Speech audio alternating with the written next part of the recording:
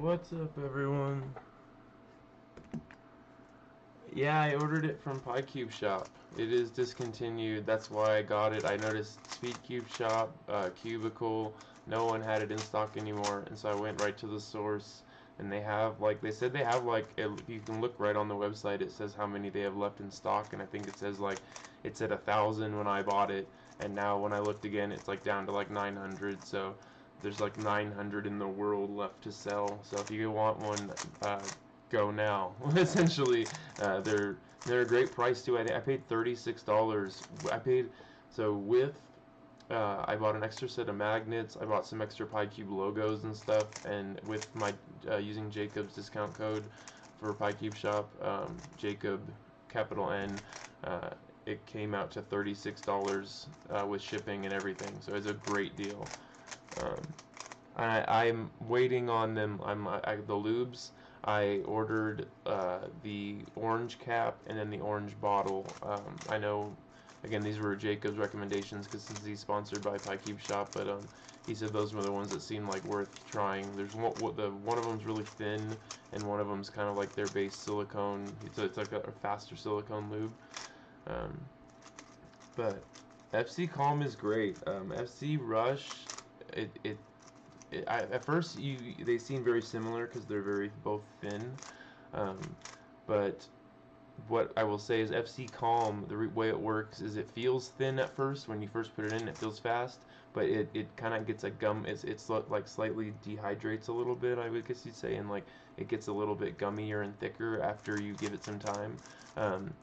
Like, this is a little trick of mine though, and not everyone does this, but like I will add just like a tiny bit of weight. Like, I actually like some of the thinner silicone lubes, like weight 3 or weight 2, because I will put just like I'll get the like a syringe with like a little, just a dab coming out the end, and I'll just like dab it in a few corners, and that little bit of, just tiny bit of like 4 dots of silicone lube in this thing gets it cushy, plush, and not too slow. Like, the one thing I want to point out is that's so funny is this is the PieCube Special Edition, and it's like perfectly, like the perfect speed right out of the box. It's the one thing I will say. Like, I remember when Phil from the Cubicle was like really all about this cube, and I can see why. Like, I have one of these already, but I wanted a backup main, and especially since they're discontinued and selling out everywhere.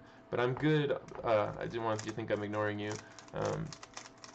Jacob, like I said, he recommended the orange cap with the clear, and then the other one was the orange bottle with the white cap. Um, but like I said, the one is like, I want to say the clear one is like their kind of fast silicone lube, like their base silicone, like you would get weight 3 or weight 5 or something like from anywhere. And then I think the other one was like they're really fast, like more water based. Thanks. I got the coolest shirt. I was actually gonna wear this because it says "Kindness is contagious," and I just love that. But I got cold, so. um, but yeah, what I really wanted to say though is just so funny because now that I have the 20 magnet WRM, and I also have, like, I have literally, so I have every iteration now of the WRM. I have the standard, which I have magleved, and I bought a ball core for that I'm going to add to, so it's going to end up very high end. It's just going to be matte finished. I have the ball core UV, like the standard ball core UV one that and then the only one I don't have is the maglev one from the factory, but again I added maglev to my standard, so that essentially made it the same. But so I have the standard, I have the ball core UV, which are the two. Hey McKenna, how are you? Good to see you. And then I have the PieCube Special Edition, and I also have the 20 magnet version right here. And just so you guys know, coming up, I did order the 20 magnet YS3M. I ordered a second 20 magnet WRM just because I think this is my other contender for my main. It's gonna be one of these two. Like I said, what I wanted to say though is the PieCube one. It's like perfect. If you want a cube like that's the perfect speed out of the box, I mean, like, this is it. Like, it doesn't over rotate. Like, I almost don't even want to lube it because it feels so nice the way it is. It's so crisp, and like, and I think that was one of the reasons that I didn't like it when I first got it, was because I lubed it up and everything, and it slowed it down, and it didn't make it. It wasn't quite how I wanted it. But what's funny is the 20 magnet core one, it felt so too fast, just almost like uncontrollable. And then I lubed it though. I just put a very minimal amount. I lubed one piece, one track on one piece, and then like I said, I dropped some weight 3 in a couple corners, and then some FC calm. That's what made me bring that up when you guys. Yeah, that is my homework, Anthony. I promise you. um,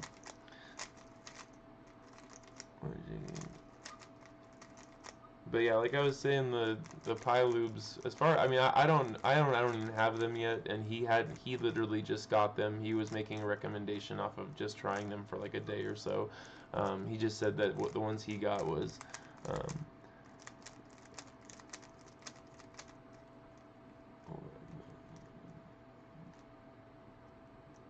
Dang. No, I haven't taken the core out yet. I mean, I have. Once I actually, so when I put a ball core into my standard WRM, I will have a standard core I could put into this, or I could put just a standard 8 magnet ball core. I mean, there's a lot of things you could do. You could put a standard ball core in here and see if these magnets are any different. You could put a standard core in there and see if that's just the sweet spot. Like I said, I truly like the Pi Cube Shop Special Edition one. But it's not because of the springs. The springs I'm actually about to switch out. That's what I'm about to do. I'm about to put Maglev back into this because I think that the sweet spot in this is not having the edge repelling magnets. Like I said, this is one where it's like perfect speed right out of the box. It doesn't really need anything. Like that's where I'm gonna add some Maglev, so it's probably gonna end up needing a little bit of lube to just slow it down just a hair. But essentially this is just the perfect cube out of the box is how I feel. So again, if anyone about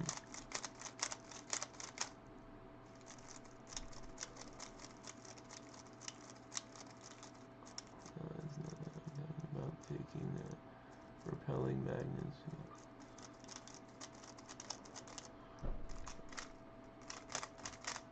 Talking about taking the repelling magnets. Oh, well, I mean, everyone's super different. Like, I happen to like Maglev, so it just depends on your preference. Because, like I said, I got the special edition, and see, like, I had a whole thing with the springs, and this is what I was trying to explain to people. Like, there was not a place where I could get it loose enough, where the performance was right, where it also fit my turning style. Like I had a whole problem when I first got the special edition. I actually really hated it because again the springs kind of this is just a thing that again if you watch my content I've been through this a lot. Like springs, it all depends what springs you're using too. Like you could switch the springs out and probably get a similar effect to what I'm getting with the Maglev. I happen to like the way the Maglev like. I've done tests in almost every cube that I've done, and the corner cutting and certain pieces increase drastically depending on what springs. Like I said, what springs you're using. If I'm just switching out the stock ones, the Maglev almost always increases the performance. Again, I know some people don't like it. It's just totally a personal preference thing, but.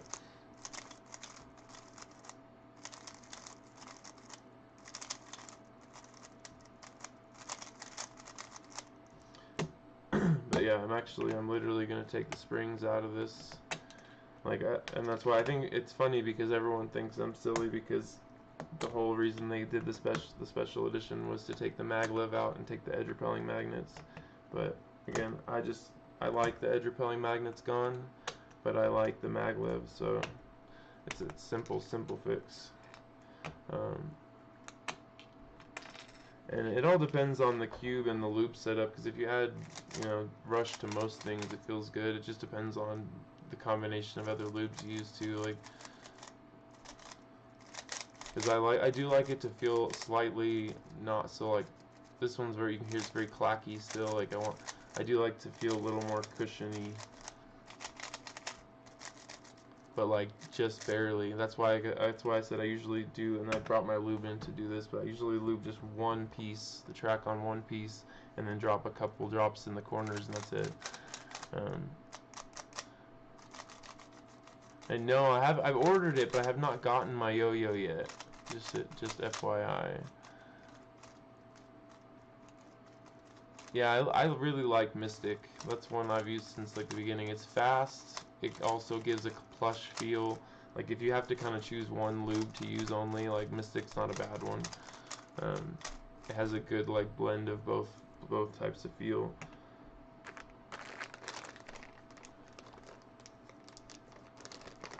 Yay, welcome. And so and this is why I say that about, like, it depends what springs you're using, all that, is because, like, and for every cube I add Maglev to, I save the springs, so if I ever don't like it, you know, I can always either add the springs back, or I can also try springs from a whole nother cube, because that's another thing, is,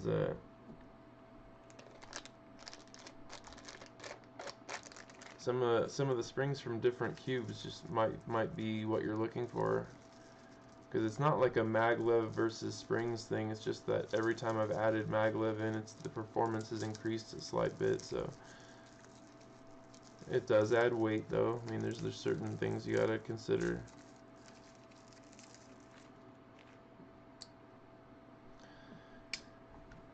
And again, that's a personal preference thing, it's not something you gotta, I'm saying everyone should go out and do. This is just, because again, like, I might, and my preferences have also changed since I got my first special edition.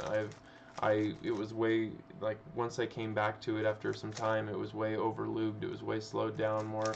I've definitely liked faster, a little bit more uncontrollable cubes, but I've not to the sense where they over rotate and whatnot, but I'm just talking about, like, I've gotten a little bit more skilled, I guess, and like I can handle a little bit faster cube.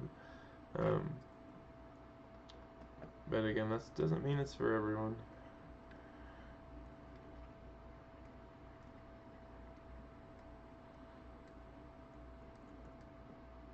But yeah, I have a whole order of fun stuff coming from PyCube Shop. I have like all these modding kits.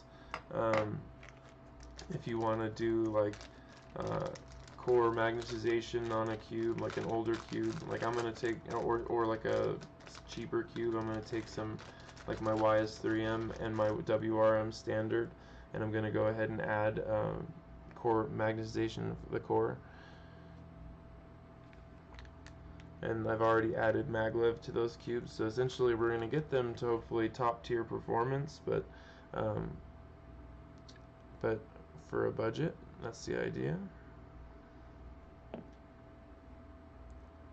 So if anyone ever is looking, like I said, I know Maglev's not for everyone.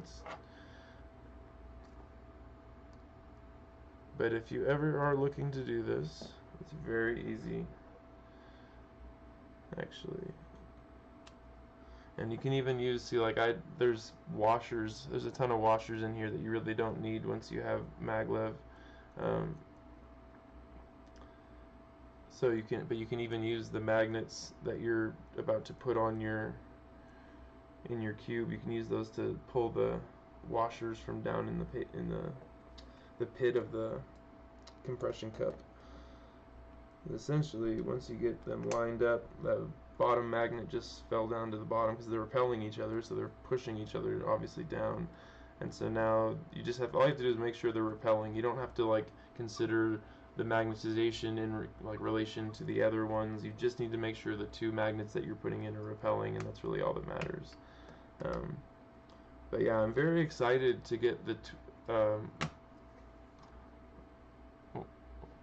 yeah, Temu's cheap. I've also heard some scary things about Temu. So and again, I don't know the facts about it, so I just stick with what I know at this point. Between PyCube Shop and Cubicle, I feel like I find most of everything I need. But so like already there's one side down. Again, you might need to retension as you have Maglev might be different, but like already, like I can tell you, like the corner cutting, like this was my problem, like I said, when I got the special edition the first time. Like if I loosened the cube to improve the corner cutting, it was so like loose and sloppy that it didn't fit my turning style, and that was one of the reasons that I like reintroduced the Maglev was because you can tighten the cube slightly more, while still retaining some. And again, with certain springs, you can do the same thing. But I just happen to like the snap of the Maglev. I like how, like, I think it's a little more snappy than a lot of springs are. Um,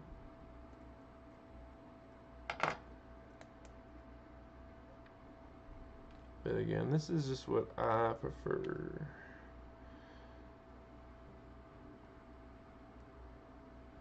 Yeah, that's what I mean. Like the cubicle between their prices and like just the deals. I mean, they always have something special going on. Um, I don't know. I've never really, like, I literally just started ordering even from PieCube Shop just because they had some cool modifications. I don't think I've never, still to this date, I've never ordered an order through SpeedCube Shop. Um, I just have never found the reason to, like, either. Honestly, even when I tried to, they were out of products that the Cubicle had in stock. There was like, I mean, I've really tried to give other companies my business before, and I was like, okay, I'm just gonna order through the Cubicle because not only do they have it, but they're gonna get it to me quick, and they're so easy to deal with. Like if you need to add something to your order afterwards, like just remember they're pretty quick about getting the orders out. So, but as long as you email them like before they get the order out, they'll add things to your order if you want, or just subtract things. I mean, they're pretty user friendly, as I would say. Like they're they're pretty good about all that stuff. They're a very like professional company when it comes to all that, the customer service, and customer service is a huge thing for me. And actually, PieCube Shop does a good job at that too. That's why I respect them a lot. Like I sent them an email.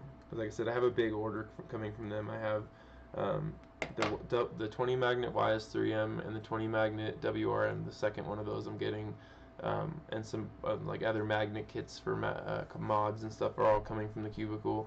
And like I said, because my friend Jacob got sponsored by PieCube Shop, I placed kind of a big order through them just to kind of see how their pricing goes and everything. And um, it's been good so far. This special edition WRM just showed up, and it took.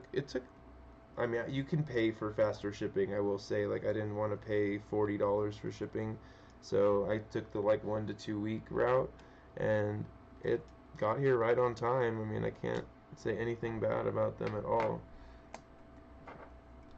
I hate when I do that.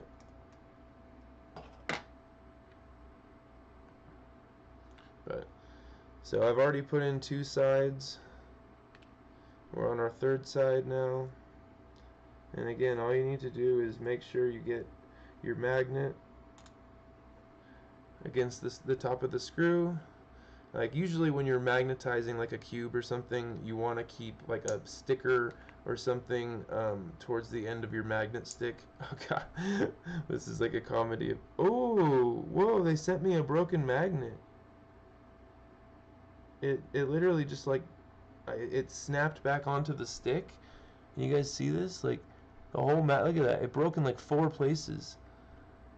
But it honestly doesn't even matter because they give you 2 extra every time anyways. So I'm just going to put those somewhere where they hopefully don't go flying across the room.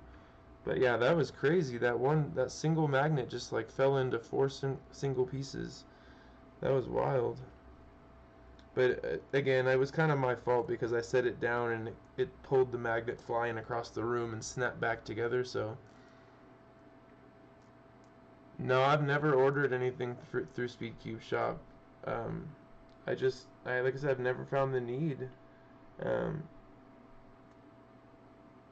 they seem to be nice people, but my first order ever was through the Cubicle, and they've, like I said, I've literally went and tried to give them my business, and they were like, "Whoa, we have like 2 of the 3 cubes you need, but we don't have the 3rd. We can give you the same deal like down the road." And they had a bunch of like problems just delivering on a simple order, and I was like, okay, never mind, like that's okay. Like I tried to order through them, but like I said, they just, I mean, their shipping, their minimum for shipping, free shipping is more than the Cubicle. They don't have like you know, free gifts and giveaways and whatnot. They're just, I, I, I mean, if you compare the Cubicle's prices with like even Amazon, like Cubicle usually beats them out by a few dollars. It's crazy. Amazon used to really like have that like, you know, the budget thing on them on their hands, but on their side. You know, it's just like Temu though. You never know if you're gonna get the right cube or whatever. Like every time I've ordered like 2 cubes in my life, I think through Amazon, and every time I'm like, please, cross my fingers when it gets here, it's gonna be that what it's advertised. Like, and I know that it's not that big of a problem, I guess, as long as it's, especially when it's a higher end cube. Like when it's a lower end cube, I know that you can have problems with that. Like they send out random stuff, but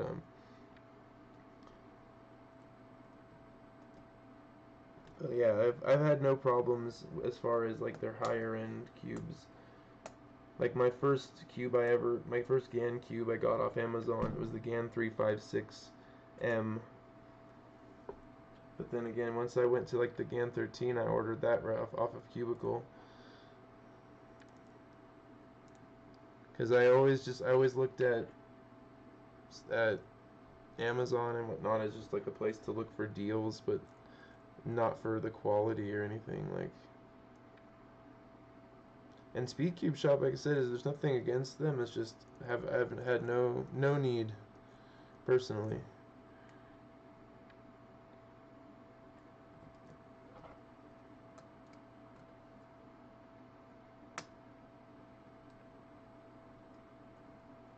I mean, I think they're a very cool store. I think it's awesome they have a brick and mortar. Like, you know, how many brick and mortar cubing shops, you know, you think there are in the United States? Not many. So I do think that's very cool. But again, I haven't found any reason to like.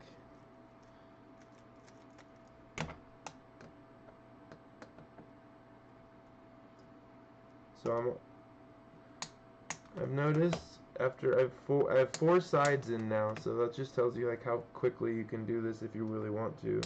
And everything seems a little bit loose. I mean, obviously I haven't tightened the screws as much as I need to then, but I try to get somewhere where it's like in the middle of being like compressed partly and tension, you know, reasonably. I don't want it like anything like wrenched down, I guess is the point. Like I don't want it like tightened so far down that like, gosh, it's fast. And again, I might find out after I do this that I might not like it with Maglev after all. Like I said, I might have overlubed it when I first got it, like, you know, a year ago or whatever when it came out. And like maybe now the Maglev is going to be too much and the springs are going to be the sweet spot. I mean, it's all, like I said, it's all preference. You got to kind of play around with it.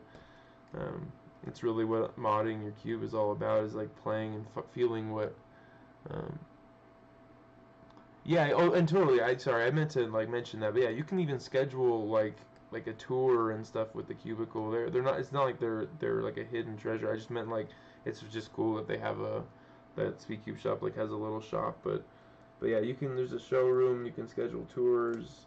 Um, yeah, very cool. Like I said, and again, that's the reason why I say like I've had no reason to really mess with anyone else. Like they've been very solid.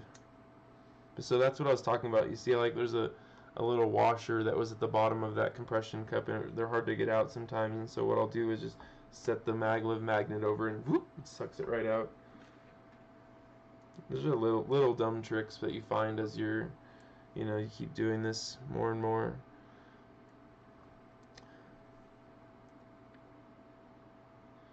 But yeah, because I do this a lot, I don't mind, like, I know this will take me all of like 20 minutes or whatever, and then if it's not what I like, I can always just switch it back. That's where like lubing, I mean, you can always clean your cube out, but like lubing's a little different because it's always harder to unlube a cube than to lube it more. Like to add lube, ooh, my hand got cramping a bit. To add lube is always easier, but to clean your cube out is always like a little bit of a pain. So I always advocate for like less is more when it comes to lube. When you start out, you know, might as well just put in a little small reasonable amount. And if you notice, like if you ever watch any like real big cubers, the way that they don't put like 10 million blops of lube in their cube. They usually put a couple drops, cycle that through the whole cube, and that's pretty much it. And they just work from there. They keep working a few drops at a time. So now we're 5 sides done already. Just FYI, everyone, we're almost done.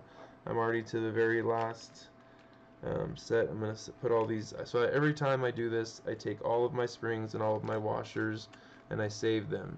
Because like I said, if you don't like the feeling, you can always switch it back, and you can always get it back to how you liked it. So this is all part of like kind of an experiment.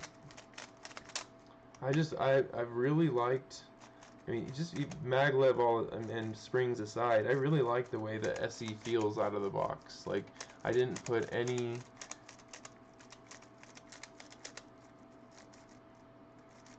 Yeah, I kind of figured, like, on the tour, all that stuff, like, I figured when you go in there, you can buy stuff in person. I didn't think they would, like, dangle the carrot in front of you and then not let you buy it, you know?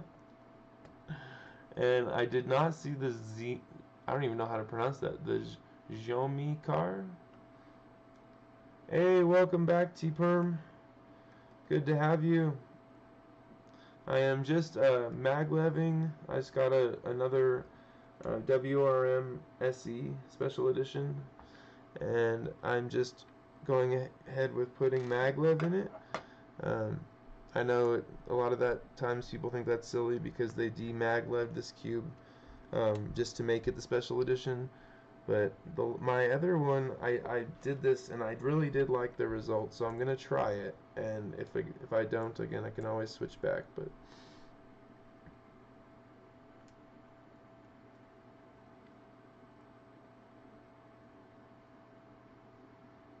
yeah, it's funny. Like I said, the 20 magnet core one, after lubing and setup, it's like perfect where it doesn't over rotate. It's really nice.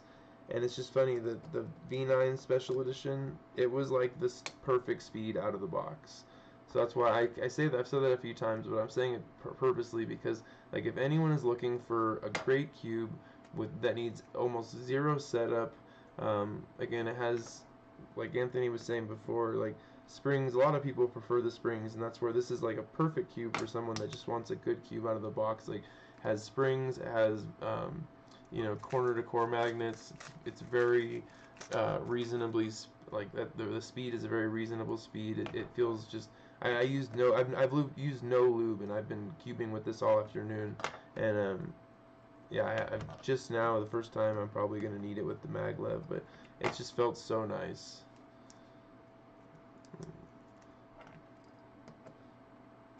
I've said this before, but the only again, I know even tensioning is not like a huge problem, but I will say, like, when you really think about GAN's tensioning system, as limiting as it was, you at least knew that the tensions were even because you had it set at 0.6 and 0.6 and 0.8 or 0.8 or, you know, whatever you had it set at your GES. But that was the only that was really in my opinion the only nice thing about that setup, the GES setup, was that you did know your sides were all even. But again, I don't find that a problem or anything. I'm just saying that is like the one thing I noticed and kind of had to point out about, give credit to GAN.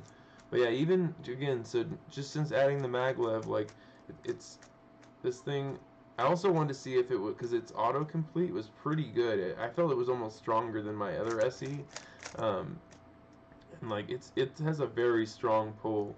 I kind of want to compare the corner magnets. So I've got all the maglev in. They actually gave me, so they usually give you 2 extra magnets. They actually gave me 4. There was the 2 extra on the stick, and then there was 2 extra in the bag that I don't think I think they were making the kits of the maglev kits, and I think they didn't realize, and 2 extra magnets snapped over and stuck to it because the magnet stick in the bag had 2 magnets outside of the bag stuck to it. So I think they accidentally gave me 2 free magnets or whatever. But yeah, to be honest, I mean, there's not a huge difference in the between the maglev and the springs at this point. Like, it really, mine was just so I could tighten it a bit without losing my corner cutting, because that was the only thing that I found on this cube, is that when I would get it tight to how my turning style liked, it would lose a lot of performance.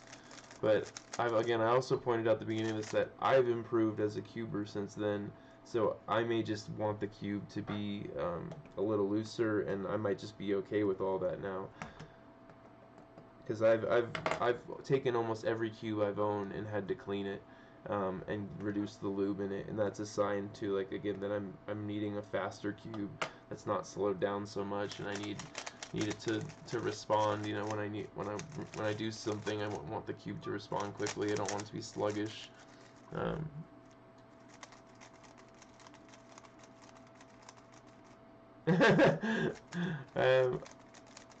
I'll have to look it up. But no, I'm not a... Hey, I'm seeing a bunch of faces or names I haven't seen in a little while, so it's great to see you guys.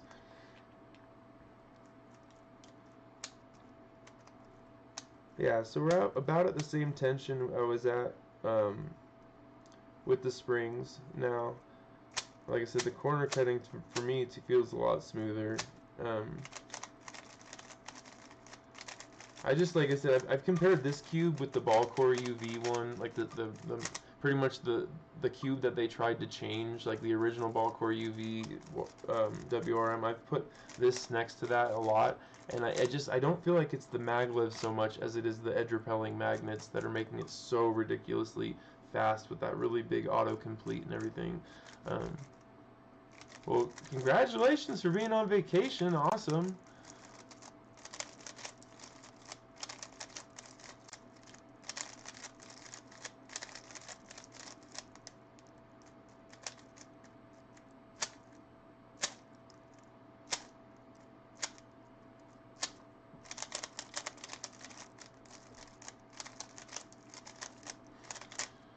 Yeah, it's funny how as you get a little more experienced, like, I don't want the cube to be so sluggish. I want it to be much more reactive. But I also, so with adding maglev, I not only, I mean, obviously I can't know exactly where the screws were with the springs compared to where they were with the maglev, but I feel like I did tighten it slightly, and I also had to compress it 2 clicks. So there is that. Again, like I said, I kind of want that. I want the cube to be slightly tighter and still retain that performance, and that was my goal. So now we're gonna go ahead. Anthony, I just know him through here. He introduced himself and was a very, very nice person, so I now know who he is. How do you know Anthony, Helen? Welcome, by the way. You're very welcome here. And so this is what I do. Just I keep my springs and all of my Paul, it's a project we are looking into right now. It's a way to coat your cube.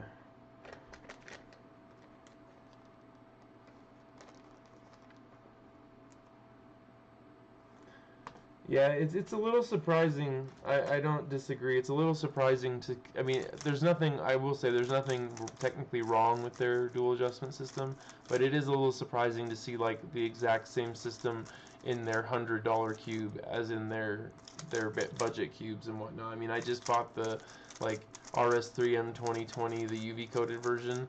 I just wanted to mod it out. I wanted to, like, take that, and that it's gonna be tough because that's a heavier cube. That cube's like almost 90 grams on its own. So, like, adding maglev or adding a ball core, which is what I'm gonna do. I want to add a ball core to it. So now it'll be an RS3M 2020 that has ball core. It has UV coating. So it'll essentially have it essentially has all the stuff that all the new modern cubes have, and I'd really love to see how that feels and compares.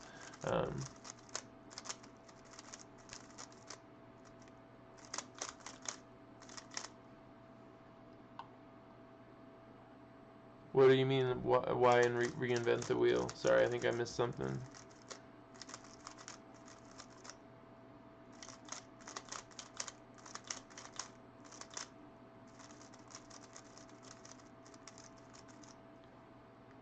Oh, which one though? Sorry, I just meant which cube?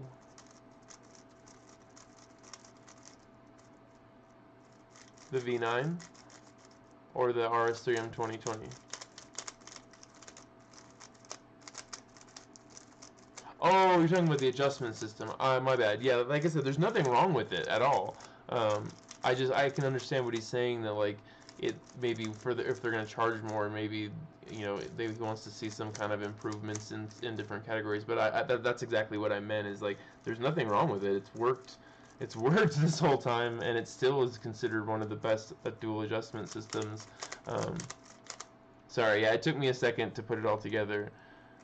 Yeah, like I said, they don't need to by any means at all. I mean, think about it. Like I said, that I was thinking of the Super Waylong when I was saying that. Like, it's just, I'm sure people were expecting to see some new updates when they're paying that much money, but you got that sweet watch. So I mean, what else can you ask for?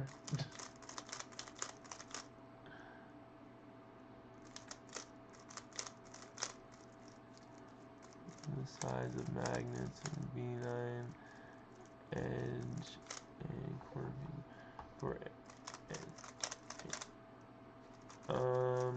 I don't off the top of my head, but I can tell you from looking at them that it looks like a N35 3x1 or something. Like, it looks pretty thin. It's very thin and light. I was just talking about that with a buddy, how the magnets,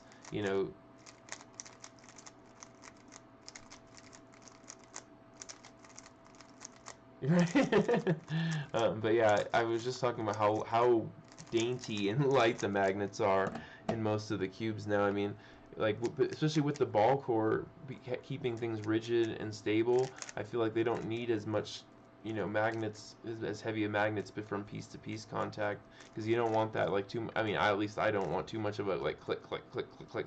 I want it to be pretty smooth. I want to be able to feel the benchmarks of how much I've turned, but I also, yeah, I want to feel how much I've turned, but I don't want it to be like limiting. I don't want it to restrict my movement or anything. But yeah, they're pretty light. I want to say, like I said, I want to say there's something like an N35 3x1. And the corner to core ones are hard because they're different in like every cube. Like the WRM V9 ball core UV is different than like the special edition is different from the 20 magnet version. Like they've all kind of did, and I don't know if they actually did different magnets or just did them closer, but a lot of them look like they have an actual thicker magnet, which the thickness of the magnet is really what makes that more intensity. Like when you have a wide magnet that's very thin, like you'll feel that magnetism, but it's gonna have less of like a snap or click to it. When you have like really sharp long magnets, like that's why they have those for the cores, so when it gets there it like stops, like really stops it in place, as opposed to just kind of like flying past and maybe like settling into place. Oh, absolutely, that was my joke. Sorry, if I didn't make that really clear. Yeah, because literally, I mean, I from my understanding at least, you're getting your watch and all that mess, but then you're getting your adjustable corner magnets, and I mean, I get that they probably think that all of that box in the watch is worth money, but for me, like, that's why I got the 20 magnet V9, is because it's half the price and I don't need to adjust the corners. I've literally never once thought to myself as I was solving on the V9, like, oh, I wish these corners were just adjustable. That would be sweet. Like, most of my cubes, I end up turning the the piece-to-piece magnets, if they do have adjustments, like on the Tornado or any cube that does have.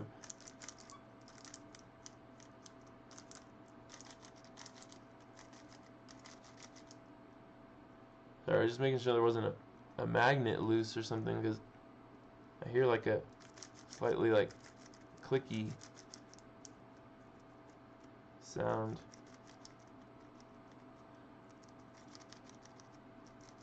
And if I do, all I need to do is drop a glue in there. But yeah, that's something to. Ooh, you hear that? Can you guys hear the difference?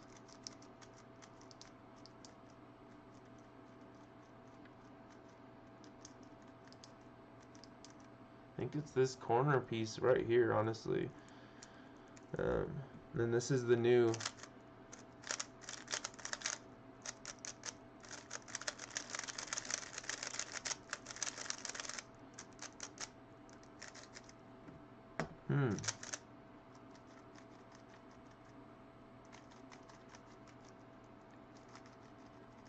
I'm gonna have to play with that.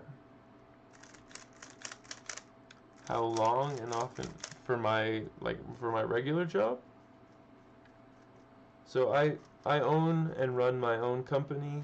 Plus I also have I think I told you I have a new job where I work as a lab technician. But so I work in California for my company that I run. I go out there every month and make sure everything's under control.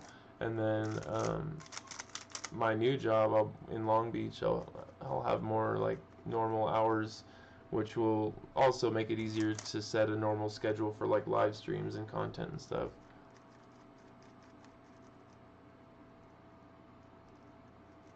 Sorry, I'm trying to find exactly the piece that might be loose. I want to say it's that one right there. And then I'll get to lubing this baby. Sorry about that. So what's everyone up to tonight? How are you doing? So my company, there we go.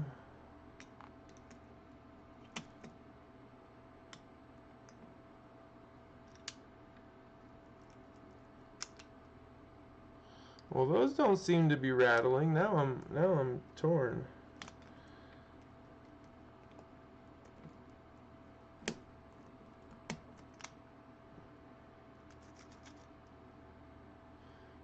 Maybe I'm just hearing some, maybe it's even like it could be maybe I forgot to pull out a washer and it's like getting moved with the Maglev or something.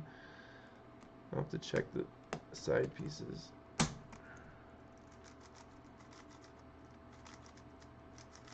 Yeah, I don't even hear it now, so I don't know. Maybe I'm going crazy.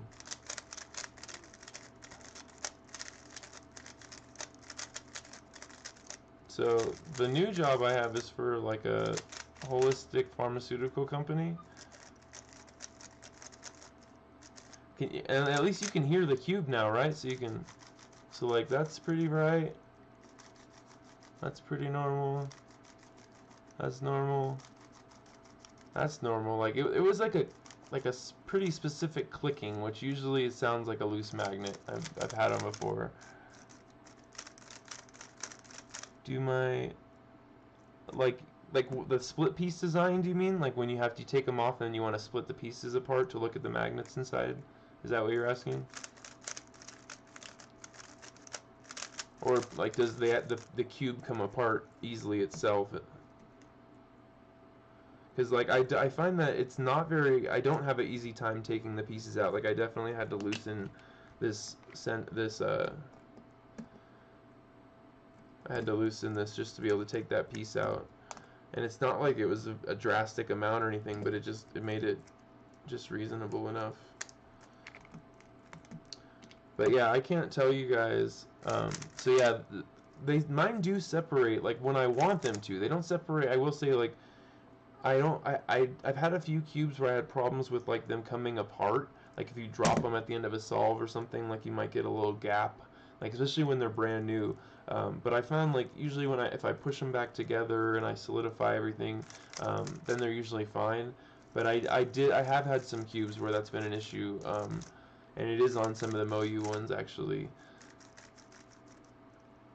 If that and one of the things I actually recommended too was like some people were like, oh, just put some super glue, but that's gonna make it possibly like not WCA legal, and also that just might look janky. So that's one of the reasons I suggested using UV coating. Like if you take some of that UV coating stuff that I would coat the whole cube with, you don't have to coat the whole cube. You can literally just like put the lightest amount on like the seams of like these pieces, cure it, you know, you won't even ever know it's there. It won't ever, you know, affect your competition, like, you know, eligibility or anything. But it will put pretty much like a glassy seal on those edges, and so that way when you're solving, you know, hit the thing that you find you won't have those pieces popping apart anymore.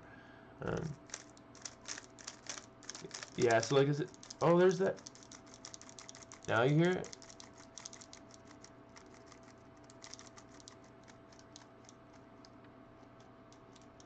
It's definitely this corner piece. Okay, it's the blue and orange.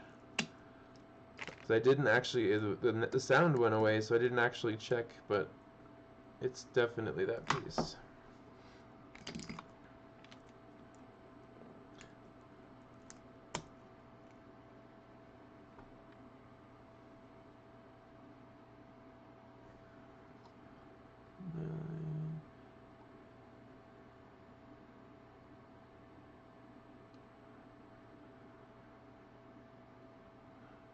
Injection mold and milling. Yeah, it's funny that you bring that up, Anthony, because like Jacob and I actually were just talking about on the Hong and other cubes how like oh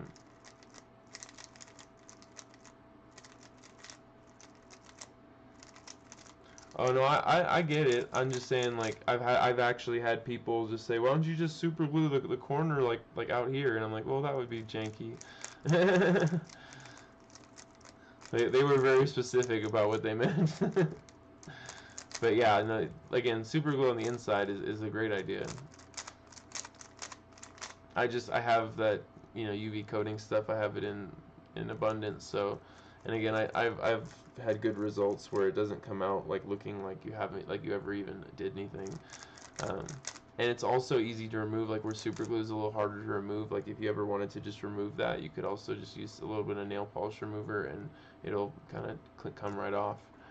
Um, and you can also do it on the inside of the cube. That's the other thing, is like if you don't want to use super glue, you could put the UV coating inside, like on the inside of the pieces, UV coat, cure it so it's hard, and then put it back together. And then again, if you ever wanted to take it off, you just put a little bit of nail polish remover in there and you could take that whole piece off. Yeah, of course, man. Like I said, we'll have to talk, because like I said, I have ideas on that also.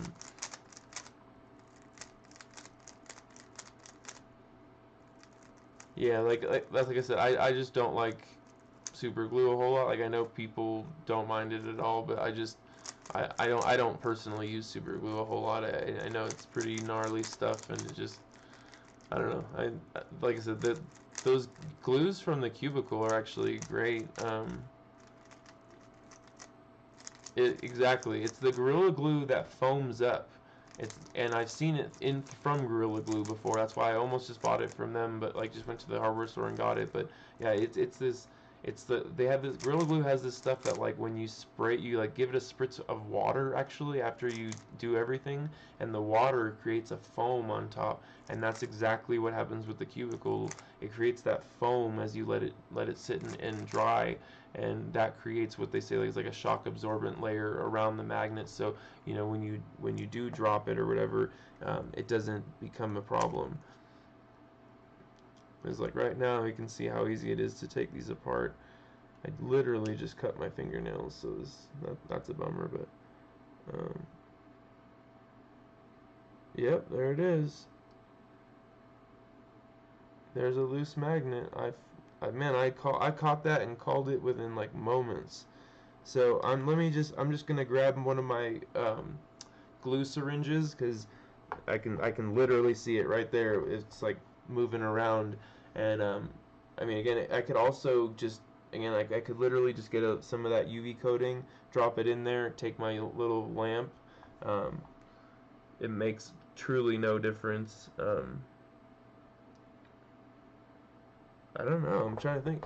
What do you guys think? Should I use the glue that's meant for magnets, which is, this should be like probably a no-brainer of a question, but should I use the glue meant for magnets, or should I try UV coating to seal that magnet in place?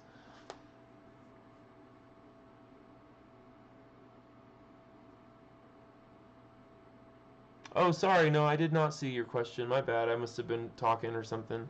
You think the V9s in the center will fit into the V5's core? I mean, have, I can, let's see. Do you think the V9 pieces and center, um, yeah, like Joseph, that's what I kind of answered my own question as I'm saying, and I'm like, should I use the stuff that's meant for this, or should I try and do something different? Obviously, that's my like scientist brain being like, should we experiment a little bit? But I agree, should probably just use the stuff that's made for it. The V9 pieces and center. So you're saying like if you take the whole center, are you asking if you like take the whole center cup part, like this, the light blue, like the entire centerpiece and everything off of it? It's a very good question. Because I mean, if you were to actually take these off, these like the middle cups here, then it might work because that's what's gonna. I was gonna say the pieces probably wouldn't fit because the center would be different on the V5. But if you're gonna change the actual center, then it just might work. I'm trying to really think this through and give you like an accurate answer here because.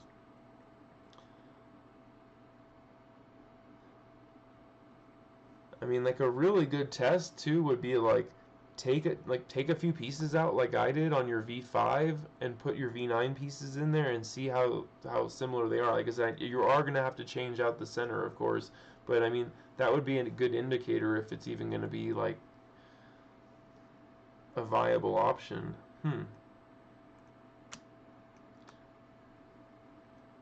So what do you have like a standard V9 or like a V9? You said the V9 Maglev, so the Maglev is that without a ball core, I'm guessing. So are you trying to add the ball core into yours? Sorry, I'm just trying to fully understand what the project you have you're going undertaking here.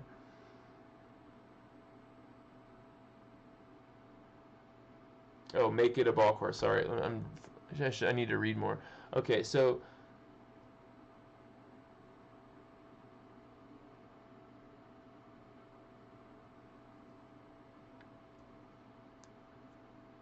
Joseph, I think it's just because he wants to add a ball core to his V9 essentially. He wants to know if his pretty much he's asking really if his V5 core will fit into his V9 because essentially you're going to use everything from your V9 except for the core. And I will say like when ordering that this is the only thing that makes me question this is like when I ordered my ball core kits for my cubes, the RS3 or the RS has its own kits, and the YS3 and the WRM have like the YS3 and the WRM are compatible and like the ball cores are identical and whatnot, but like there is a separate RS ball core kit, so I can't guarantee it. I mean, what you can do too before you glue anything is actually just put it together and not glue in your magnets yet. I mean that would be.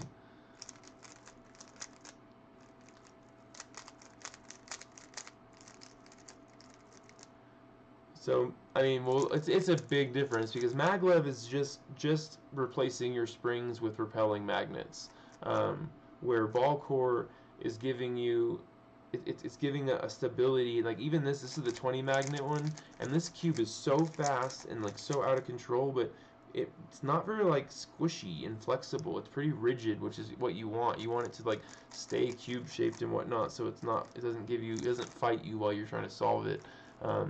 So there is a significant difference between those two.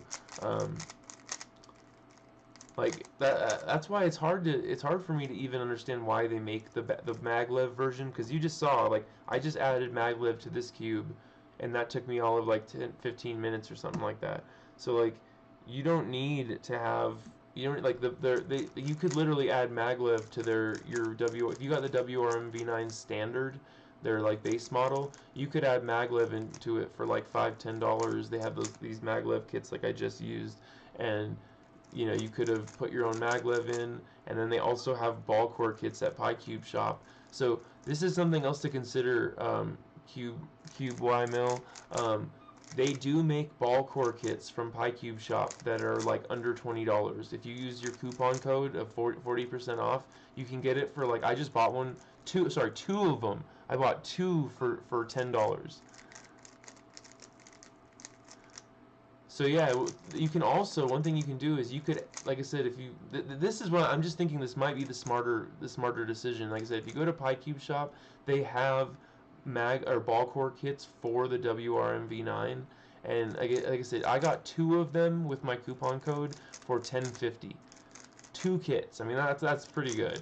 And even if you just get one for $10, that's a great, because again, then you can take and add the ball core to your V9, and then you can also add springs, because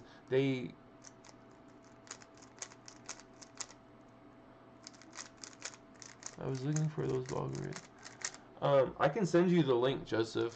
I'll email you the link. If you email me right now, send me like just a little reminder so I don't forget. But like, and that way I'll respond to that email, and I'll send you the links from PyCube Shop, because I just ordered them, and I even think I have the link still in like my copy and paste thing, because I just had to paste the link to PyCube Shop to tell them what I wanted to add to my order, because I added some ball cores last minute just for mods and stuff. I figured that's what you meant when you said allowance. Well, so okay. Do you already have the magnets that you're gonna glue into your corners then? Do you already have all the stuff you need to do the mod for your V9 to V5 switch? Because honestly, my recommendation on that would still maybe be like, wait, I don't know when you get your next allowance, or if you can like, you know, but again, like $10, it's not too bad. But it would for sure work, is the reason I keep recommending it, is like I know it would work, and you could get it for $10. Where, like I said, do you have the magnets you need for your core for your to do, because like you said, you gotta put magnets onto the foot of your corner pieces. Okay, you bought. Oh, nice. Okay, so you do. That was my question. Is if you have, if I was gonna say, if you didn't have magnets already, I would suggest just getting the core. But if you already have the magnets, then I mean, it's up to you to go for it. I've never given it a try, so it's really hard. But like I said, before you glue anything, this is still my, if you can't afford to buy the ball core kit, I would say do the project, but don't glue anything yet. Put the cube together, because you can always put the cube together, and if it does, for some reason something doesn't match up or work, you'll know, and you won't have glued your cube yet. Because you don't need to glue the magnets first. That can be the very last thing. You can put the whole cube together, and then once you know it's working, just take those corner pieces out and glue your magnets on. I mean, that I think would be the smartest move as far as like how to approach that. Let me grab my glue real quick so I can glue this and it can start drying.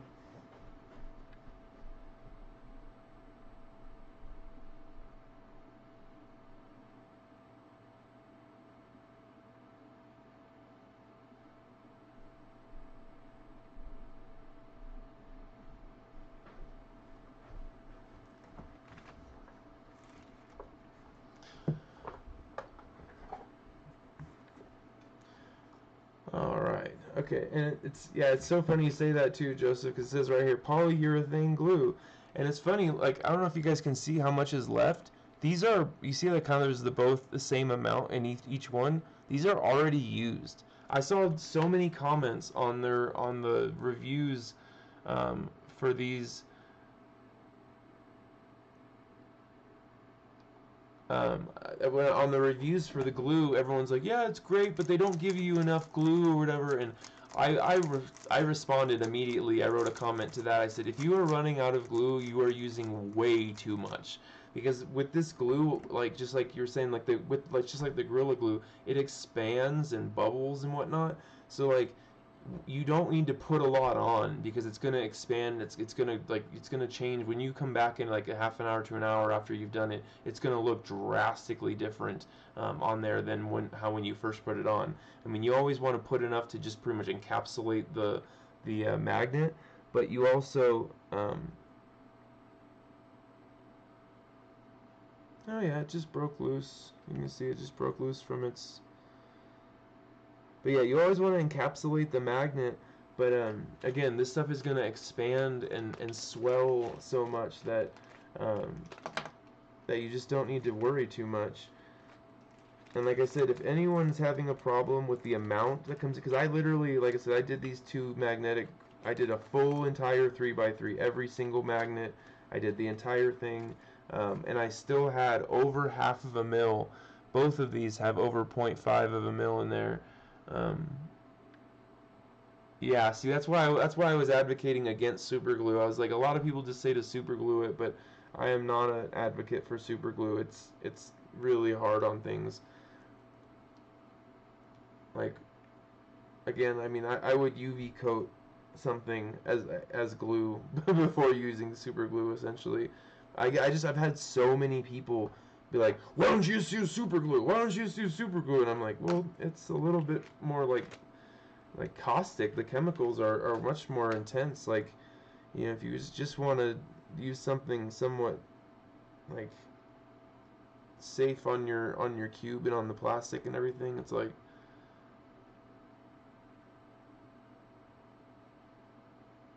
And so I mean, I'm pushing so slowly on this because I need the tiniest blob of glue. I mean, I really shouldn't need any, but I bought this as a new cube, so it should obviously.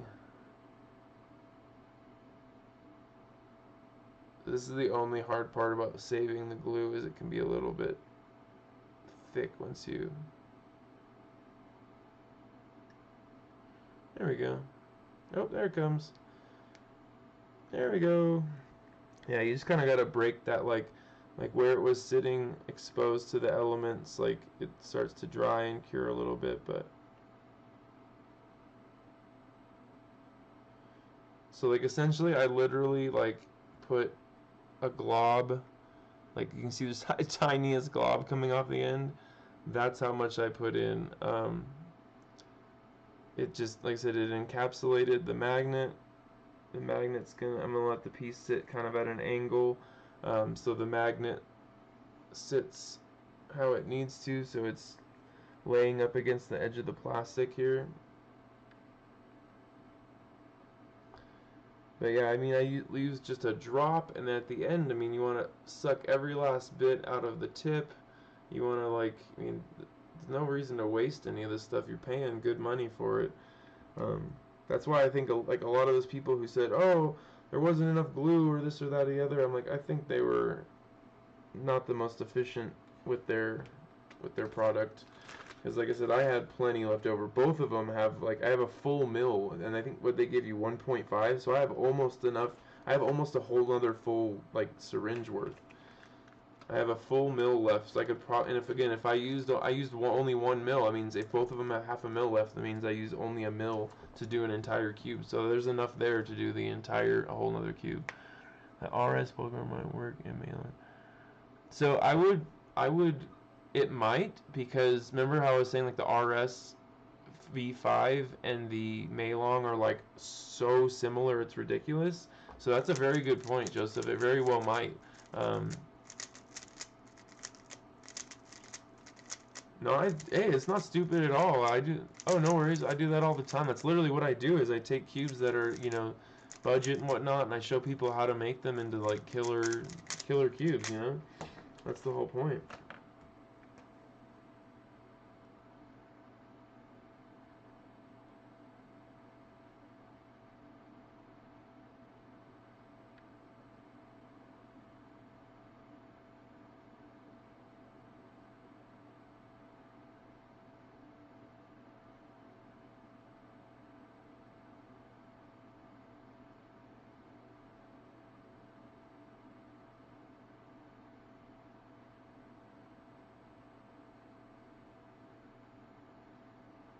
Sorry, just letting everyone know I'm doing a live stream, so I might be unavailable.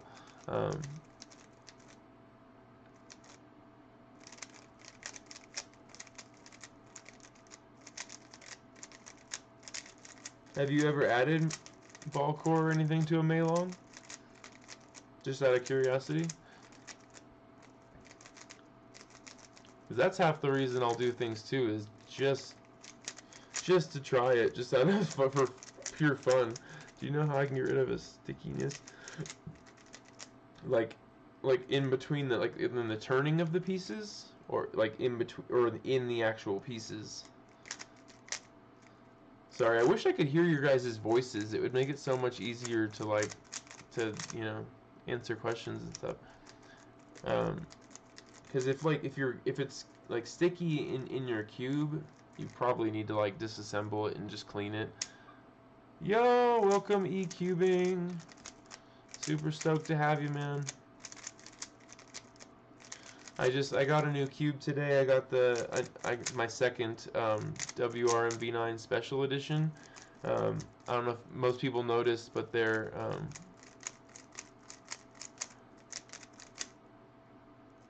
you have a stickiness inside your actual pieces? Like, what are they sticking to? Or do you, like I said, or do you mean like in between the pieces when you turn the...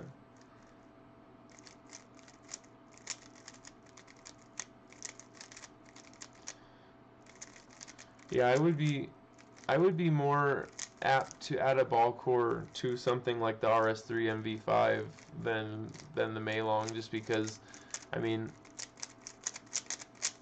I don't know, the RS3 MV5, I just like, you can get it for $9.99 for the dual compression version, and you could ball core that out. And I actually love the standard RS3 MV5, so like I could see like a ball core in that actually feeling really nice, because it's a very light cube, and like the ball core wouldn't add too much more weight. Oh no, I'm sorry, man. That is the worst. I swear, that's just how that is. I feel like that's how my luck always is. Like, I'm trying to, you know, got a lot of stuff coming up, and I'm trying to get ready for it, and then I'll get sick, or I'll have, like, you know, I'll have to help my family move, or something will happen where I'm like, it takes me away from my training. Well, I wish you the best, man, and I wish you to feel better too. I hope you start feeling better. So back to your question, Cube Y Mill. Like I said, if it's like, so again, I'm just asking, like, is it in between the actual pieces, or is it like if you were to take out a single piece, like this, there's like stickiness somewhere inside. That's when I touch a piece, it's all see. Oh, okay. Um, Interesting. So you've already cleaned it, huh? Um,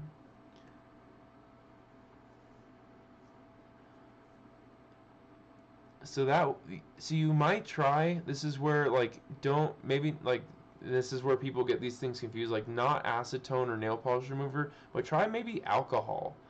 Try maybe just taking like a paper towel, or like a rag that doesn't leave lint behind. You know, one of those like chamois that doesn't have the lint stuff. Put a little alcohol on it and go rub over those pieces, and I would bet you it'll get it back to like almost like that brand new dry plastic feeling. That way you can start your lubing journey fresh again. Like I said, I've had a lot of cubes that I've noticed that when I started cubing, I lubed them heavily because I had to slow them down to meet, you know, my slow turning style. And as I've gotten faster, I've noticed, wow, I need to like clean this cube and get this like brand new again, because, and I've noticed I'll clean the cube out and I won't even re-lube it, and just the residual lube that I missed while I was cleaning it is plenty to keep the cube going. So it just shows how over lubed I did things for so long. That's why now I only do just the track pieces on one edge piece and a couple drops on top and bottom, and just cycle that through it, and that usually works out great. Um, so I can kind of like, I was gonna lube this special edition. So anyone that just joined, I got a special edition WRM V9, or another one, And as I just put Maglev into it, just as a little project, and as I was using it, I could hear a magnet loose. I could hear it like I could hear like a click, click, click, and so what I did was I took it apart and I found the loose magnet and I found the culprit, um, and so I fixed it. But I was gonna lube the cube after doing it, and so I can't lube it at the moment because I'm waiting for this glue to dry. Um, It's funny after so you guys, I forget who it was that just asked about what kind of magnets come in them. So they are extremely small and extremely thin. I know it's gonna be really hard on this camera to pick this up, but as you can see there, the magnets that come stock, and this is the same ones for I'm pretty sure all the V9s, whether it's an SE or Ballcore UV or 20 magnet. I'm pretty sure they all have these same edge to piece magnets, like edge to corner magnets.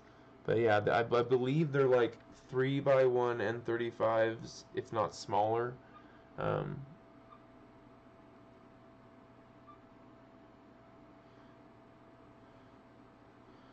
and one thing I'll say, Cube Y Mill, like if you don't have it stored in like a case or a box or even just a bag, like a cubing bag, dust and lint and stuff like will accumulate and like you'll change the feeling and whatnot. And like, so like if you notice, like I have all my cubes in their cases. Like when they're sitting, they don't sit on stands, they don't sit on like things out in the open, because those are all literally like you put it on a stand, it looks cool.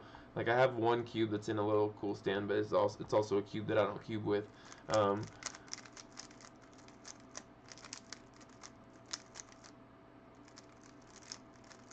Oh, I love that you said once a fortnight. No one, like no people talk like that. Like, aren't you from Australia? No one says that anymore. But I love it. That was such a like classy thing to say. Once in a fortnight. That's awesome. But yeah, again, storing your cube well will keep like dust and things out, and you won't have to clean it as much. And also, just remember, like cubes, they're gonna naturally like kind of gum up as they sit and they like settle. You're gonna like any moisture is gonna slightly evaporate, and you might turn it and you might feel like, oh, this thing's kind of like slow, and I don't like the way it feels now. But like, give it like 5 to 10 solves, and I promise you it's gonna be fast and quick again. Because there's a lot of people that they use the angstrom and whatnot lubes, and they will kind of feel gummy and on you and whatnot. But as soon as you do a few solves on them and break through that, you're gonna that's what the break-in part of it is. Like it starts to feel amazing. And I've noticed like some of my cubes, I'm like, oh, this is over lubed, and then like a few solves in, I'm like, oh, this is perfect. And that's where, again, you might be cleaning them thinking that they're dirty or not, or they're not gonna feel right, or there's something changed, and you might just need to give it a few solves too. Um, Again, that's just an idea. Like I said, if you're finding that like no matter what you do, you still need to clean it. Like I said, maybe try giving it a few solves to see if like it breaks through that gumminess, and you can get, because like so many times when I pick up my RS3M V5, I feel like it just,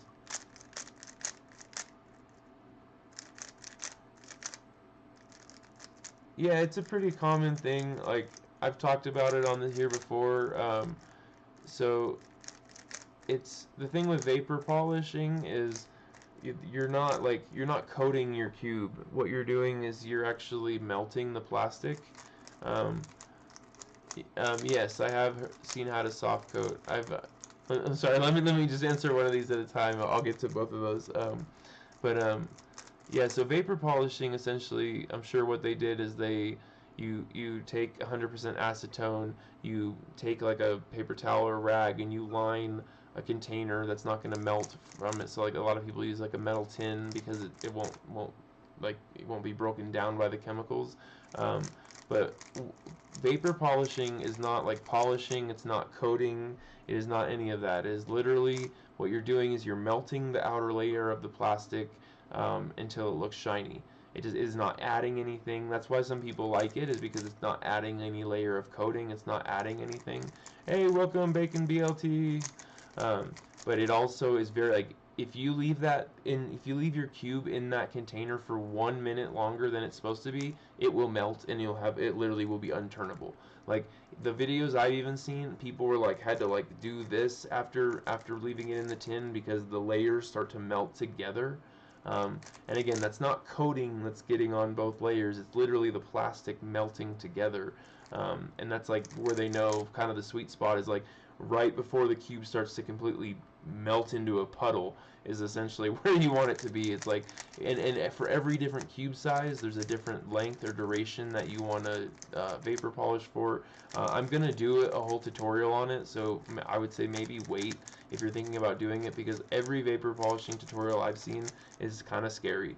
I don't really trust in what they're saying or doing. I think that, I mean, I know for a fact, I've talked to the people that do it, and every person that does it has melted multiple cubes in the learning process. So just be aware, like, don't take your favorite cube, throw it in a tin, put some acetone in there, and think it's gonna come out shiny. If you just like leave it in there, it will literally be like a melted pool of plastic. Um, yeah, it's a very interesting method, and like I said, I'm going to be diving into it more, but it's not something I would recommend at the moment. It's like, because I have a hard time recommending UV coating, because the first tutorial I ever watched, they said if you have cubes to waste, if you don't mind destroying a cube in the learning process, that's the kind of mindset you have to have. Um, and I never ruined any cubes in the process. I'm a little OCD about it, so I really followed the yeah, that's what I was just saying. I was like, I don't think I would recommend it. I'm gonna do a thing on it so people are educated about it, but it's not something I recommend. Um, the only thing I think is cool about it, I will say, is like it will get rid of scratches because it's literally melting the outer layer. I mean, it's melting all the layers of your cube, but that's the other thing is you don't know, like, so the acetone is making the outer layer of the plastic shiny, but you don't know what also it's doing to the inner plastics. Like if you think that those fumes are only touching the outer layers of the plastic, you are mistaken and you're kidding yourself. Those fumes, that's literally what fumes do, is they get into every crack and crevice, and so your inside of your cube is now going to be vapor polished. Like there's going to be plastic inside. I mean, like it's going to change the performance. I would almost guarantee it. And it seems a little bit. There's a lot of unknowns. So I made my Cube Slayer one when my channel was called Cube Slayer. I made one, and then I went to change it to Cube Chemist, and Discord was like, you can't change your name for like 45 to 60 days or something like that. So I will eventually, but they will only let me do it under Cube Slayer at this point. It's a CC Cube Slayer. And sorry, I didn't mean to.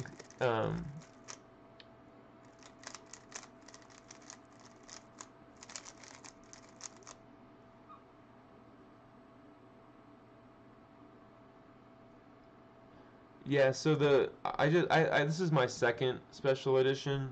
Um, I put Maglev back into it. I like the way the Maglev actually feels. But what happened though is I was turning it and there was a loose magnet. I just got it today out of the box, and there was already a loose magnet. So I'm kind of going through and just doing some quality control. Um, so far that's the only one. Like I could literally hear like a click click click click click.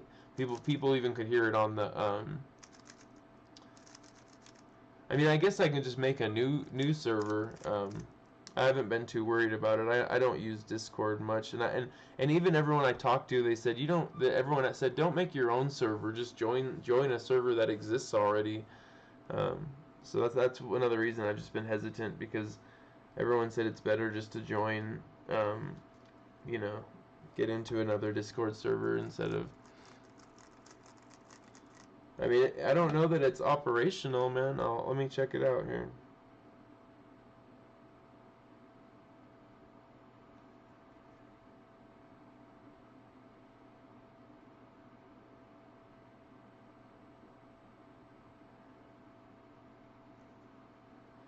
Let's look. Okay, Discord. Honestly, I've used it, I think, just to. Oh no, mine is the Cube Chemist, it says. Sorry, I just haven't used. I have both. I have a Cube Chemist and a CC Cube Slayer. Cause like I've been some person was chatting with me on here, so I it does exist. Let me see. Like I don't even know like how to send the link or whatever. Like I've never used Discord. Do I do invite members? Is your Yes. So like the reason I know like I always say this, I know it probably sounds silly. Um, why did everyone retract their message? Like I didn't even get to read them. But I know it probably sounds silly to put Maglev in here because I know part of making it special edition is taking the Maglev out, taking the edge repelling magnets out. And what I found when I was using it is that I had a hard time finding a place where with the springs in there where the performance and the tightness of the cube were matched. Like I found that if I tightened it where I liked the feel, it didn't corner cut really well. And I noticed when I added Maglev back in there, there's there's a little bit more give that the magnets can they can actually compress a little bit more. I feel like than the springs can, and they have a little bit more pop back to them. So like I personally, this is a very personal thing. It depends what you like, but I like the feeling of that like kind of snappy. It makes like the turns and flips really fast. I feel like, and again, you got to be ready and be expecting that. But I also feel like it's the edge repelling magnets that make the ball core UV WRM V9 too fast. Like that was the original cube where everyone was like, this is too fast, and so I feel like I don't feel like it was the Maglev so much. I feel like it was those edge repelling magnets in conjunction with the Maglev. I think that one or the other is okay, but in this instance, I think the Maglev is fine. But I don't think the edge repelling magnets are necessary unless you're going for like the 20 magnet. This one I think is one of the smoothest feeling cubes. I got it just recently. But what's funny is like this cube, once you lube and set it up and get it breaking in, feels a lot like how the special edition does out of the box. Like I was saying, if anyone wants a great, fantastic WRM-V9 out of the box, get the special edition. If you want one that you have to set up and work with a little bit, but you get to this really nice sweet spot, get the 20 mag. That's my personal opinion on those two.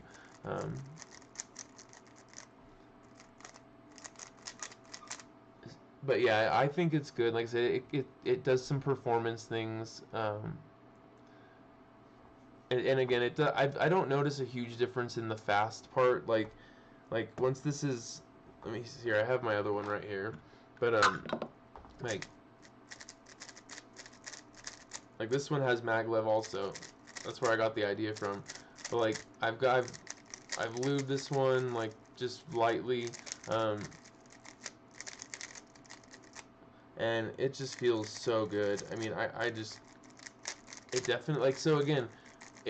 Compared to like the WRM V9, the ball core UV that like has the edge repelling magnets and all that stuff in it, it still feels slow to me. Like I think that's why the Maglev is okay. Like I know like everyone's like, oh, it's already fast and whatnot, but like it doesn't seem much faster with the Maglev. It just feels a little bit smoother. I don't know, like because you get rid of any spring friction. Like there's no that ting ting ting ting ting ting from the springs. Again, I guess I've made this known before. I'm a little bit OCD, so like those kind of things bother me. Oh yeah, there was an invite people link. Sorry, EQ man, I'm jumping around here. Um, yeah, let me get I'll get you the link then. That's exactly what I'm saying. Cube Y mill, like the corner cutting. That's what I was trying to say. The performance.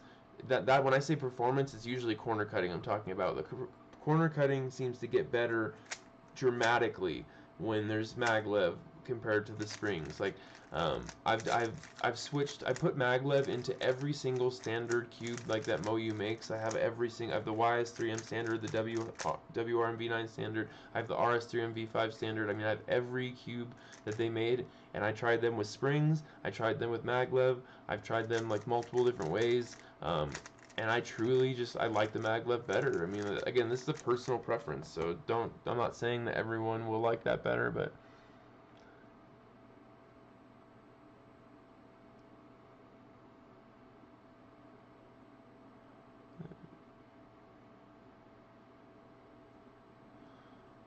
and in a minute here, Joseph, I'll go through my lube setup for you if that helps out. I like I said, I found that loose magnet, so I was just about to lube my cube, and then I found there was a loose magnet, and so I went in and glued it. But I'll show you my whole lube deal here. Um, yes, and that was why when you guys were asking earlier, whoever it was, about will the V9 and the V5 pieces convert, that was the only reason I didn't know, is because the V9 is smaller. Its V9 is 55, which is really like 54 and a half, and the V5 is 55 and a half. So they're almost a full millimeter difference, even though they only say half millimeter on, like, there's the specs on the website. If you measure them with calipers, it's almost like a full millimeter. Um, and yeah, Joseph, that's kind of what I meant, is like, hey, it's like I just said that.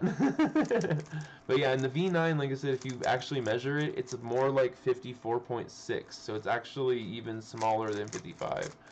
And that's where you really start, because like I've actually switched. I was on the V9 and switched to the V5, and I could absolutely feel the difference.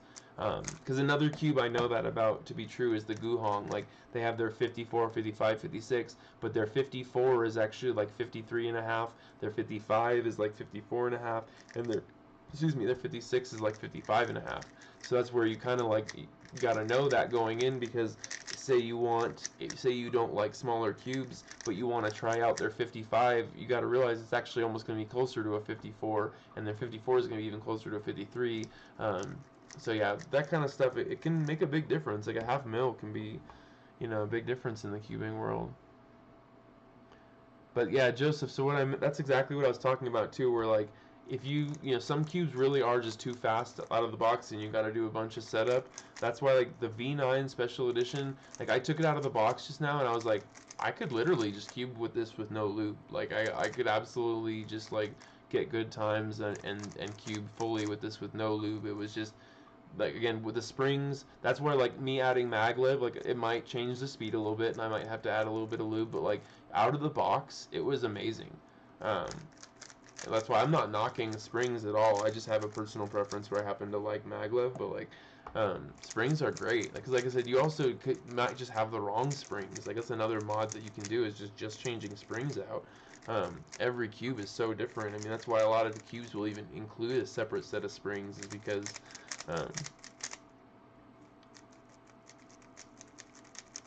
yeah, right? It's amazing how good it is. Honestly, like, even here's the YS3M, because I just ordered the 20 magnet YS3M. I'm so excited to get that. So I ordered a couple things, and it's funny because I just ordered from the Cubicle, and that'll be here in like 2 days. Where I ordered from PieCube Shop, and I think that's still gonna take like 2 weeks to get here. So okay, great question. I have not personally tried them. That's one that, like, it got such like mediocre reviews. Um, like, I don't know. I haven't gone down the road of trying one yet, because I feel like every time I go to get, especially after they put out so many good cubes recently, a lot of times when I try these newer, like, kind of not budget cubes, but like just fairly priced cubes, it's a little bit like underwhelming. Like the Qi EM Pro, like, that was ball core UV, that was everything, and I wasn't very impressed by it. Like, it was a little bit heavy. The magnets were a little bit light and underwhelming for how heavy the cube was. Like, that was one instance where they actually really needed to put some heavier magnets in there, because that thing was like almost 90 grams. Um,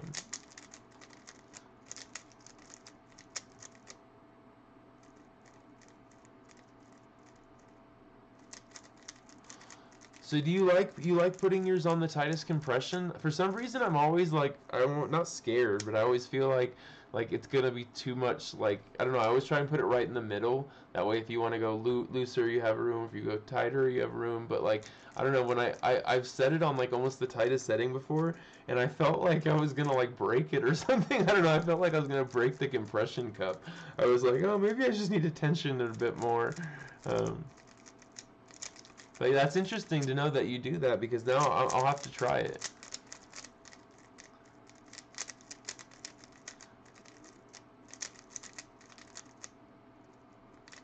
Yeah, so it's funny you like D&M too, because I know D&M's kind of been popular for a while, but I love it. I still use it. I know people not hate on it or whatever, but like I really like that blue version they do.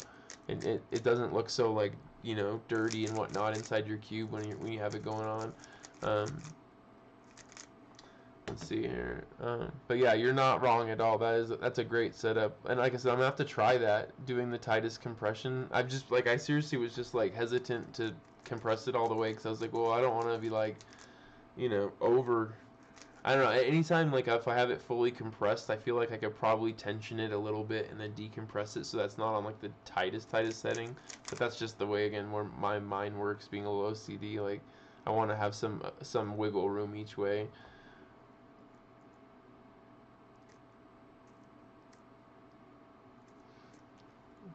And Joseph, just about your comment about it, learning on a fast cube, like that's why, like I was saying, I all my cubes, like now that I've gotten better and faster, and it's been a while, like almost every single cube I had to disassemble clean and start from scratch, because I had to slow everything down to match my skill set.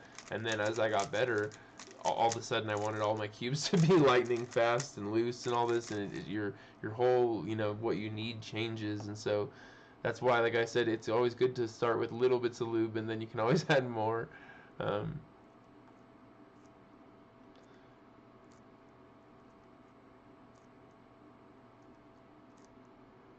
yeah, and like it's also like, yeah, if you're sorry, I'm just reading the one about the DNM 37 on the tightest settings. Still, like, that's a good point. Like, if you have it on the tightest settings, like maybe you want to use like a lube that slows it down just slightly, and then you can maybe like loosen up the compressions just like a click or two, and give yourself some wiggle room there.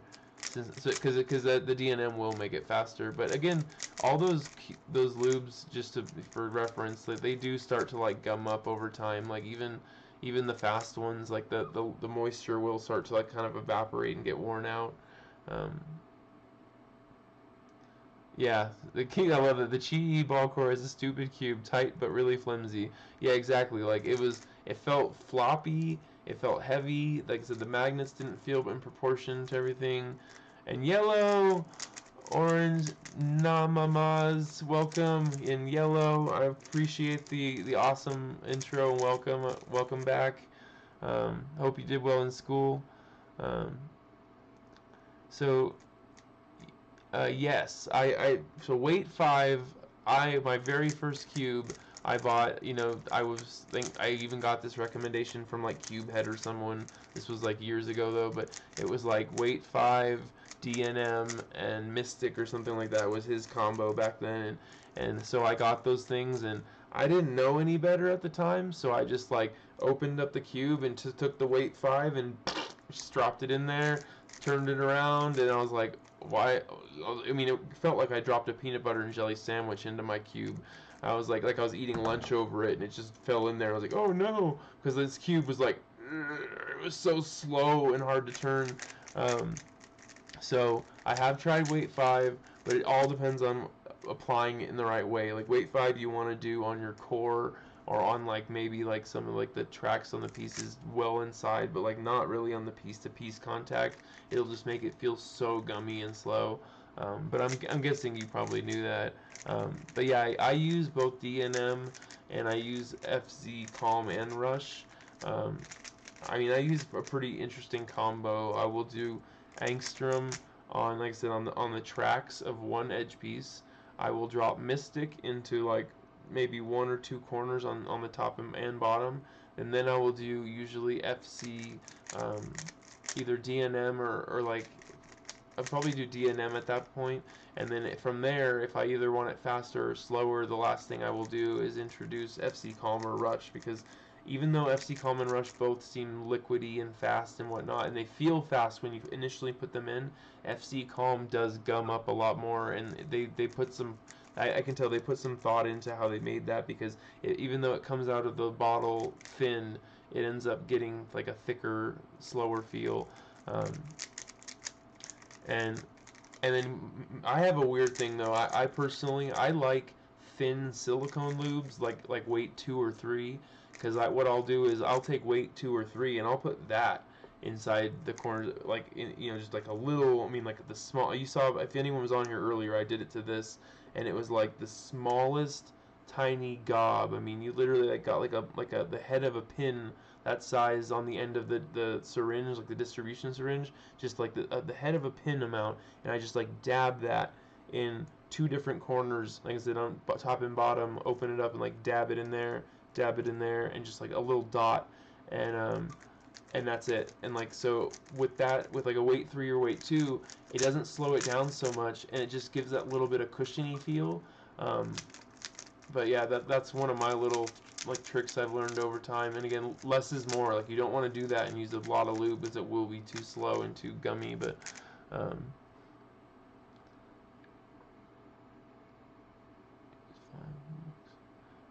I've never used the GAN lubes, to be honest. I've been so tempted to order them, but I've heard from people that they're kind of like just mediocre. They're not bad, but they're not like exceptional either. So I don't have a big opinion on that, but I just know that's what I've heard.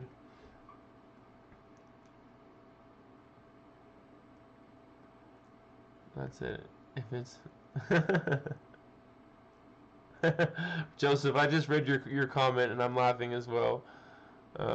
Yeah, weight 5 is rough. I just was reading that. It says weight 5 is a messy lube. It is. It's tough. Like I said, that's why like I said, I have 2 syringes of weight 3 because I thought I'd go through it a lot, because I use like literally like a freaking pin dot on in the cube at a time. It's it lasts forever. um, and so E-cubing, what is the setup for your clock? Just out of curiosity. I know a lot of people don't even do setup on clocks, so yeah, like cube heads, like I say, cube heads used to just, if you pretty much take the FC Rush out of there, that was like his old setup. I think he used both Angstroms, the Dignitas and Gravitas, and then he just didn't, because Rush didn't exist back then. And then he would use DNM and Mystic. I think he might even use Silk back in the day. But yeah, I don't know. I start to not keep up on. I don't, not on purpose, but I used to know all that like really well, just because I paid a lot more attention, and like as time goes by, I've kind of found what I've liked to be my own personal setup, and just like what he likes, how he has his own personal setup that works perfect for him. I've kind of found that what works for me, and um,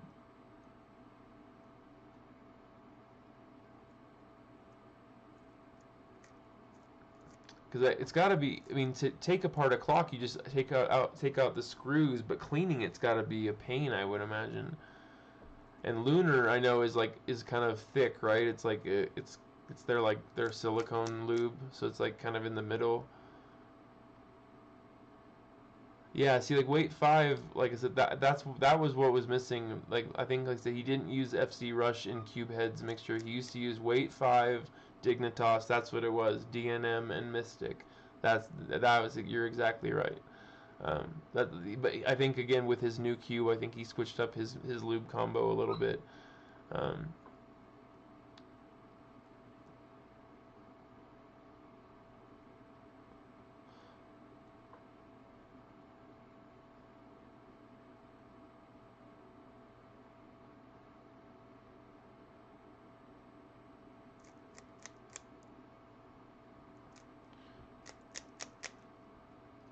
Yeah, I don't know. I have a hard time. I mean, the special edition cubes are so cool, and I've wanted to buy like a Yo cube and whatnot, but like it's just so hard like because I've done this enough and I do mod and a lot of cubes and whatnot. I'm like it's really hard for me to pay them the extra like $15 to lube my cube when I know I can do it. Like, but like again, I still doesn't stop me from wanting. Um, the cube head version. It's so hard for me to actually pull the trigger. But if that's like, especially if that's gonna be like your main cube, or like I think that's awesome. I think that's a super cool way to go because it's been kind of like vouched for by someone reputable. Um,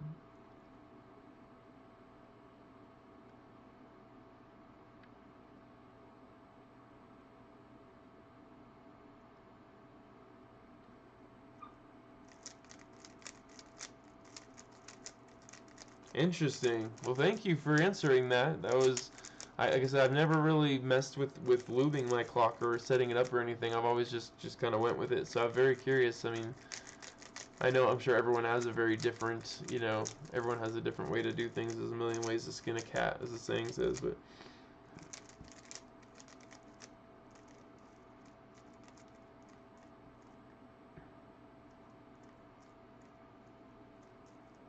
you gotta get the standard for the cube head.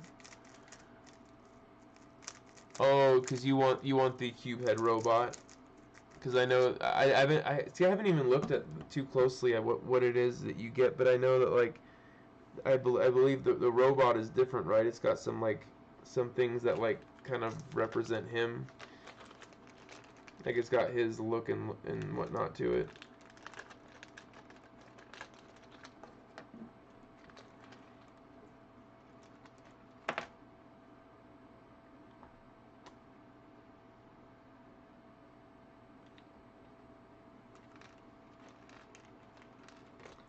But yeah, again, I would totally go for one of the special edition cubes. Um, but like even like the cubicle, like their special edition, like Max edition or this or whatever. I'm like, it's hard. It's just really hard for me to give them like 10, 15 extra dollars. I know it takes them time and energy and all that to sit there and set the cubes up, and I know it's work. Um, but I just know I'm like, well, I could do that same work and it wouldn't cost me any money. Um, because again, I mean, it costs me money for the lubes, but I've already paid for them at this point, so it's like, might as well use them.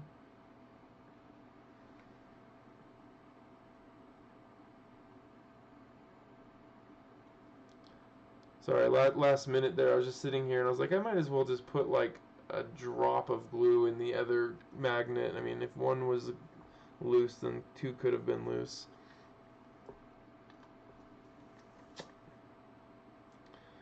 And I wouldn't recommend doing that, people. I just blew into the thing, trying to clear out the glue, because that's one thing I've noticed is if you let these get all caked with glue, then they're really hard to reuse.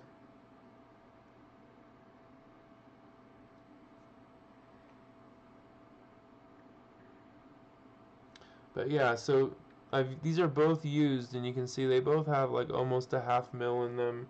I just used a tiny bit, obviously, but like I just I think again, just like lube with the glue, less is more. Just the one little tip.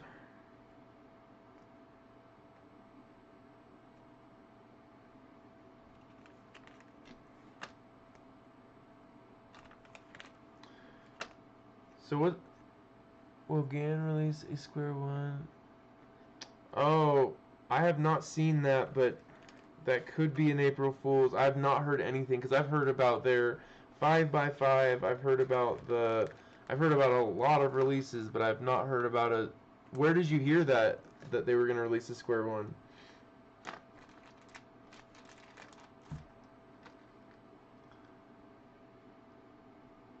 Oh, then it's most likely true.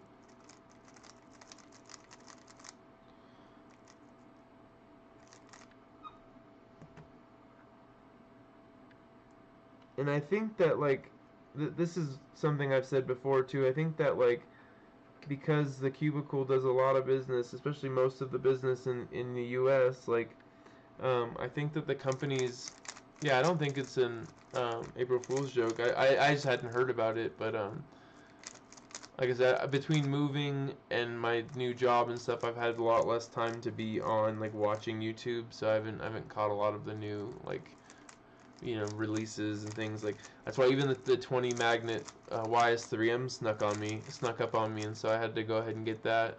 That's coming in a couple days here. One thing I want to point out, like, because say you're into Moyu cubes and you're trying to figure out always between all these dang Moyu cubes, like what's the best and whatnot. Like here's the YS3M. Like it's a very squared off cube.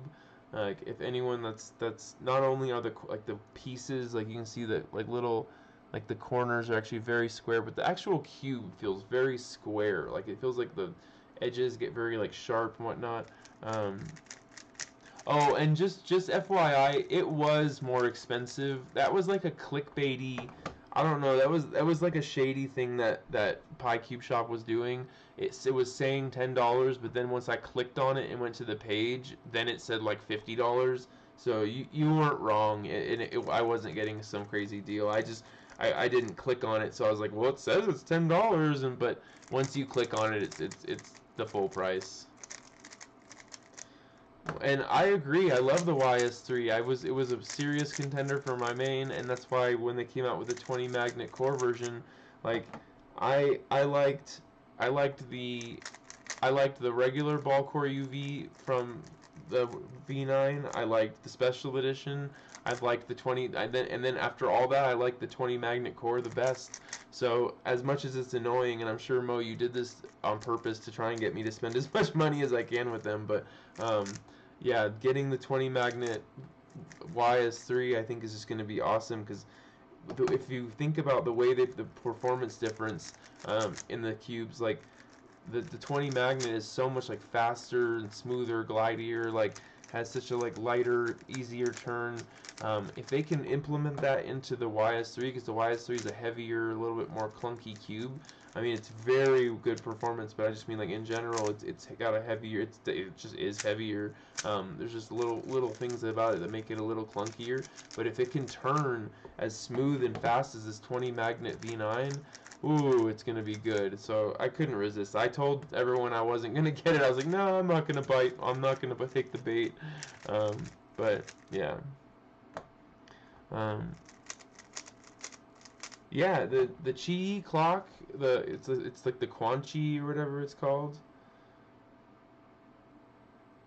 Oh, and I forget who was asking for my link to Discord.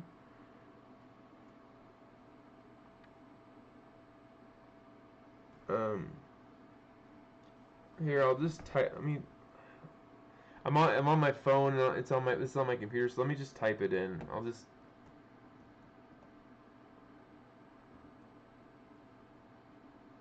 Okay, yeah, I just got an email. I was like, oh, someone just emailed me. Okay, cool. HTTPS //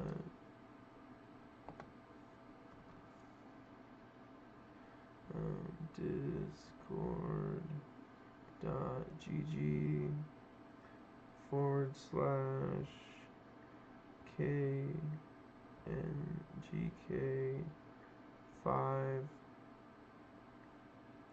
VCX.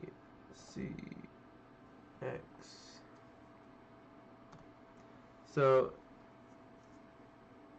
yeah, sorry, it just took me a minute to type it out because it's wanting me to share it, but it doesn't realize that I'm not on my computer doing it. So there you go. There's my Discord for the Cube Chemist. Sorry if it took me a while to answer that. I know someone asked for it earlier. And yes, I can check. Let me check the Cube clock for you.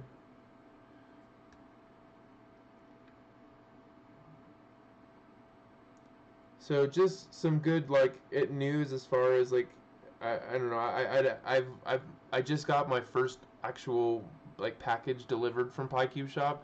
So it's nice not only to know that like that everything's legit, and like because it's a longer shipping thing. Like ordering from the cubicle, you know, you deal with like anywhere from 1 to 3 days, or like overnight shipping, or like 3 to 5 days at the longest.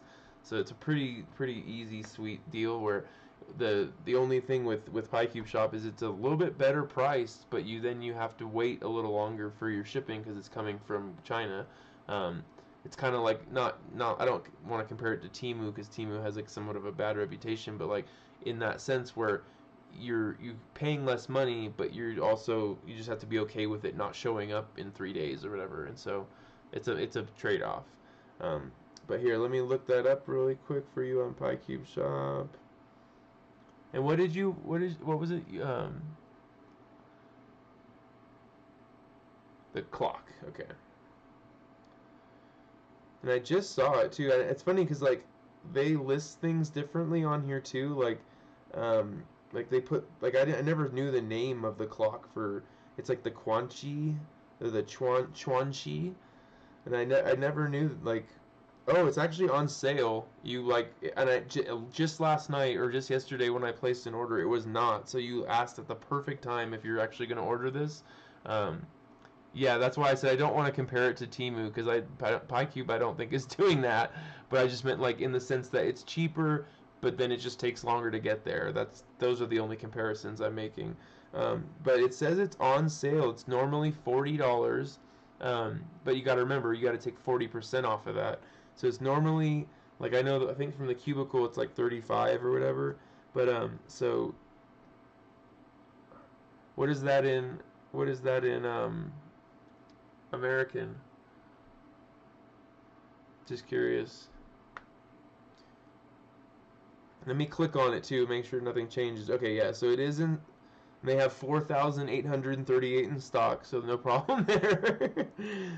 I love that though. This is where like if you're looking at if you are looking for the special edition, right down here under like the where it says like their coupon code and like add to cart, it says how many they have in stock. So if you're looking for this special edition, look at the number because I noticed it was around 1,000 when I ordered this, and a week later when I got it, it's like down to like 900. So you can see like they are like selling out. Like I think once these are gone, they will be gone. Like I don't because again they'd have to replace another order with Moyu and essentially do the whole thing over again. And if they unless they're getting demand for this, they're probably not going to do it again.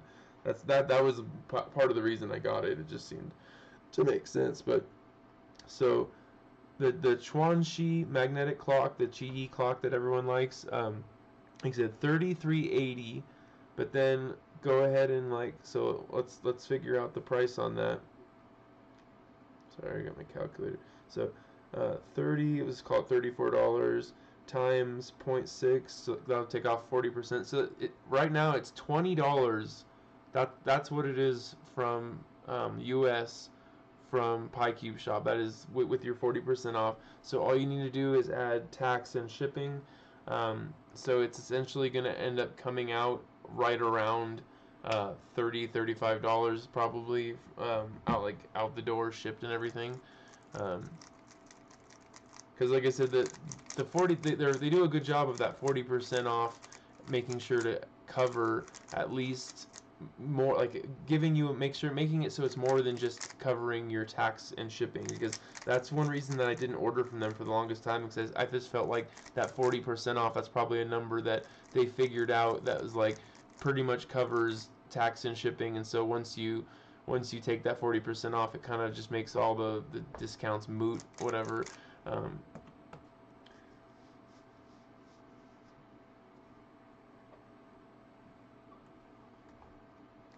Cube Y mill, it's $17 on PieCube Shop.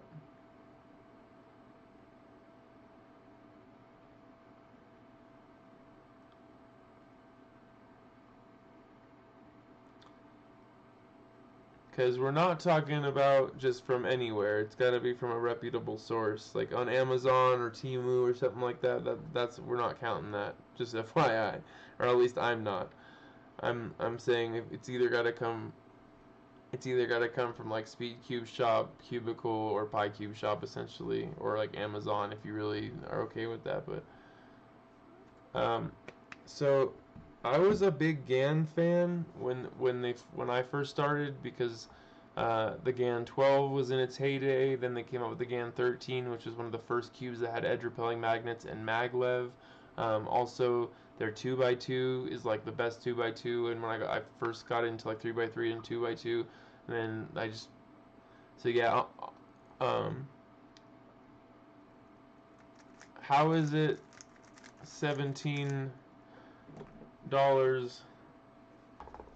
I'm confused because it doesn't even say that on the website. It says it's $33.80. Like I said, it's on sale, down from 40. Like where did you get $17.06 or $17.60?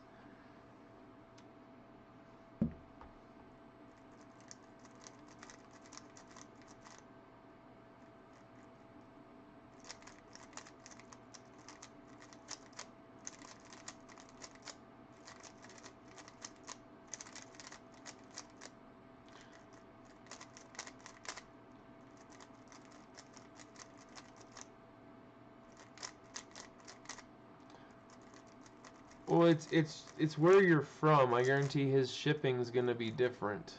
It's part of it. Like,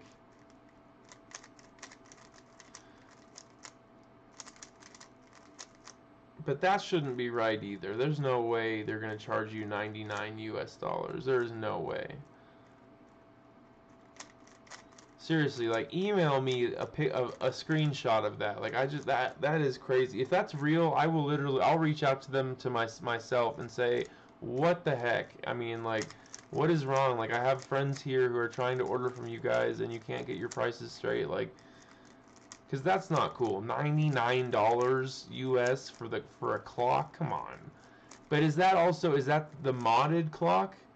Because they do have mods, and they have, like, this is the base model. Let me look if they have any, like, because I thought they had a clock mod on there, and that one is $100. So that's why, like, I'm all of a sudden I'm like, wait.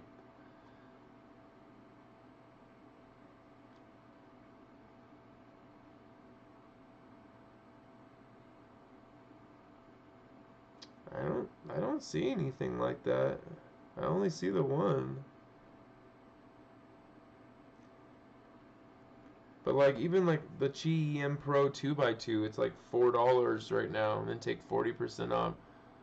Oh, okay. So yeah. Sorry, I was talking. I didn't. You didn't say modded, so I didn't. I'm sorry. I was just. Yeah, the modded one is like $100. That is the same. You're not wrong at all.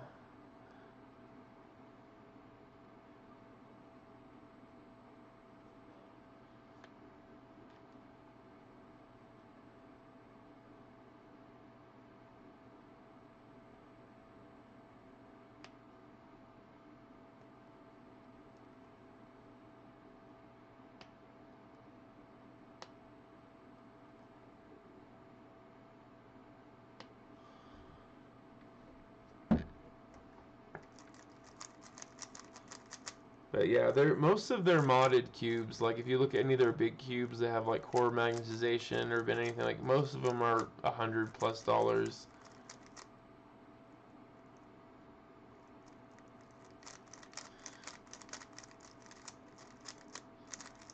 Yeah, that's what we were saying. He's looking at the modded version.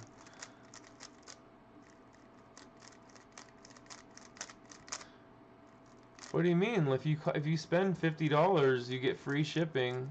If you that's what everyone asks me, how I'm able to do giveaways and all this. Is I plan my purchases very smartly. So, like, I don't just buy single items and pay a bunch of shipping. I'll, like, save up. I'll make in my cart. I'll save like 3 or 4 items, and over the course of a month, I'll, like, add those into my cart. And then once I have, like, an order for like $100 or so, I'll not only place my order and get free shipping, but I'll get all the free gifts and everything they give you. And I know it's not always the easiest to be patient and wait, but, like, I definitely am very, like, um, very patient and like, efficient with my spending, I guess is the way to put it. Like, because that way I get free gifts from them, and then I can pass that on to you guys. Um,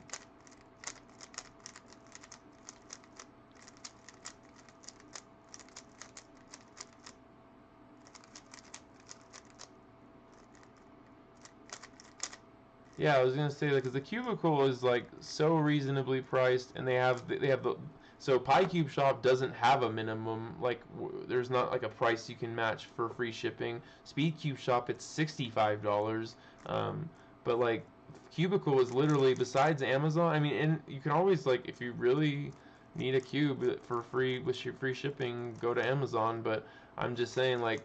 Like I said, I just plan my purchase. I don't like to order off Amazon. So I just plan out my purchases very smartly. Like I said, I will wait and I will no. No, you have to have for the cubicle you have to spend $50 to get free shipping. At SpeedCube Shop you have to spend $65 to get free shipping, and at PieCube Shop there is no such thing as free shipping. It's always gonna be like I just spent $30 for shipping because I spent a $300 order from there. It also depends on how big your order is. But no, we do not just get free shipping in the US, not at all. Amazon is literally the only person, and you're not getting it free either. You have to pay for Amazon Prime. You don't just get it. And what do you mean you need a job to save for Oceanics? What does that mean?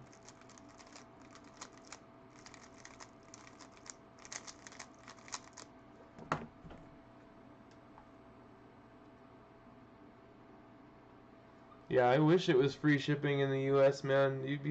Gosh, I would buy a lot more stuff all the time if it was all just free. That'd be amazing.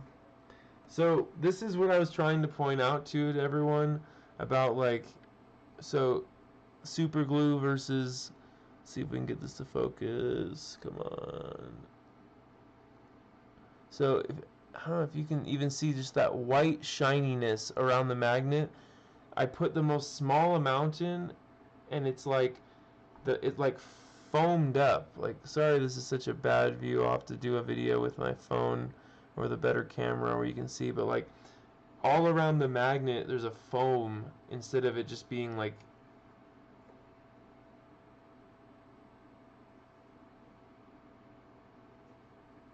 I mean, I know how to change the name. It doesn't, like I said, it doesn't let you do it. If you've already changed the name recently, it won't let you change the name for like another 30 days or something like that.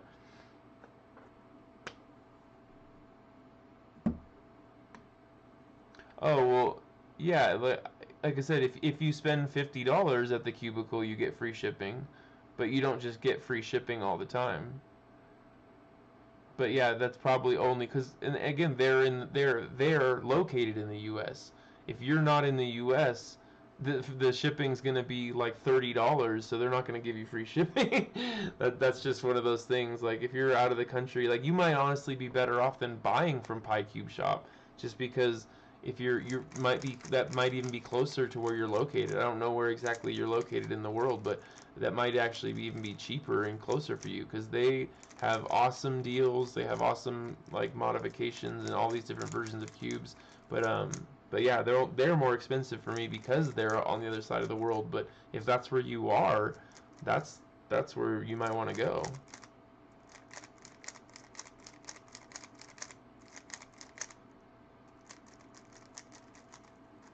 And also, I'm just really not that concerned about Discord. Like, I mean, I'll start using it more and more. But like I said, I'm not interested. I'm not really trying to set up my own server. I'm really just going to be a part of other people's to be a part of the cubing community on there.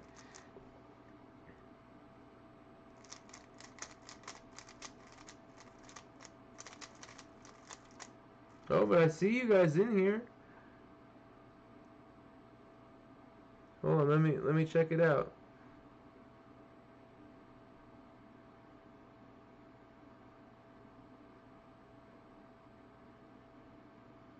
Hey, E-Cubing, I just added you as a friend on there.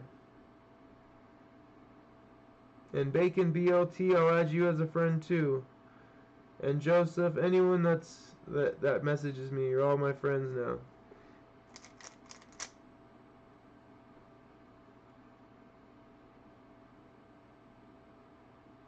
Man, that's so funny. Like the very first things when you pull it up, it's like kick or ban. It's like I don't want to kick or ban any of these people. I just want to see what they sent me. Um,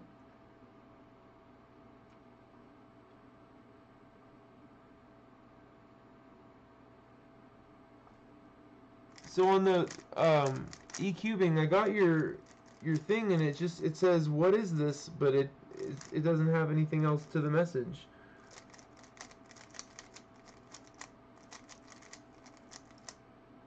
I like how you put 7 similar. I like that.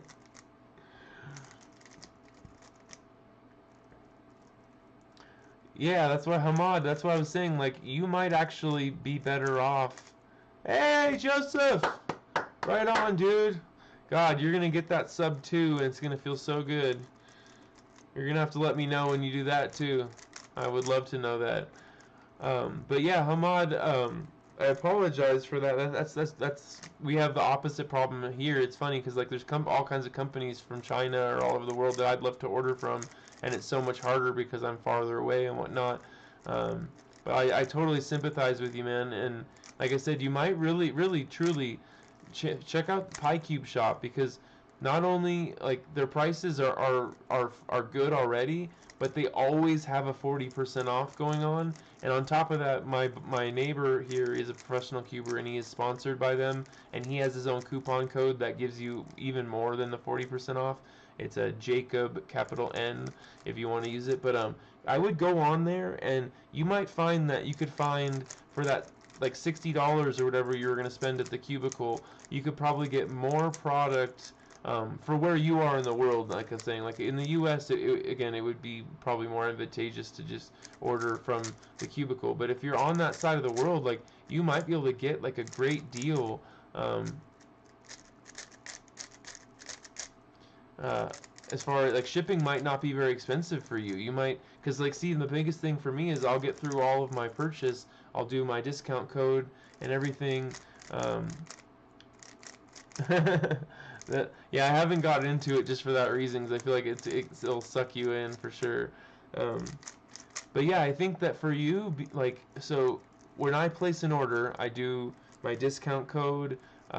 You know, I do all the deals I can and whatnot, and I set everything up, and then I'll do like the second fastest shipping because the fastest one is like $40 to the U.S. and the second fastest one's like 20 or 30 or whatever. So I usually just do the 7 to 14 days for like 20 bucks or whatever.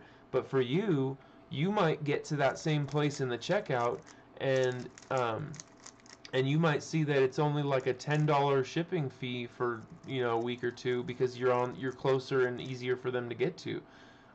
Because with us, I gotta like go through customs, I gotta go through a whole bunch of stuff. But it might be, you might find that you get the deal, but then don't get hit with the high shipping costs. So truly, check out PieCube Shop. I really hope that helps you out. I hope that gives you somewhere that, because they have most of the things that the cubicle has and more because they do modifications.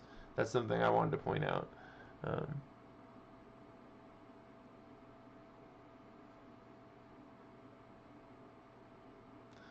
what what is this is a joke in another server? What e-cubing? What were you talking about? I didn't quite.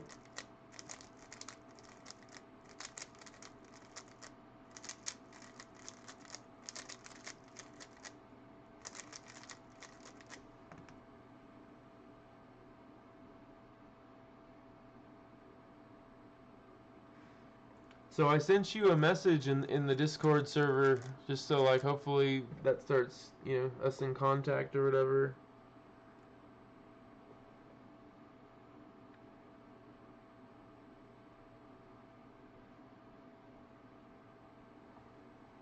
So yeah, I'll make sure to check it.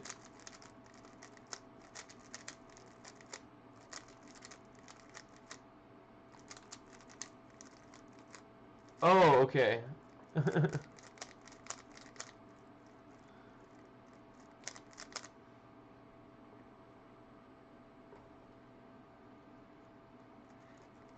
Oh, so what is this wasn't meant for me? Is that what you're saying?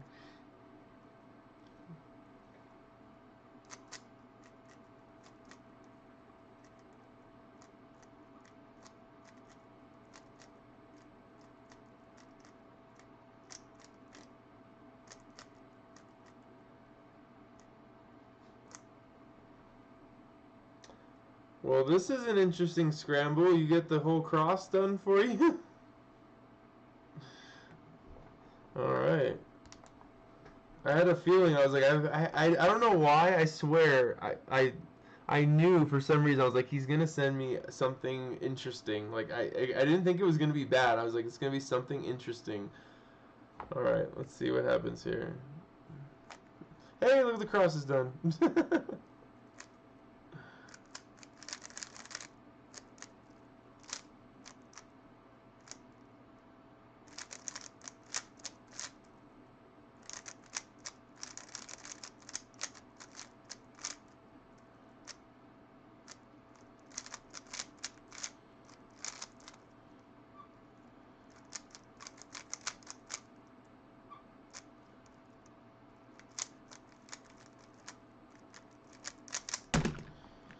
That was awesome.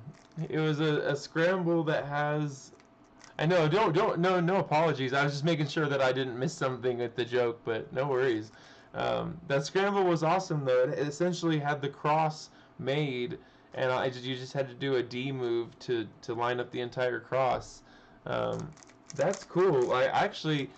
That's not a bad thing to have for training as well. Like if you want to work on F2L or something like, and or you know like something where the cross is like. 'Cause I used to do this with PLL. I would get to the point where I'd have F2L finished, and I would do OLL PLL times, and I would. Oh, nice! You sent me another one. Um, But yeah, I would like I had someone who's like, I thought you could only just cube this fast, and they saw some like 7-second solves, and I was like, no, that was an OLL PLL like time attack type thing. Um,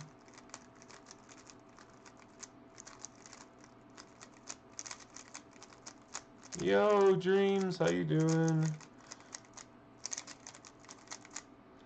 So, I got the V9 Special Edition PyCube Shop Cube, and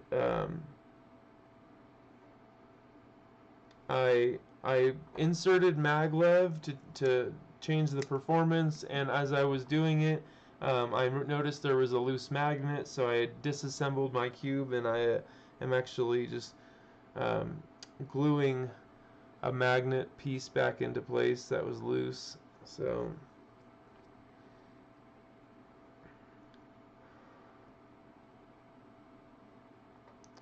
it's funny, I thought about this. I'm like, is it bad to put the cube back together while the glue's drying? And the only thing I could think of is if like fumes are gonna be let off, and like you don't want to have it trapped inside. Like if there's fumes being released from the glue, you don't want it obviously trapped where there's nothing to go, because then it will eat away your plastic. Um, I don't think that glue would necessarily do it, but it's just something I'm a little bit of an overthinker, overanalyzer type. Okay. God, I love this cube. I really do. So it's right now that's actually why I purchased this. It was the WRM V9 Special Edition from PyCube Shop. I had that very firmly. That or the RCM V5. I couldn't decide for the longest time. They're very close in like what they have in them. They have a ball core. They have corner to core magnets. They have Maglev. They're very similar actually in performance. The one's just a little bigger than the other. So those are like really my two that like I go back and forth between. But recently I got the 20 magnet V9, and I liked it a lot. I can't lie. I mean, I've said this a few times now, but for anyone who wants to know about these cubes, the 20 magnet V9 is one where it's going to come too fast and whatnot, and you're going to have to set it up. You're going to have to do compression. You're going to have to do lube, all that. It's going to find a sweet spot. Like you will find that place where like I thought it was just going to over rotate forever. But now it's like it's that perfect sweet spot where if you like do a double flick, it does a double flick and no more. It stops. But like you see how fast that is? Like if I do it on like the special edition, that like it just I don't know, it probably looks as fast, but I can feel the resistance, and it doesn't just like it doesn't fly as quickly. Like I can feel both dun dun. I can feel both fingers doing the skip. Where like on the 20 magnet, it's pretty much like a you pretty much can, so you can just do like almost just like a M2 just from one flick, but it only does two, and so um, let's do it. So I'm getting way better at all my PLL times and everything. Let's do a PLL time attack one of these days. We can even do a race for that, like just like we were talking about the Zoom thing. Let's set it up. Um,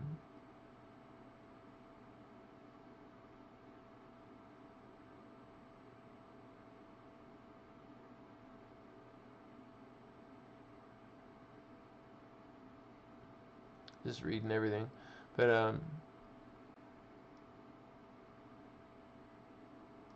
nice. Yeah, like it was just so random because like I just got this brand new cube, and as I'm cubing, it's like click, click, click. I started hearing that click sound, and I'm like, oh, that sounds like a loose magnet if I've ever heard one. So, um, but yeah, it's my whole point though is like if you want a cube that is amazing out of the box that is just ready to go, the special edition is perfect. Like it is so perfect right out of the box. I haven't even put lube in this thing yet, and I don't even know that I want to. Like it's just so nice.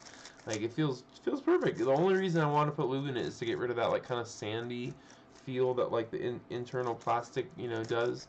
But that's really it. It's like perfect. Where like the 20 mag, I had to put some TLC into making it the right speed. But now that it's there, it's beautiful. It's just I love the way it feels. It's so I don't worry about not being able to trust it anymore. Like I put very little lube into this thing, and it's just found that sweet spot. Um,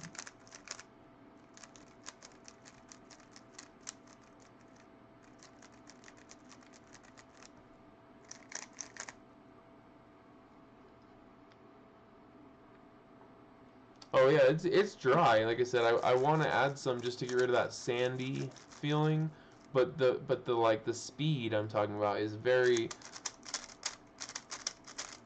it's very appropriate. Like I'm not over rotating. I have no, like I said, no lube, no nothing, and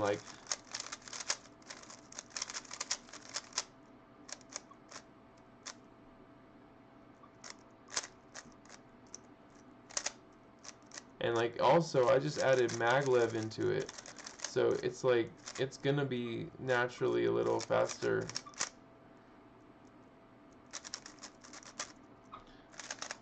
But because yeah, that's the other thing is I mine isn't technically out of the box anymore because I put Maglev into it.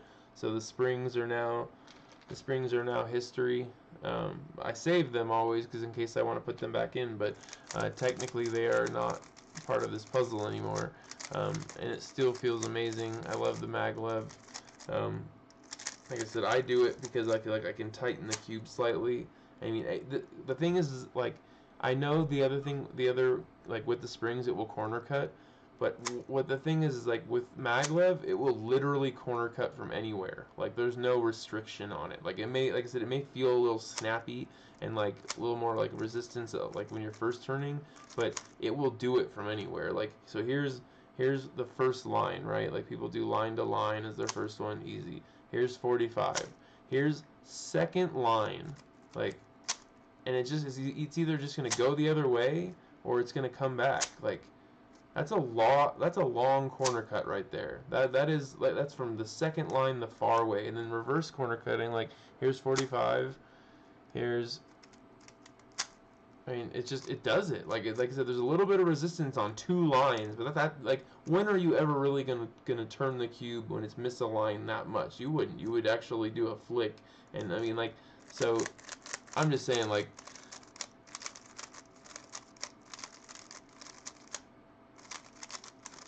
Oh, did you do PLL time attack? Nice.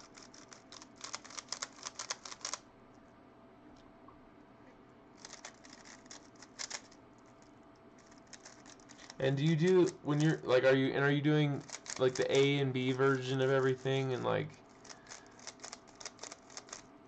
right?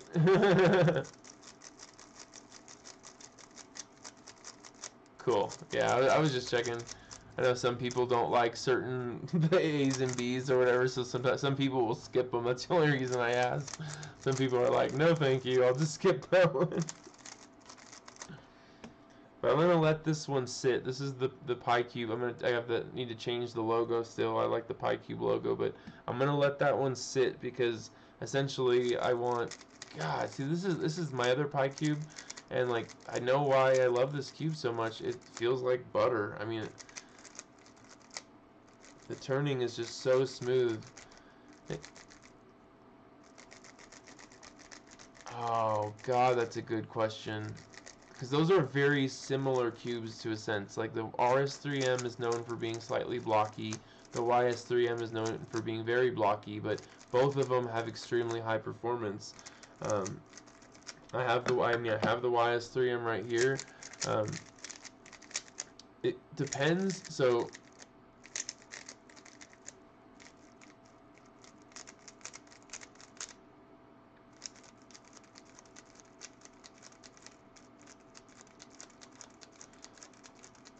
see, and that was my other question too. Is just like I didn't know because some people don't know all the algs and whatnot, but that's why I was just curious if you did them all, and that's great if you really did. 32.7, that's awesome. So if you skipped, so you skipped all the ones that have an A and B, is that what you're saying?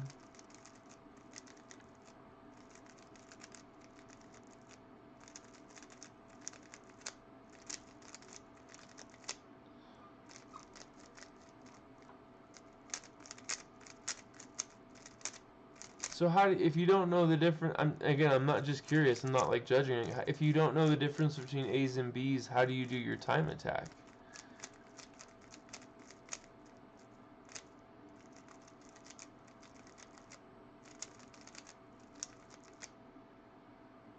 Oh, I get what you're saying. You just go right down the list. Gotcha.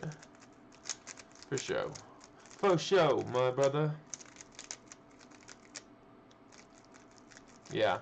I know how you feel, and that's why um it's funny because like I got so used to using because I do the same thing. I'll just go down the list, and I do know the names, and I do know or like I can visual because one thing also like then this is just part of my program. No, I know what you're saying. You go down, you have your list of algs, and you know to run through them, and no, I got it. I was just saying like so one of my pieces of homework. So can you identify them like in obviously in a solve because I know doing them saying someone's like hey do an RB perm like I know that's a very different thing than seeing the actual case on the cube. So like when you see all can you like when you knowing all of your PLLs can you execute them no problem during a solve then even if you don't know the name of it?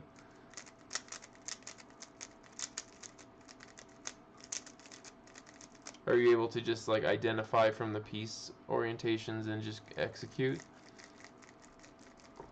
Because like what I was gonna say was my homework I've been working on is I have a few of assignments. One is no more than 2 rotations in a solve. So like if you'll notice if I'm doing a solve recently,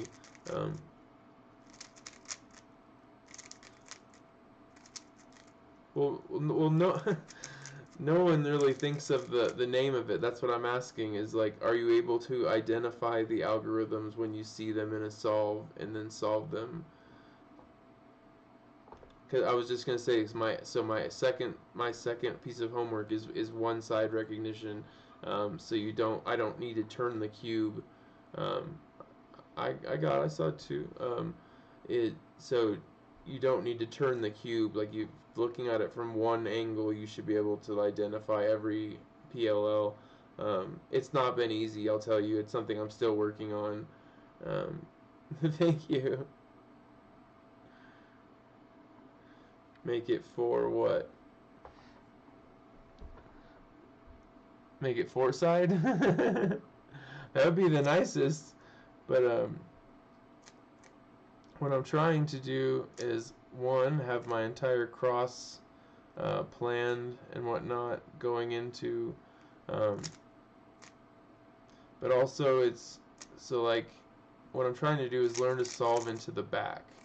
So like this pair right here, like instead of just like inserting this, I have this blue and red pair here, and like instead of just inserting it into the front here, like what I'm trying to get good at is like putting this in the back and then putting that in and like working so you have the cube essentially in one orientation with no rotations. Um, yeah, yeah, no, yeah, two side, yeah, because you're getting two sides from one look. That's what I'm saying. That's what I've been working on too. But also, like I said, rotationless solves. So like getting this and now getting this inserted into the back, like where I've still not rotated the cube at all, and like it increases your efficiency um, a whole lot.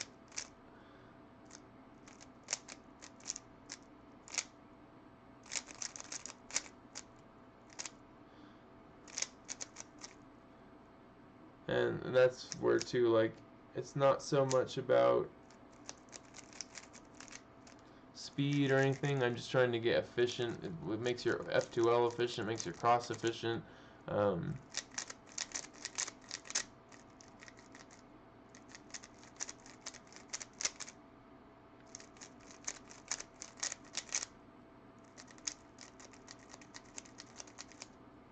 you get so like intense here where like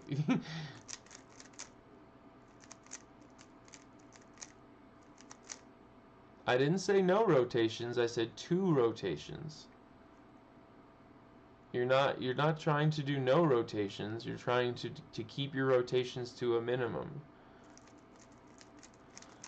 Alright, I'm gonna let you guys go because you're not listening, and I've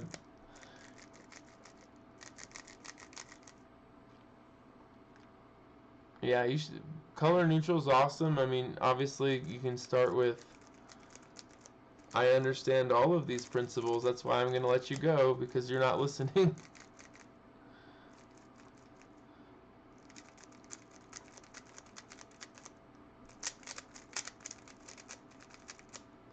All right. Well, you guys have a fantastic night.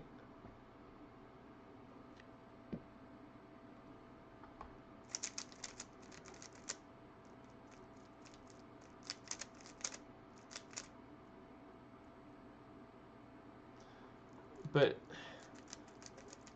what type of solving are you doing? Because EO is not necessarily like.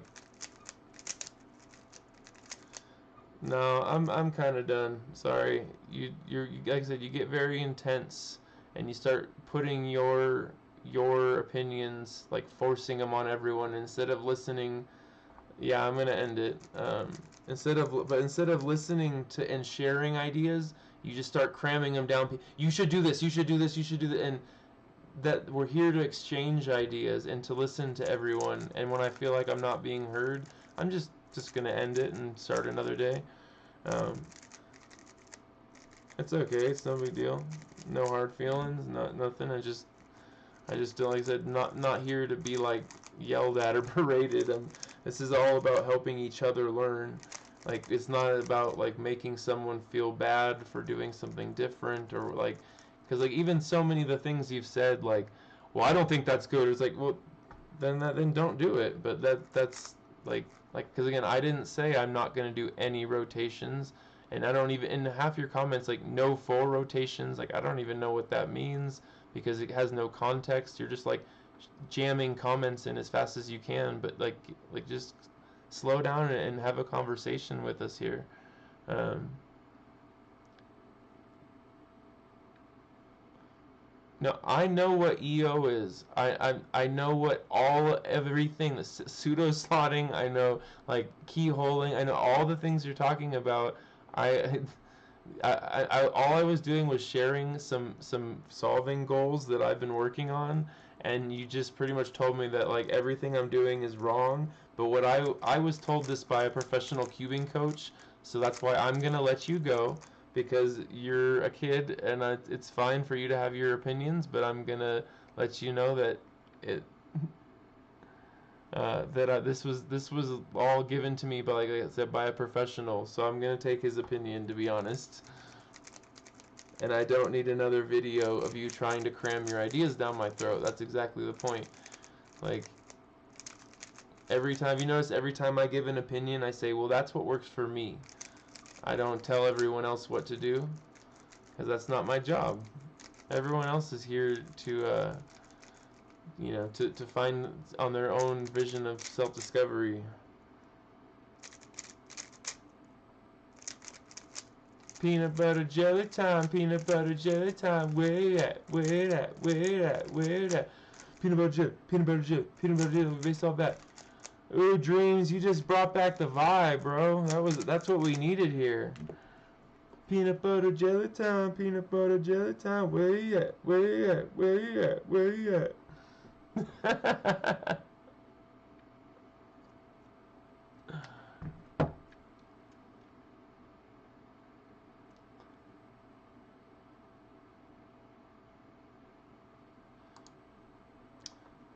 So Hamad, what cube are you solving on recently?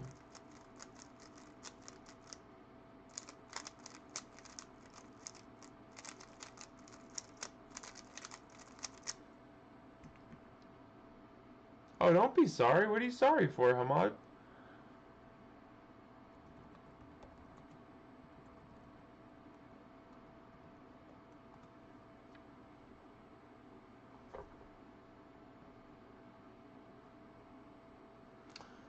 The Speed Cubers one, the one with Max and Felix and all that. Is that the one you're talking about? Because it's so funny, because when that first came out, that's actually not far off from when, like, I really got serious into cubing, and I just always thought to myself, like, I could do that. Not necessarily as fast as they can, but I'm like, I could solve a cube like that. I'm gonna do it. Like, I just that documentary definitely pushed me to get better, like, for sure. And it also made me a huge fan of Max Park. I mean, not only, I mean, he's Max Park, but, like, I didn't know about him as much at the time. But, like, oh no, don't be sorry for not knowing all that stuff. But like I said, we're all here to learn. That was my point. Is, like, we want to be, helping each other learn and stuff. Like, if you whatever you don't know, I want you to feel very comfortable saying that. Like, hey, I don't know this. Can you guys help me? Like, that's the whole point of this channel. Is, like, there's stuff that all of us don't know, and that's kind of what was my point even before. Is that, like, we're all different and we all learn differently, and so, like, whatever you guys need, whatever questions you have, please ask them. Don't ever feel hesitant to ask a question. Like, I'm so happy to help. And again, I'll just give you my opinion always. I'm not ever going to tell you what to do, and you will, Joseph. I'm telling you, you're going to hit it, like, tonight probably. And even if it's like 2 in the morning, send me an email and I will, like, I'll go bananas for you.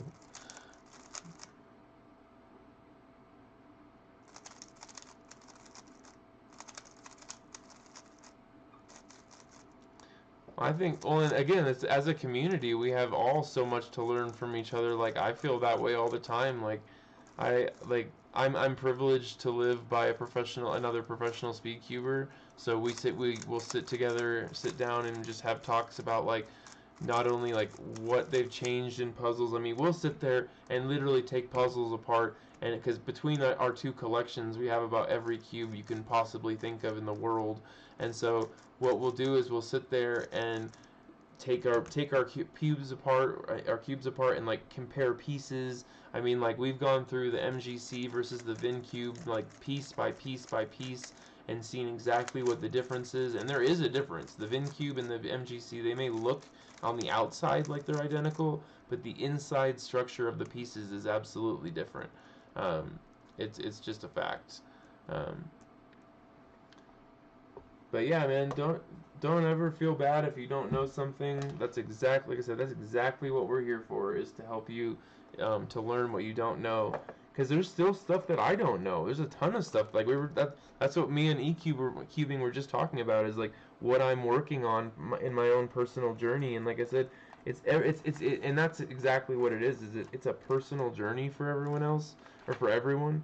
So like, what what might be something that someone needs to work on might not be what someone else is working on, or like, it's just really hard to make a blanket statement like this is what everyone should be doing, because it's a very personal thing. Like, um, you don't, everyone learns differently, and everyone kind of like comes from a different place. And I don't know. My biggest thing is I just don't want to ever discourage someone from voicing something like, "Hey, I don't know this. Could you guys help me?" Um,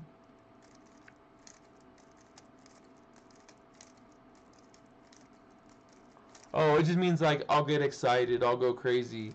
Um, I was gonna use a saying. I almost said a saying that there's another version of that saying that has like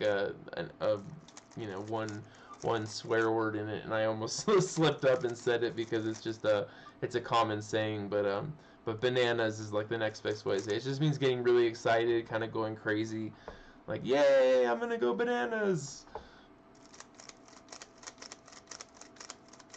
And again, don't ever feel bad asking that kind of stuff. Like, I totally understand. There's language barriers. There's I think it's just so cool that you guys are spending your time with me here from all over the world. Like, you have no idea how much I appreciate that and how much I respect that. So again, don't ever feel bad having a question or this or that or the other. Like, I'm here to answer. That's exactly why I'm here.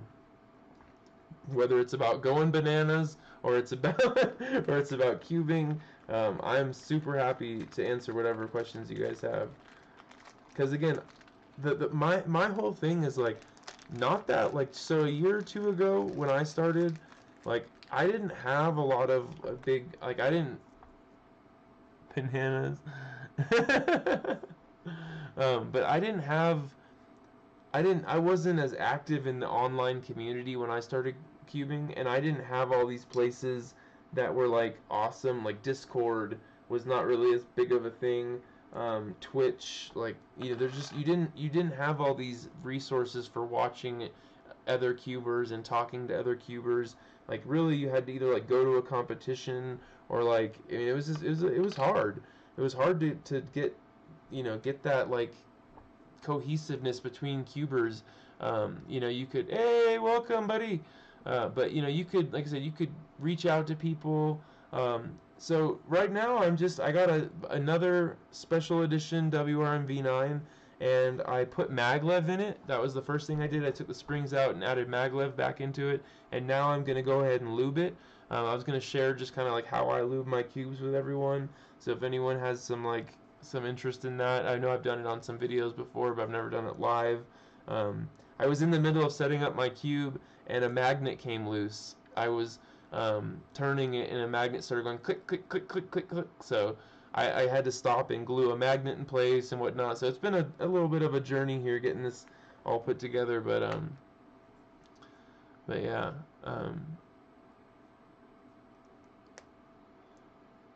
Yeah, hopefully we all learn from each other everything, like whether it's cubing, non-cubing, it's all about being a good person.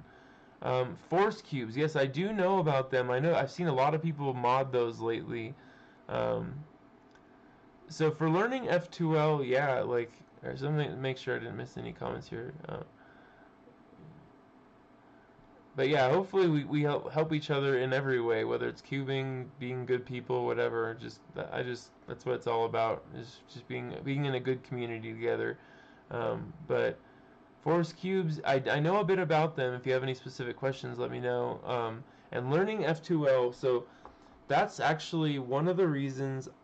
And this is a very expensive answer, but like, I have multiple, so don't get discouraged. But like, one of the reasons I got the smart cube from GAN was because in the GAN Cube Station app, it really is amazingly like helpful at learning. It'll literally take you through every F2L case, and show you exactly how to not only use the algorithm but how to like execute it efficiently and this and that. And like, so I will say that that's one of the main reasons I got Cube Station and I got a smart cube and all that, was because I was trying to learn, get more efficient, and get better at solving in every way possible. And I really liked how Cube Station, like I said, it will take you through every algorithm, every case, every this, that, the other. I mean, it's pretty unbelievable. But again, it's not cheap. But the other ways are, one, do non-time solves. Really, like don't rush yourself through it, because you're gonna miss things that you would have otherwise seen. Um, so you want to do solves that, again, that aren't necessarily timed and fast, but are working on understanding the way the pieces are moving, and understanding the way, like, okay, if I take this piece and move it like this, how does that affect the rest of the pieces in the puzzle and all this. And um, that's one of the biggest things I can say to do, is like untime solves, because that's what I'm even working on right now. Like I was just saying, like I'm not doing, I'll time myself for fun here or there, but really what I'm working on is doing very little rotations during my solve.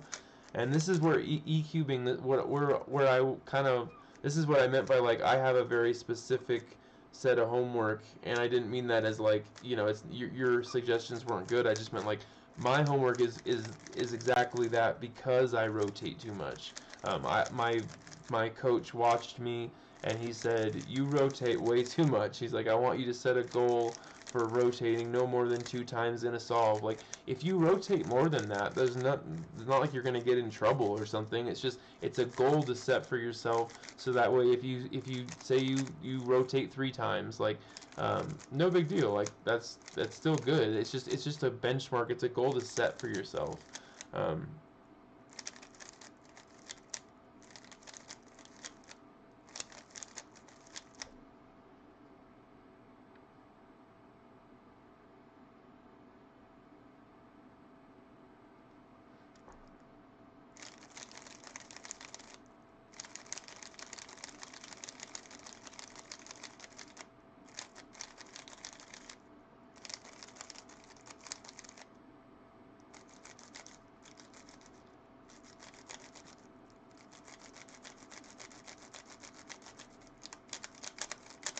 But yeah, that's what I was trying to say, was like it's a personal goal I've set for myself. Like I said, if you rotate 2, 3, 4 times, like, it's not like an alarm's gonna go off and you're gonna go to jail or something. It's just it's a goal to set for yourself. So like if say you rotate 3 times, you're like, okay, I did well. I got close to my 2 rotation goal.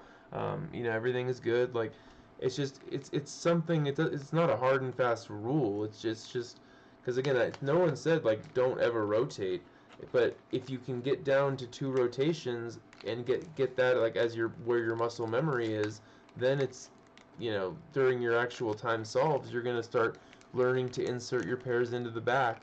And that also is a huge thing, is I just wasn't doing that. I was doing what was visually easy for me, which was inserting pairs into the front and doing a whole, like, load of extra rotations, which all of that costs you time, and it's very costly, actually. Um, and I mean, everything about when you get it, especially like learning F2L, that's why I said it's very intuitive. Like, that's why I said do slow solves. I mean, there are tutorials. I mean, there's even just there's like that, the cubing cheat sheet.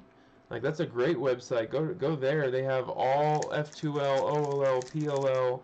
It has every single case. Again, I told you I have multiple answers for you. I just was saying that, like, the if you can afford it, a smart cube is nice, because you can sit there on the app and it'll literally, like, walk you through each one.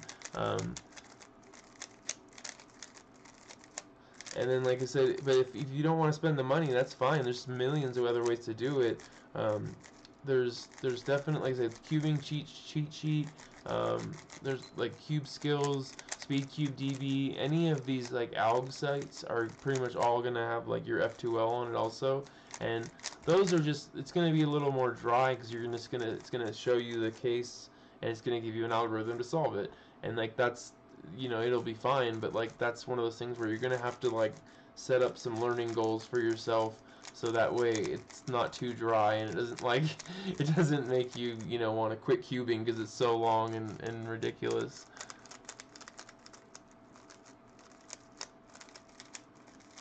Watch Avatar: The Last Airbender. I love that show. They just made the new show on Netflix, and the original anime cartoon was amazing.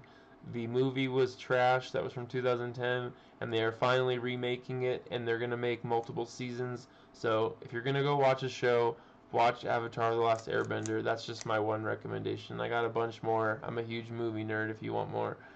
Um,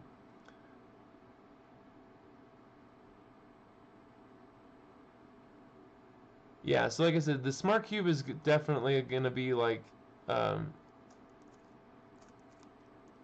they're gonna, it's a more expensive option, but like I said, it's nice that. So it's funny, Joseph. I love that you actually, um, have you watched the Netflix show? Because I'm the same way. I've literally watched the original cartoon. Like I think there's like what, like 150 episodes. I've watched them literally like 5 to 10 times, like all the way through. Um,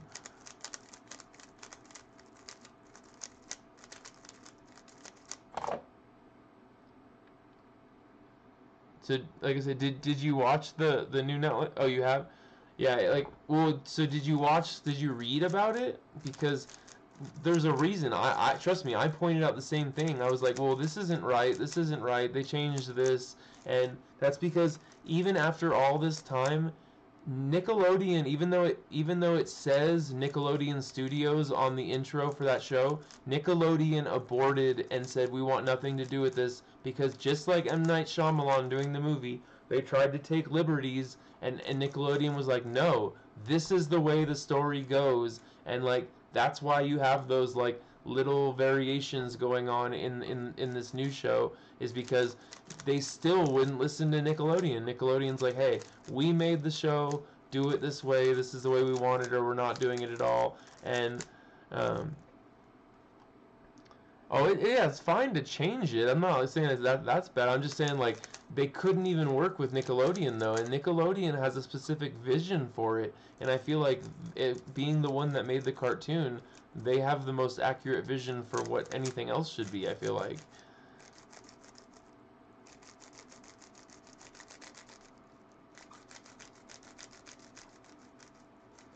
Yeah, it's not the end of the world if they change it, but like I said, but if they can't even pay attention to like to Nickelodeon's advice and recommendations, it's like that's kind of sad, man. Like obviously Nickelodeon made the damn thing. Like, come on, they. I was so torn on that, like because boom, like I mean, so when I was watching that episode, it's I love that you know this stuff because I can actually have this conversation. Because so when I was watching that episode, all I could think about was the original animated one. Um, so the one that I'm supposed to be going to is Pretzel Mania. It's here in Colorado. It's supposed to be in May. There's a couple other ones that actually popped up kind of last minute. Let me look up real quick. Um, because Jacob messaged me about those. Said there was some other. Um, this one, so there's like 2 Discord servers that have all of the Colorado competitions. Um, there's the Rocky Mountain Discord server. There's the WCA event Discord server, and then there's like I have this one that's email updates for competitions in Colorado. So if you want to know any of those, email me at thecubechemist@gmail.com, and I can send you these links if you want to know any of the links about what's going on in Colorado, comps and whatnot. But the one that I was supposed to be at is Pretzelmania. I just don't know if I'm going to be there. I'm moving to Long Beach now for my job, and I hope I'm just going to be in town for that. I might have to just end up signing up for LA comps now, which are going to be, I'm sure, very different.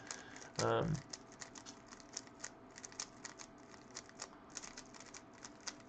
Yeah, it's interesting because like Boomy was such a different character in the show. He was like, because he was kind of like messing with Aang the whole time, where in the like the live action show, he seemed like he was genuinely jaded, and then he turned around at the end, where it felt like in the show it felt maybe it's just because it was also a cartoon and they always wanted to have it more lighthearted, but like I feel like in the movie or in the live action show they made it where like Boomy was kind of jaded and oh, dude, I feel you on that, bro. Like when I have something coming up, it's like not everything else loses like its importance, and you're like, okay, I need to grind because I'm like I'm not gonna embarrass myself here and want to. I wanna put up good times. Like, um, heck yeah, man. Good luck, by the way. So are you comping up in Colorado or sorry Canada? I know you're up in the red and white up there. Yeah, no, I was fine with it. I just meant like that. I noticed that difference, but like I said, that could just be a Nickelodeon thing. Like I said, because it was a cartoon on Nickelodeon, they might have made it a little more lighthearted on the original, and might have made it a little more in depth and serious in the actual live action. Um, but I haven't even gotten through it all yet, so I can't speak to everything yet. I've been like I said, been so busy just moving and stuff like. Man, I wish it was down here in the States. I would say I would try and make it or something, but good luck, man. And especially for Mega Minx, that's exciting. That's one that like I'm okay at Mega Minx, but I'm not at like a fast time yet. Like,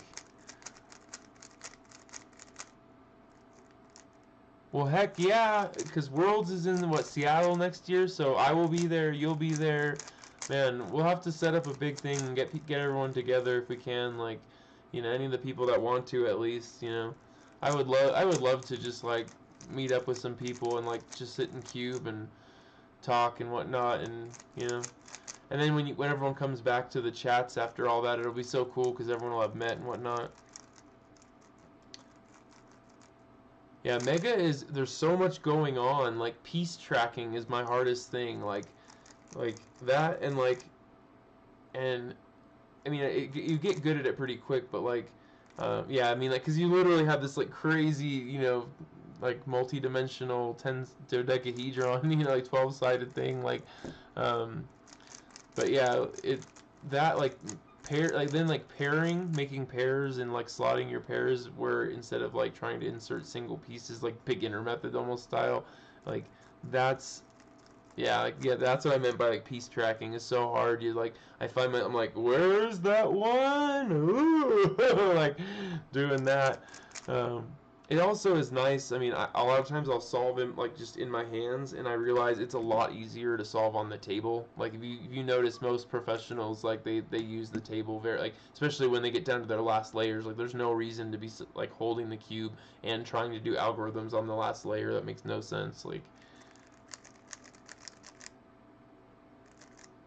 Yeah, that's been my hardest thing because like I started getting better at making pairs, like I said, like because it's weird the way you can do it. Like it's just I mean I guess it's just like 3x3 where you can make the pair and it could be paired backwards.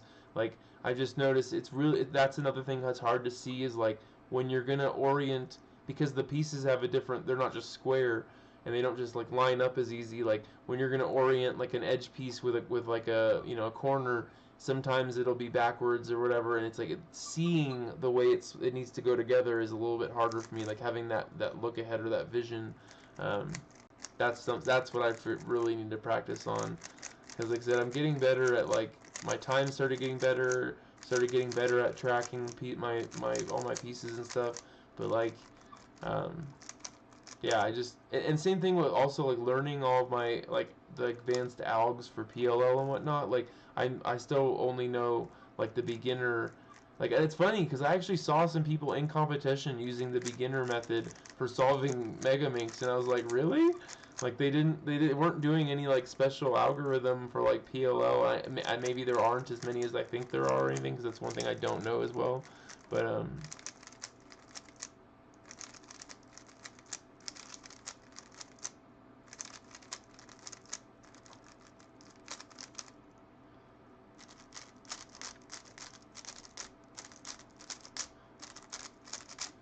God, like once you get this 20 magnet V9 dialed in, it's just so perfect. I gotta say. E-cubing, how do you have any comps coming up out in Australia? Because you're in a really cool part of the world. I haven't even asked you.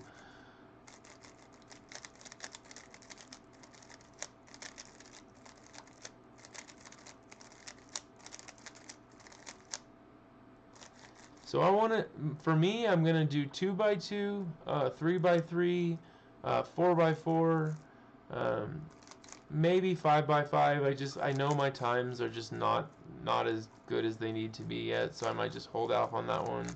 Um,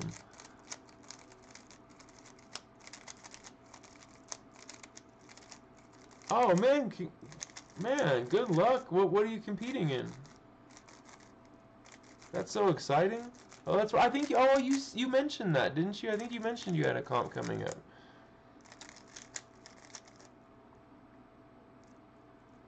Oh, fair, yeah. I'm sure it's much better to be closer than drive that 4 hours the morning of the comp or whatever. That would be crazy. Well, seriously, man, best of luck. Like I said, I'm very curious.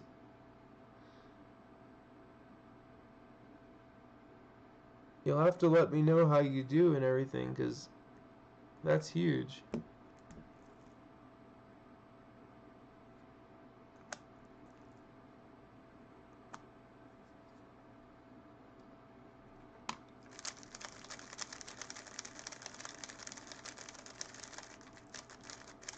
Oh, and that makes sense too. Yeah, if it's multiple days, then it just makes sense to stay out there in a hotel or wherever.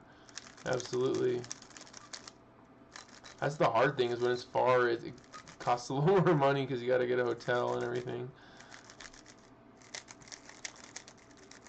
So I'm really trying like my hardest not to slow down this V9 Special Edition too much. Like I really like the way it feels out of the box. I'm putting like literally like a pinhead size. This is weight 3 silicone. I just put like the size of like a pin, like a sewing, pin or whatever. Um, just put like the tiniest little dot in like 2 corners, and I cycle that through, and then I put, as you guys saw, I put Angstrom, Dignitas, and Gravitas on one edge piece in the tracks, and then just cycled that through the cube. Um, so essentially right now I just have like silicone lubes and then the Dignitas. Um, but that's where things will change now. So like I said, I really don't want to slow it down too much. I don't want to have to clean it again. I don't want to have to like try and speed it back up. I really like that it's super fast. So what I'm gonna do then is I'm really just trying to get rid of that sandy feeling. I want to keep this speed exactly how it is, but give a little more plushness. So essentially what I'm gonna do is put like just 2 drops of Mystic and 2 drops of FC Rush, because I want to keep the speed up, and the Mystic is going to help me give it some of that plush feeling. And Mystic is one of those ones too, it kind of like always comes out in a big gob. So like 1 drop of Mystic is usually like more than 1 drop of most other lubes. I don't know if it's because of all the glitter and nonsense inside, but like definitely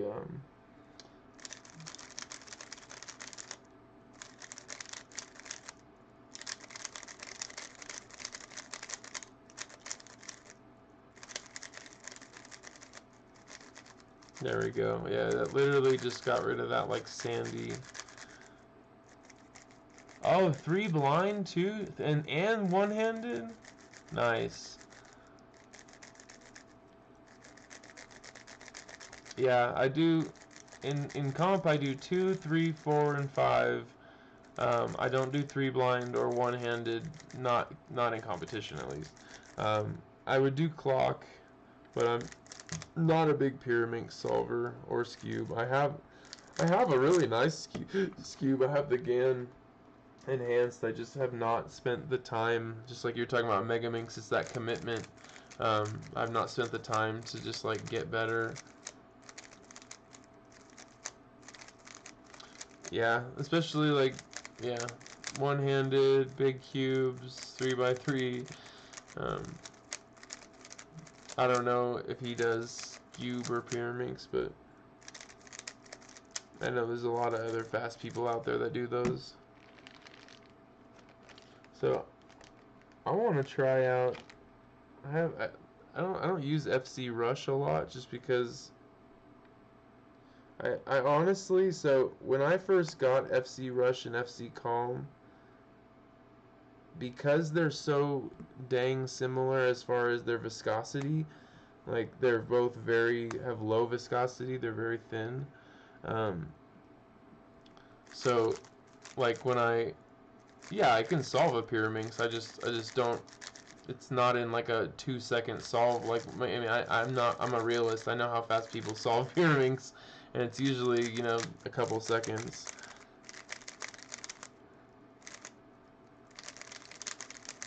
That's why like I do 2x2 because I can do 2x2 that fast. But um,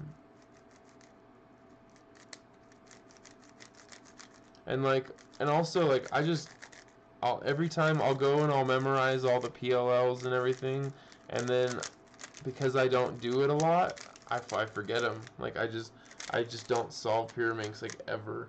So when, like I said, I'll be like, okay, I'm gonna really sit down and do this, and I'll sit down and I'll memorize all the algs, and I'm like, cool, awesome. I feel like I'm getting a handle on this, and then again, I go away to do something else for a few days, and then I come back and I'm like, oh, I forgot all those algs.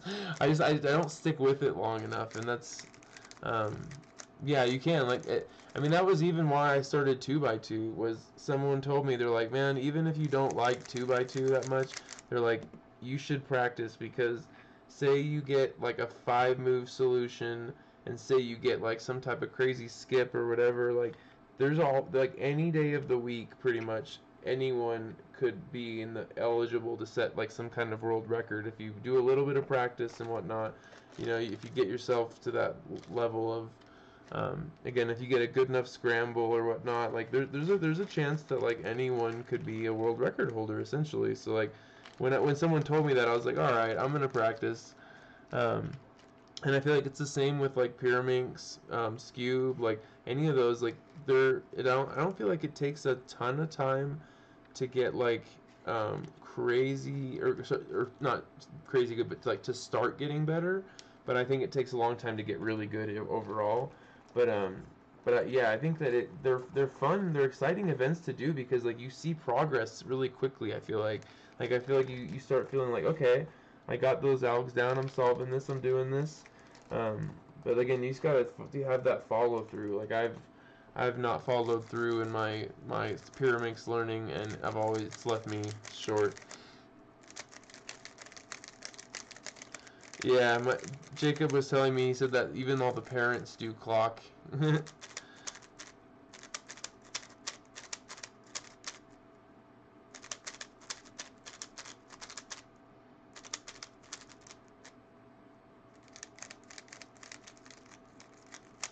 Oh, I did. Yes, I did actually, Joseph.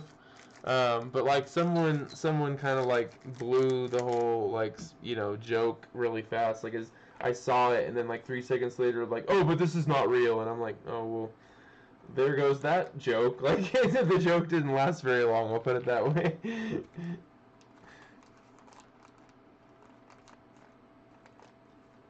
But yeah, dude, good luck E-cubing, man. I'm super stoked for you. I have a feeling like you know what you're doing, and like again, never any hard feelings. I hope you know that like I all I meant before was that like I have a very specific like practice plan, and I didn't mean that like anyone is right or wrong about it. I just meant like I have a very like my I'll call him my coach, has just been like drilling into me what I should be doing, and so it's not that I have any really opinions on it. I just know I technically know what I should be doing at this point. Because I vary. Like I'll start doing what I'm supposed to be doing, practicing, and then I'll be like, oh, now I want to solve this 5x5 for a week, and it kills my progress. No, don't even, dude. No one was in the wrong. Like I said, it's cubing. We're having a good time. I don't ever want to make someone feel bad like they were in the wrong. We had a fundamental disagreement of practicing, but no, it's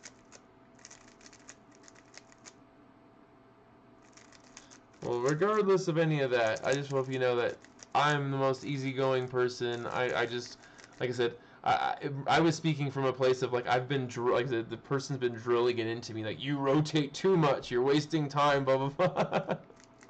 So I just wanted you to know it's literally nothing personal. I'm on my own little self journey here.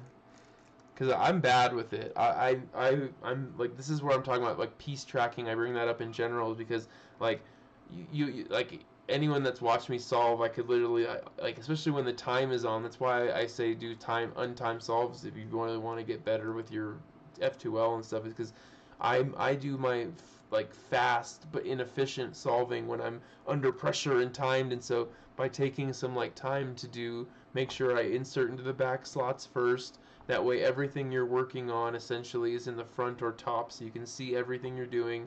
The less rotations is for that reason exactly. Is you want to, it's learning to put your pairs into the back, and that way you can be more efficient because again your only last two pairs are in front, which makes it much more easy to solve into, and then everything you're working with is either in the front or on the top. So that's where it came from. Yeah, dude, totally.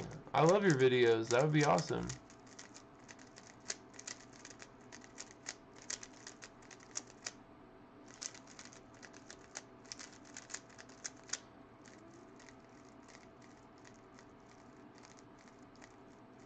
Yeah, and that's exactly what I'm working on. That's why I was like, I have a very specific homework assignment essentially, because yeah, that's just I pause and look and like again if you can again once if you can get your pairs into the back, then you don't need to worry about what's going on back here. It's the same with your cross and stuff. It's like and it's the same principle with 4x4. Like that's why the Yao method is so awesome is because what happens is like you have your centers made, right? And then you have your white cross made. So literally everything left to solve is on the top half of or the top side of the cube. And so again, if you can get, like your first solve pairs, you solve your first edge pairs you make are in the back. And then and it works the same way. That way everything you're working with is in the front or on the top. So you don't have to you don't have to do cube rotations. And again, it's not it's not like it's bad to rotate. If you need to rotate, do it. But if you can cut down on it, it's gonna increase your efficiency. And because like I said, I do multiple different size cubes and whatnot. And like this is a principle I've found for like multiple different cubes, especially 4x4. Like 4x4 is a huge one, and 5x5. Like you really want to be getting same or even 7x7. Like I just don't like 6x6, but.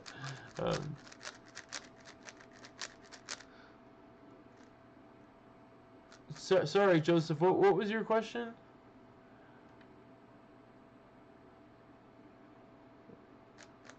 Ooh, the hard. Sorry, I saw EQing. I just saw your comment about the clock hardware being so expensive. I haven't modded my clocks yet. It's like really, it's literally one of the next things on my list. I've seen a lot of people do it, but I did not know that the hardware is expensive.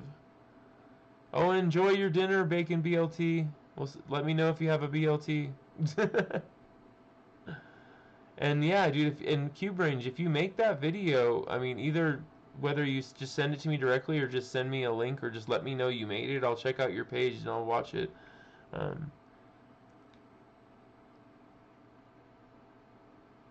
Oh, sorry, yeah.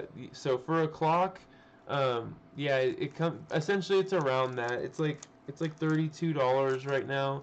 And again, if you do the math, like take off the 40%, but then add in tax and shipping, and you're probably right, but somewhere between $30 and $40.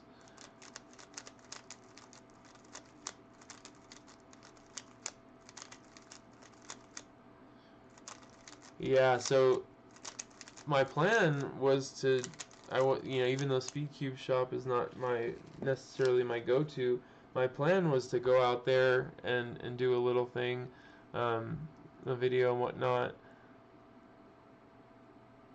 Well, so it's $33 on the cubicle, but then it just depends what you're gonna buy.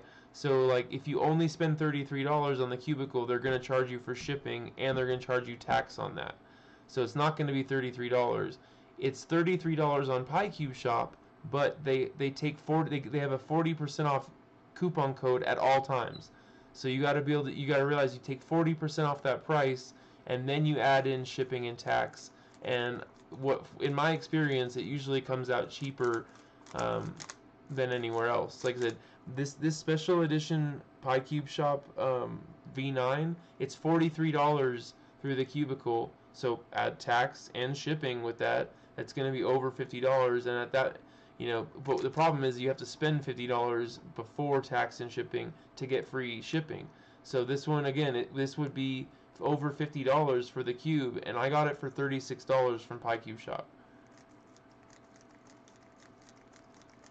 So just letting you know, like, I know the prices may look, you know, tempting on there, and again, I'm not saying I love cubicles. I'm not saying anything bad about them. I'm just saying that when I spent probably a year looking at PieCube Shop and not placing an order because I always thought, oh, well, that 40% is just gonna wash out when you do shipping and tax, and it actually is cheaper. Like now that I've done some okay, so yeah, if you have other stuff to buy, then that's a different story. Because all I was saying was that, like, if you're only going to spend $33, then it's probably not as good of a deal. Do you want the banana? Because I literally didn't place my order because I didn't want. I have the banana and I don't want it. If you want my banana, you can have it. Because I literally saw the prize was the banana, and I waited 2 days because I was like, oh, I don't want that, and so I literally waited to place my order. But if that's what you want, you should let me know. I didn't know people even liked the banana. I almost got the Yushin Dragon.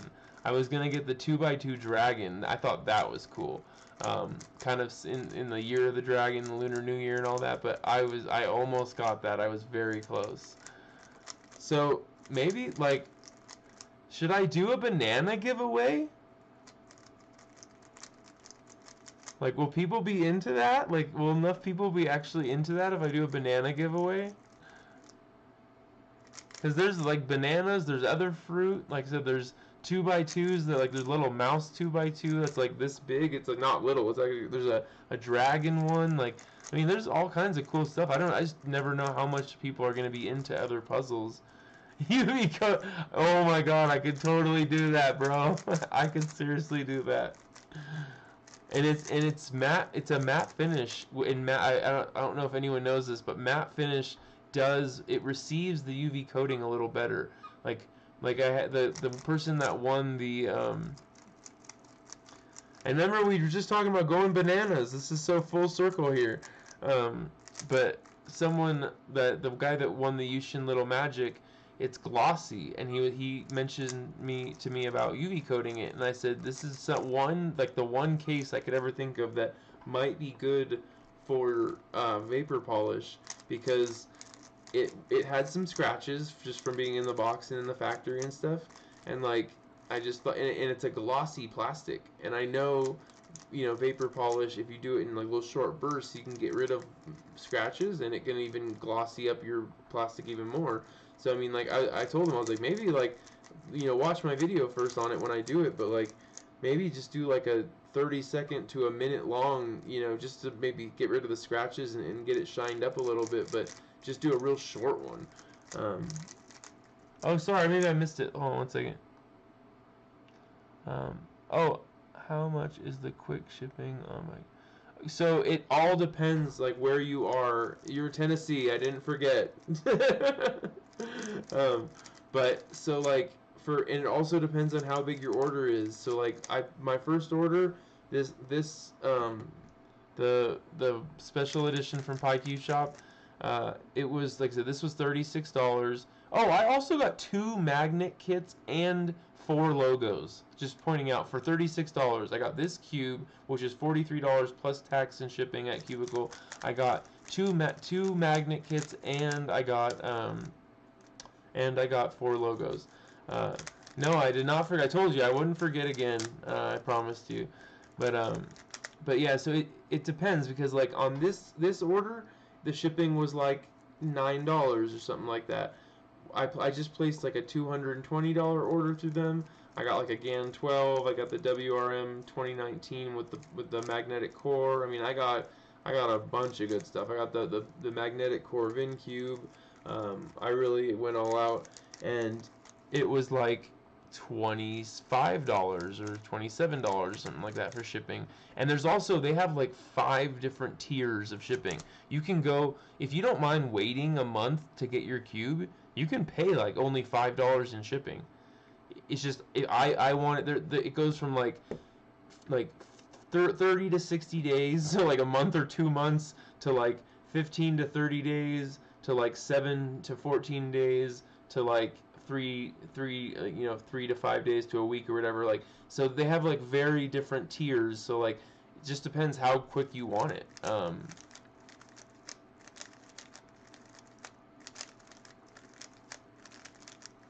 So yeah, that's my answer though. It's like the most I've seen. If you, the quickest I've done is the 7 to 14 days. I don't think ever need anything so fast. I need to pay $40, because there was like a $40 shipping for like 3 days, and I'm like, no, that's crazy. Um, but oh man, well, good luck in your other comp this month too. Let me know about it, and 'cause I would love to know. And if you have any like things to train with, if you want to like I said, if you want to do some races over Zoom and do some training, like I'd be stoked to help you get ready for your comp. Um, Imagine GAN making a titanium edition of the cube like Apple. I could see them doing. I mean, that's essentially what they do though, by making their like Lunar New Year special edition, or that Peacock edition. Like for every single every single cube they've put out, they do a special edition. So they actually do that. They just don't do titanium. Um, cause like, cause yeah, like they did the GAN 13 had like the Peacock, wasn't it? And then the GAN 14 they did the like Lunar New, or they had a different one, and then like the GAN ME, the Maglev UV one or whatever, like that one has like the Lunar New Year edition, like. So they actually do that. They put out their, because they only released like one cube in like 2 different versions, like UV and non-UV. It's pretty much it, and then they do their like special edition ones. Um,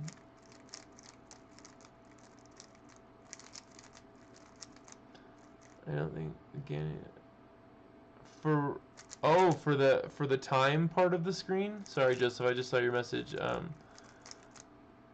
Cause like yeah, mine doesn't backlight. I would have thought that would be the one that would do it, if any.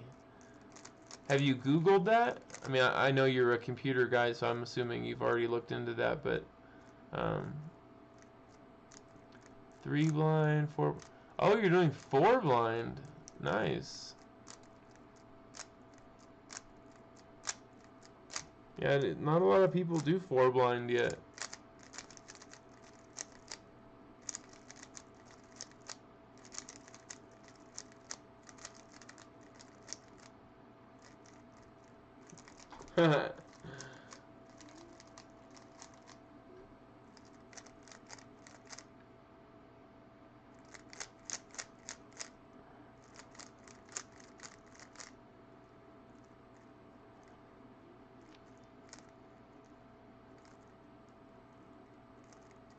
Yeah, they do a good job like marketing and whatnot. Like, I mean, that's why MoU, they just are bad with their marketing and stuff. They just release cubes all randomly here and there, and it's.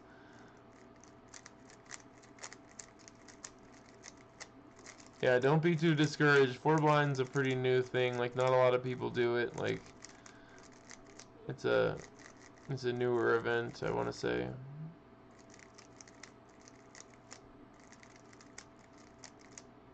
Yeah, I mean, don't stretch yourself too thin. Obviously, it's all about your own personal, success and performance. So just do what you're comfortable with.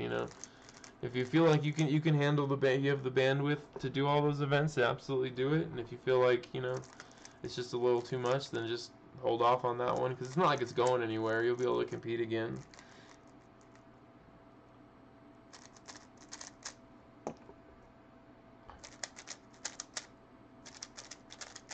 So like, see, I like when I do H perms on, like, this is the 20 magnet, this is the pi cube, like this one, it floats so effortlessly. Like, I mean, it's just, there's like no resistance. Like this one, like I said, I can feel each bump bump bump bump, each one, like, yeah, no, that is a lot. Like, even just doing 4 blind is hard. Like, it's a whole other thing than 3 blind, and then doing multi blind. Like, it is a lot. Like I said, you're doing more than most people, my friend. So don't be too hard on yourself. I think most people would be very impressed with themselves if they were able to do as many events as you're doing. So yeah, exactly. You're killing it, buddy.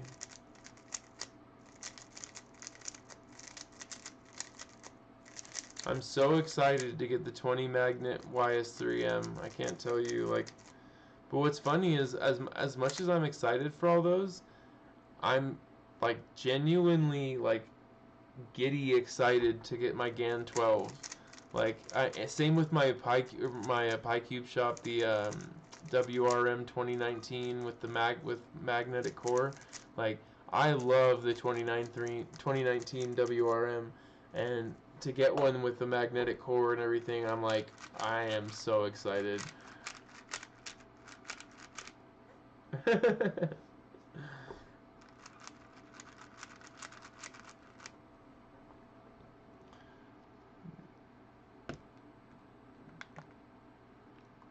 Sorry, I'm just getting my timer reset here. I'm going to do a solve.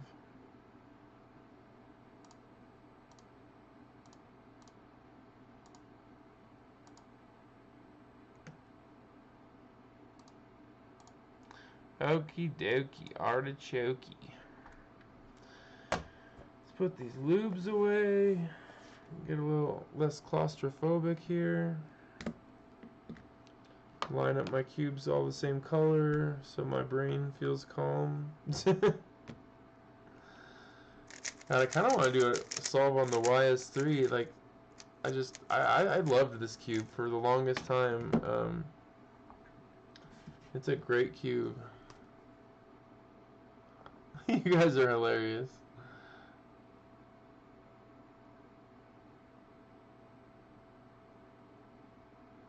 Oh man, dreams, that's always how it goes. Like, trust me, on this thing, I'm always cubing in front of people, and like the second I get off the camera, I nail like everything. And it's like right when everyone's watching. I mean, that's why honestly I look at it as good practice for, like, whether it's whether it's competitions in the future or whatever. But like, I totally think of that as like good practice, because it's gonna put that pressure on you essentially. Like I definitely feel more pressure cubing in front of like you guys than I do just sitting at like my little cubing table or whatever.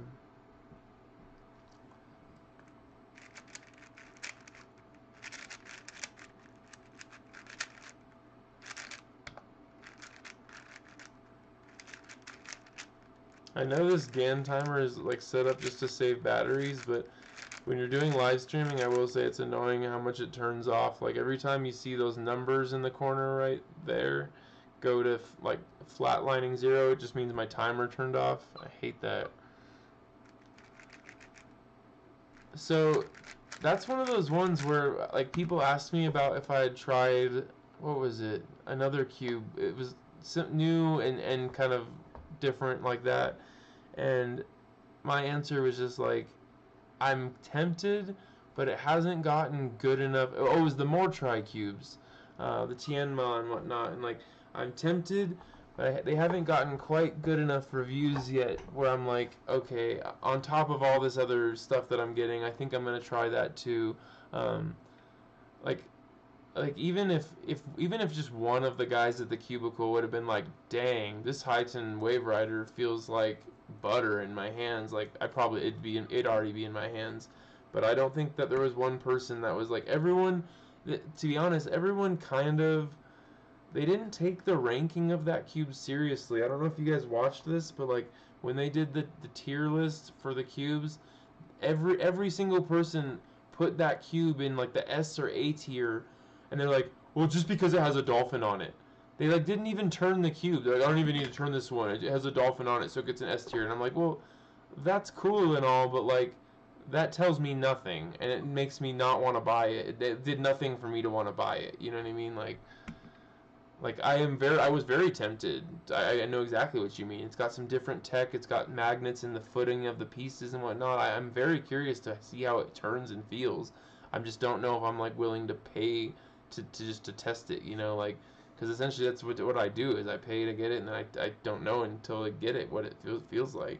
But but yeah, that one I'm very curious on. But like I said, I wish they didn't do like they didn't do the cube any justice because like I said they didn't even rate it. They're just like, well, this has got a dolphin on it and that's awesome, so I'm gonna give that an S tier. And I'm like, well, that doesn't like you can see, yeah, it looks great, but like I said, I don't know how it's gonna actually turn or anything. Like I said, they really gave me nothing to go off of. So I'm just kind of waiting. Like I'm just like hedging my bets a little bit. That's exactly what I mean. I'm like, I haven't heard nothing really like, this is amazing, you gotta try it. Like, at least with the GAN 12 or like the WRM special edition, like the Pike. Like, when Phil got this, he was like, oh, this is the sweet spot. This is butter, this is money, you know what I mean? This is the one. Like, there was at least someone somewhere saying this is like the cube. Like, no one has said that about the Wave Rider yet, so I'm kind of waiting till I hear someone go off about it. And also, like, I watched, so we've all gone over this multiple times about how the Chi M Pro Ball Core UV disappointed in a lot of ways. So there was a video I watched on YouTube where this kid is just like the bet. He's like in his little clickbaity title was like maybe the best cube of all time, and the whole video is just about the Chi M Pro Ball Core UV, and he was serious. He's like, this has edge repelling magnets and ball core and UV and all this, and it's only $17, and like all I'm thinking the whole time he's saying this is like, yeah, it's got all those things and it still couldn't be good. Like, that's like that doesn't mean it's the best cube of all time. It just means it's the cube that has the most stuff jammed in it for the cheapest amount of money. But if it doesn't all perform together well, like, what's the point? Like, if those features don't come together cohesively and like make a better cube, what was the point of doing all that? Like, it's the same thing I've always said about UV coating my cubes. I'm like, I'm doing this to increase performance. I'm like, if I feel like my performance is going to be compromised in the process, I would not be doing it. That's why I'm so vocally and advocate for people to do it, is because if I didn't think it was like increasing grip without decreasing the performance of the cube, I would not recommend it at all. I mean, like the very first time that I even like researched it, the guy was like, if you're not like if you don't have a cube that you like are okay with like destroying, maybe don't even bother. And anyways,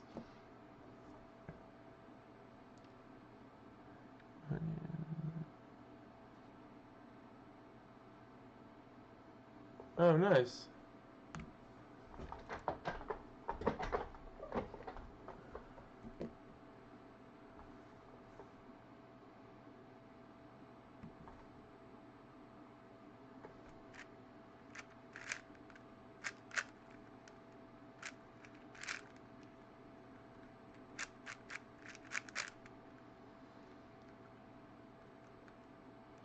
Oh come on, really?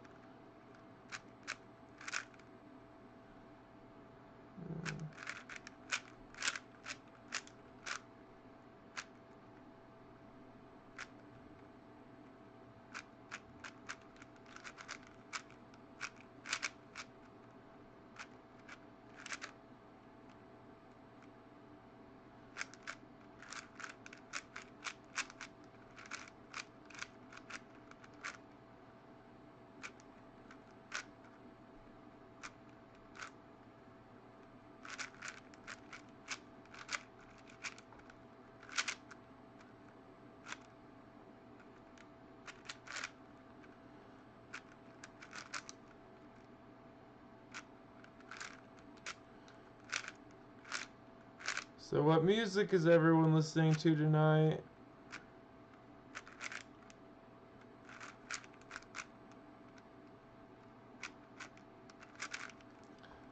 As always, I am deep into my polyphia.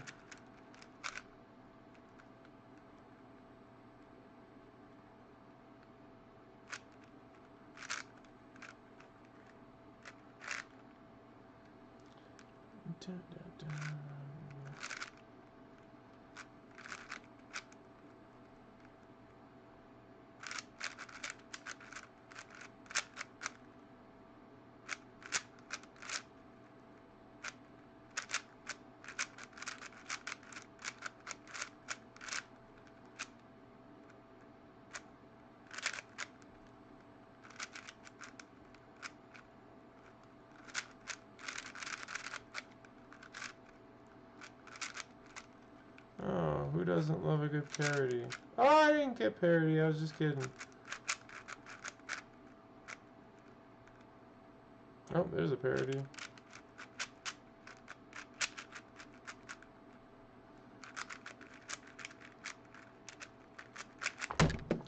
God, that was slow.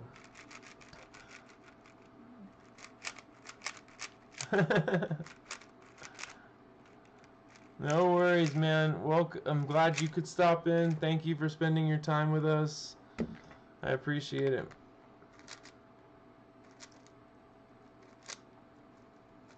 Let's do it 5x5 too. Probably not gonna stay for too much longer. It's gonna get late here. Let's see, what time is it? Oh, it's already 1. Yeah. We'll do one 5x5 and one 3x3, and I'm gonna call it quits.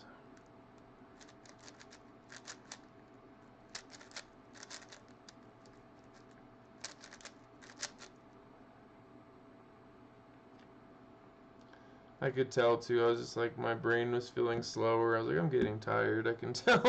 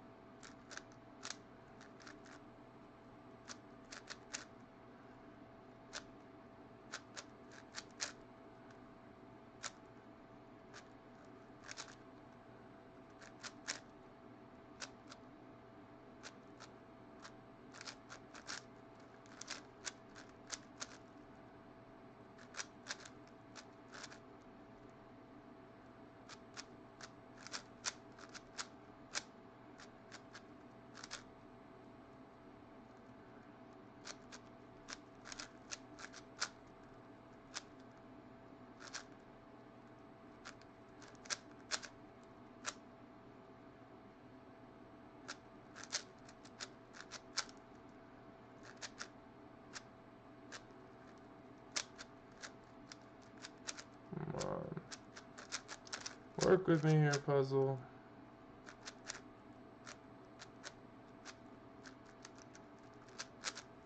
Man, I think my turning is very inaccurate right now. It feels sloppy.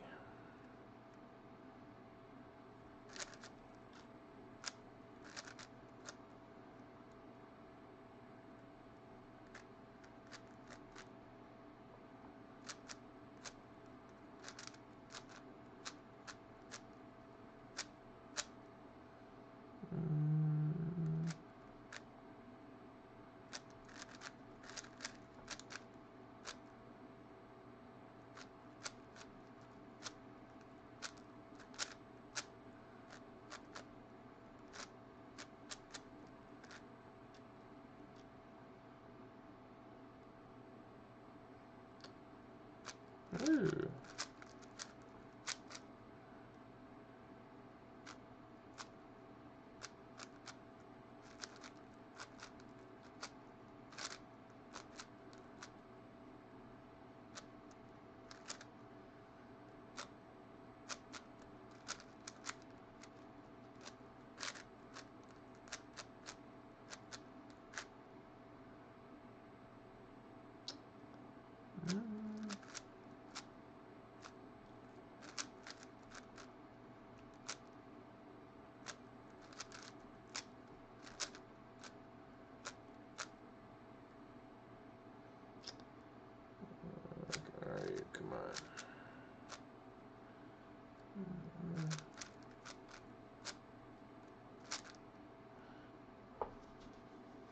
an itch.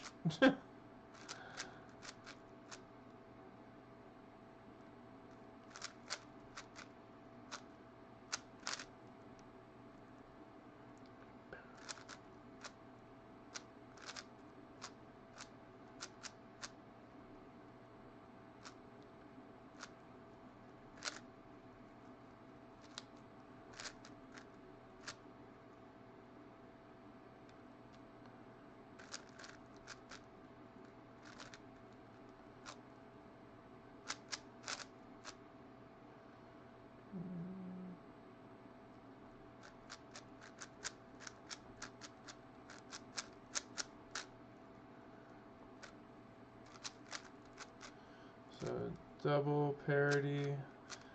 Now I'm going to do another double parity. We just fixed 4 parities with 2 flip slices. That was freaking epic.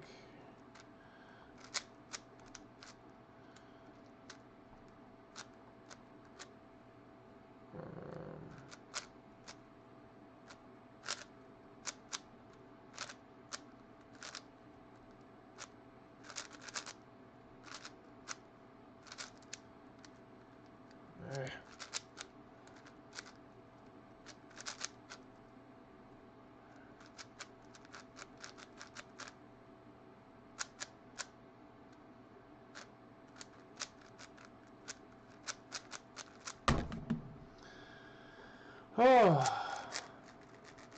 Yes, this is the Hong 5x5. Sorry, I was in the middle of a solve. What? Have to buy the more expensive?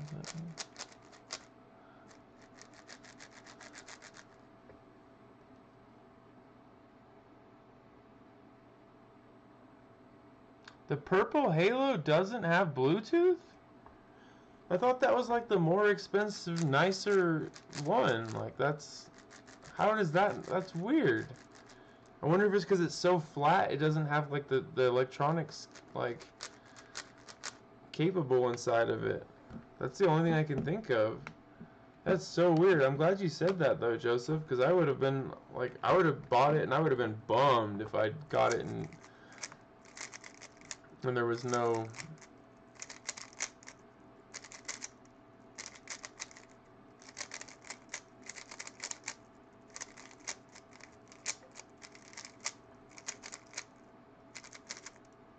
Oh, blue. Okay, I didn't know. I thought you the blue. I was thinking of blue when you said purple.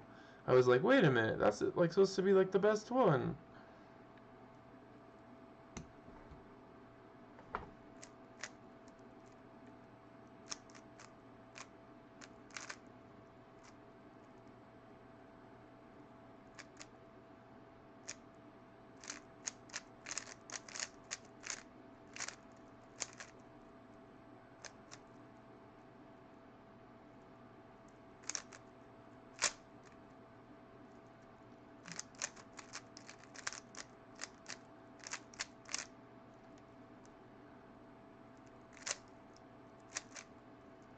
Oh, come on, really?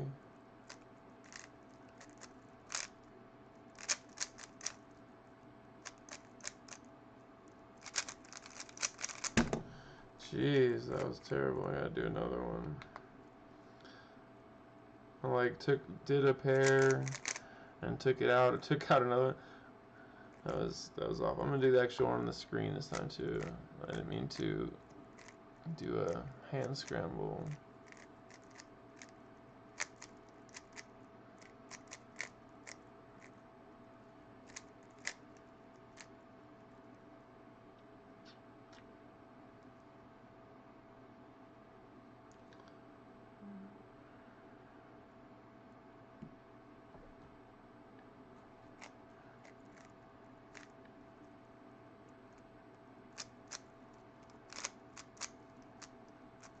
See, like lots of rotations already. Like I've already noticed it.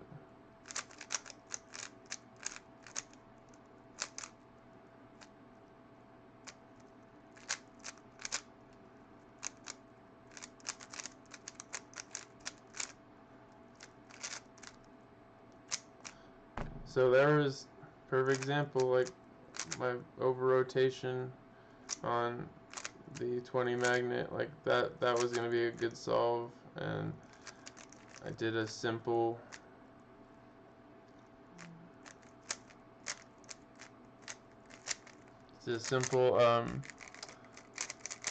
can we do subscriber battle? What do you mean? Like you guys want to battle like race or something? So either I should get one you have or the Halo and figure out.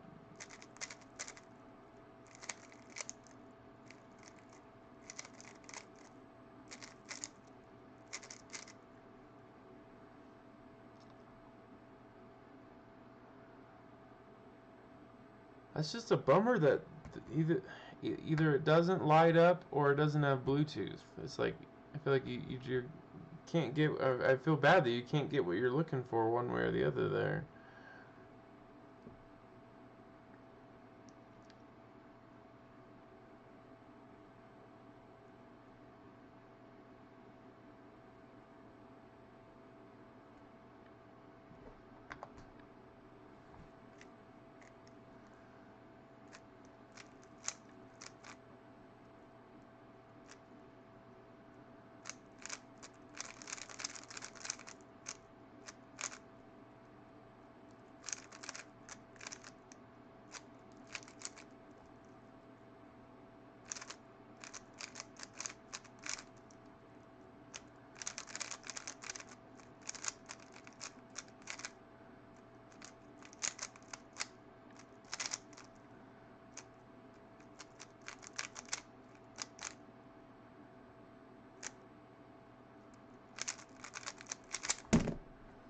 Man.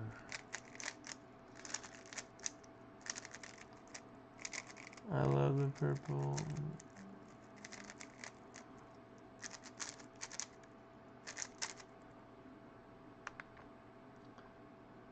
Man, it's a bummer because then you might just have to do like the wired setup. So Hamad, what did you mean for a battle? Like a time like solve battle, or what are you thinking?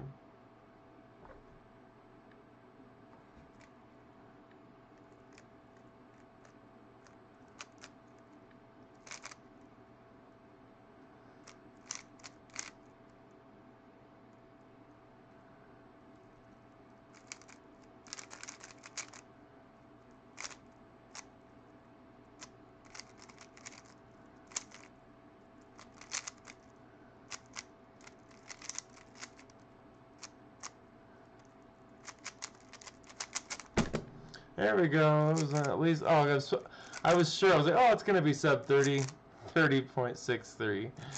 Like if I get warmed up again, I'm feeling hungry and tired. I can feel it. My brain's not like on its 100%. Cause like one of these times I'm gonna get warmed up before I start this, and I'm gonna come on and actually show you guys what I can do. I always feel like I come in here like last minute, trying to get everything ready, and I'm like, oh god, now I gotta race. But but yeah, it's getting to be late, guys. It is. We've already been going almost 4 hours now. Um, And again, you guys anyone in here, you have my email address is posted on my YouTube page now. If you can't see it, it's in my description, if nowhere else. So if you need to get a hold of me, you can get a hold of me at thecubechemist@gmail.com. Again, anyone's welcome to contact me there, and you can always.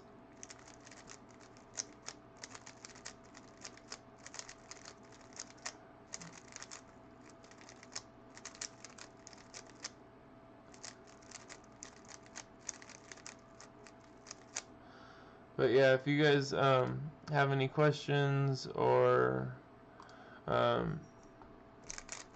yeah, anything really, just feel free to contact me.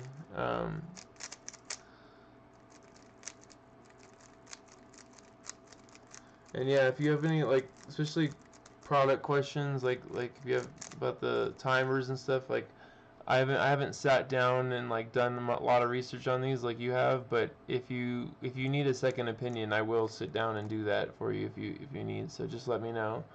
Um,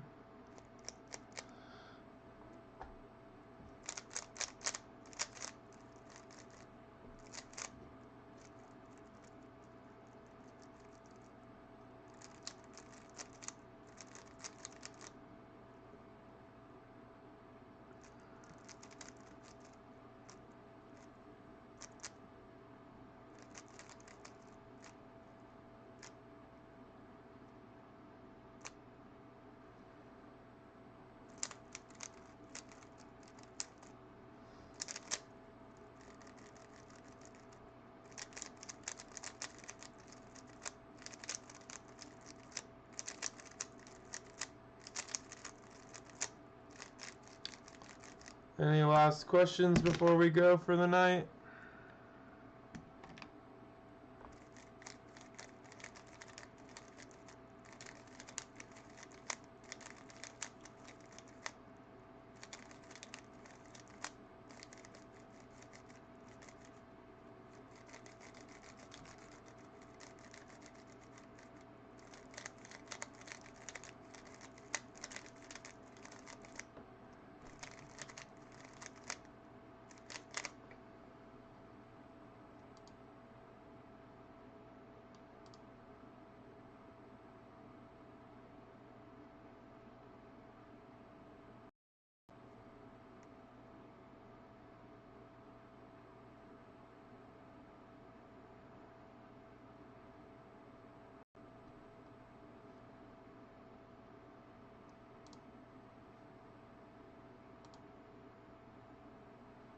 Yeah, everyone have a beautiful night. I wasn't trying to rush everyone off. I just wanted to give everyone a minute in case they had any questions or anything.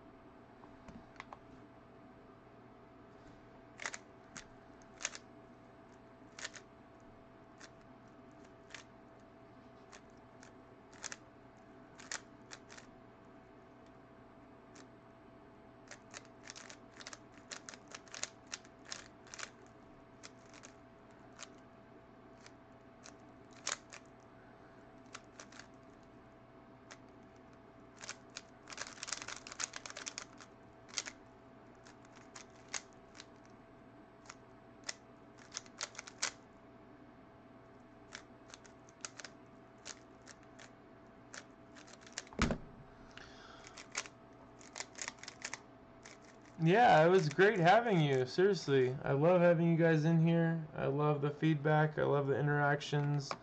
Um, Hopefully everything was a help. And like I said, if you ever have any questions, you guys can reach out to me either through comments or through just straight through my email. So um, have a beautiful night, everyone.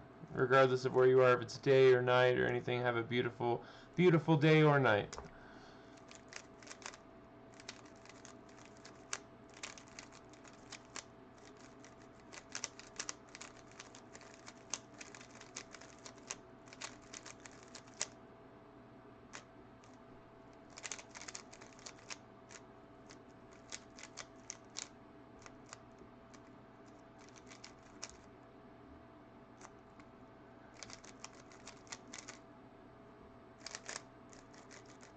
Hey, goodbye, buddy. Have a good night.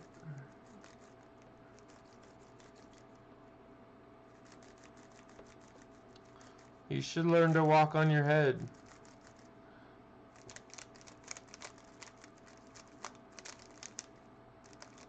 It's really cool.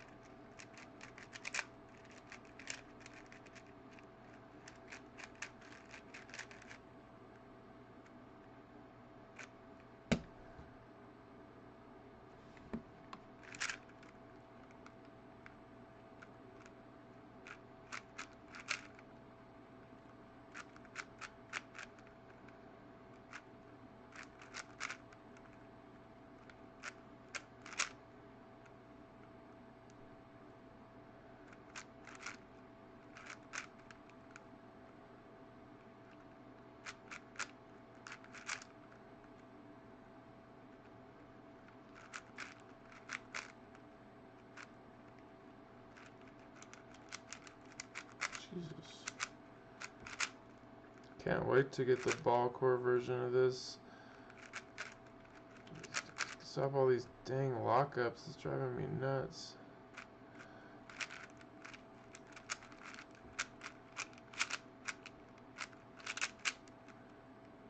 This thing's very locky.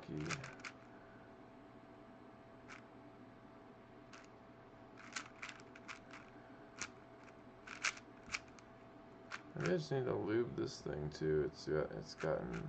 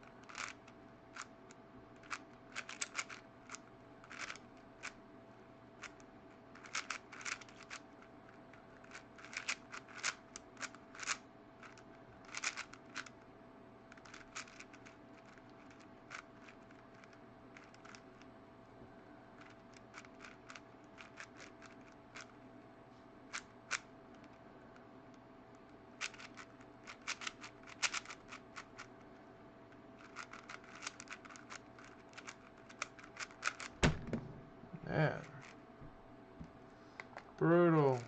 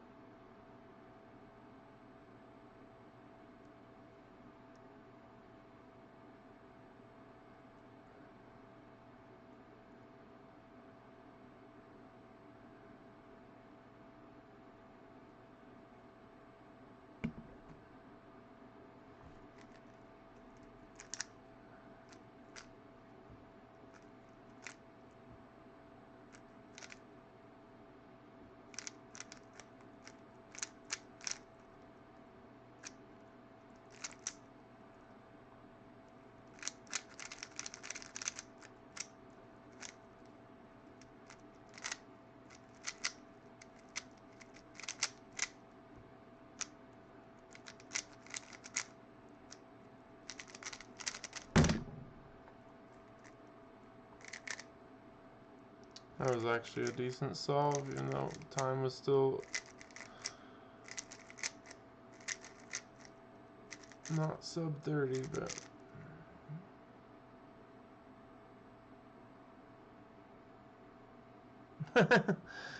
well, it's funny timing too, because I was gonna close the live stream, but I just decided to do some solves. So you're welcome to hang out for a minute and just listen to some solves if you'd like.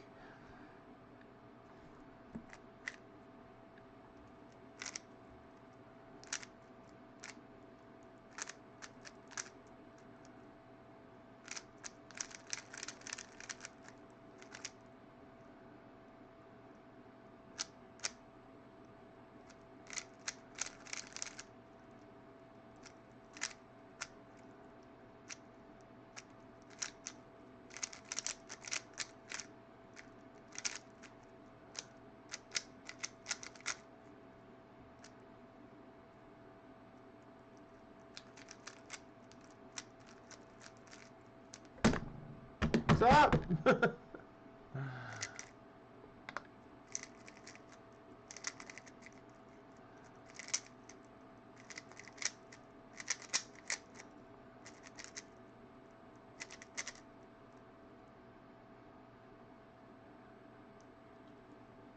And that's funny, your name is Joey DeSnake, just because my name's Joe as well.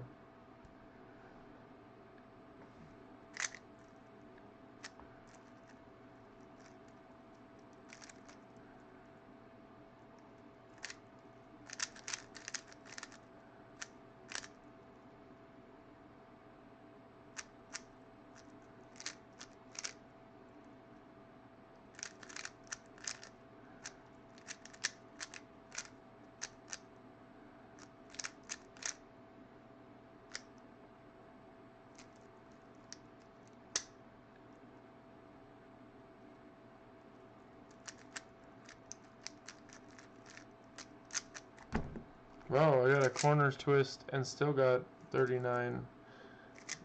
I haven't gotten a corner twist in a long time. Do one more 3x3, one more 4x4, one more 5x5 maybe, and we'll call it a night.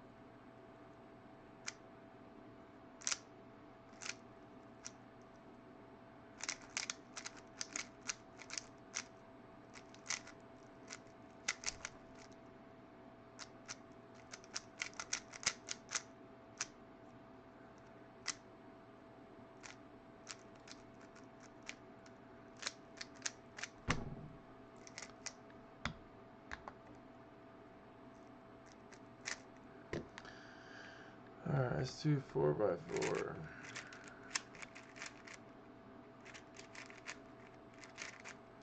So, usually my normal schedule is Wednesday nights at 8 and Sundays like at 3.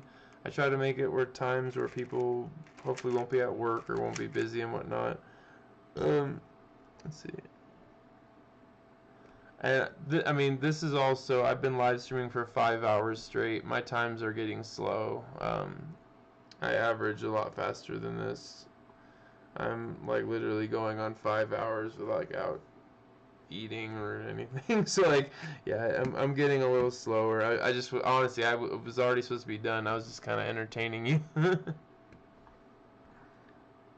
But yeah, we can absolutely race. I was actually gonna set up a thing, so people, if they wanted to, they could like do a Zoom. Like I might set up like a Zoom call or something where people can come and try and just like have fun and join the Zoom call and just race. Like that's the idea.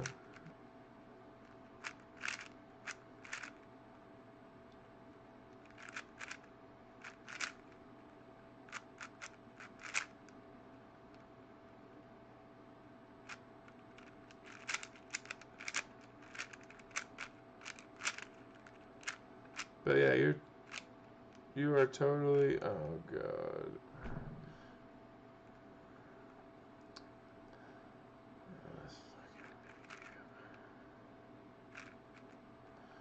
Wow, that was easy to fix. This is the new VinCube, and personally, like, I was never an MGC fan.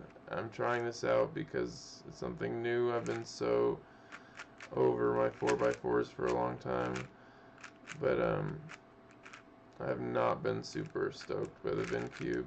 I have the magnetic core version coming from PyCube Shop, so I can give it hopefully a fair chance, because this one is just not it. I get, it's hard to explain, but I get some funny lockups. I get,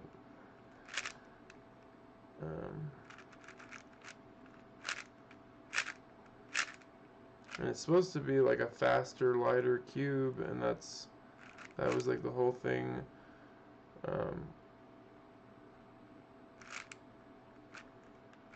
It's just so funny because then like also like MGC released a UV coated version of their cube, and it's like they literally just, and it makes you realize like there's not much difference between a UV coated MGC and this VinCube.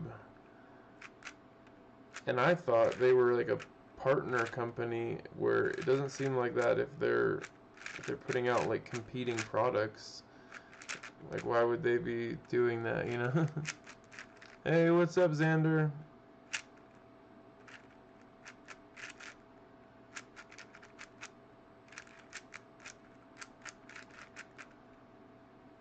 I was gonna close up the live stream, but I was just doing some solves, and then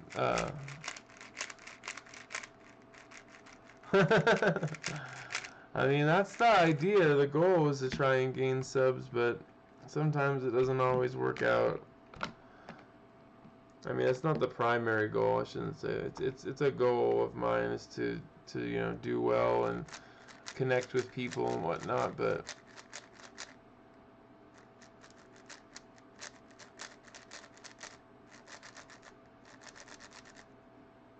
yeah, it was interesting. I got like an inquiry from a company about sponsorship and whatnot.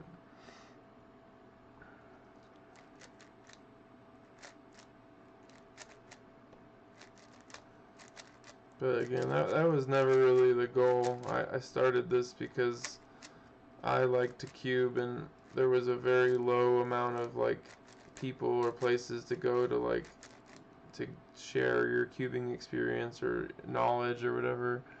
So for me, this was really a place to like get together with other cubers and educate myself and whatnot.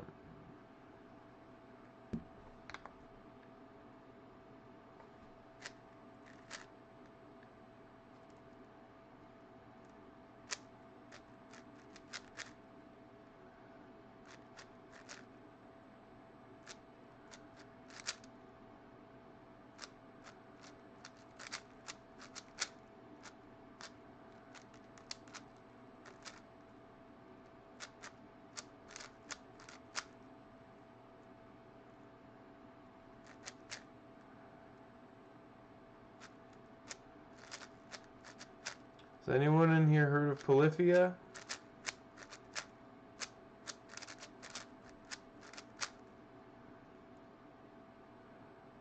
Also, do you do anything other than 3x3? Just out of curiosity.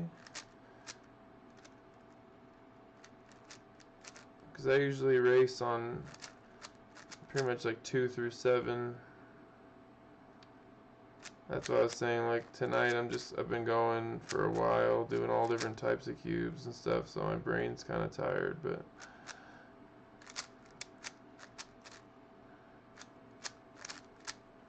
I also noticed a lot of people try to challenge me, and then when I ask them to do like, hey, well, do you want to do this cube? Like, no, I only do Pyraminx or Scube or something, and I'm like, okay, well, those are not my events, so you're definitely gonna win.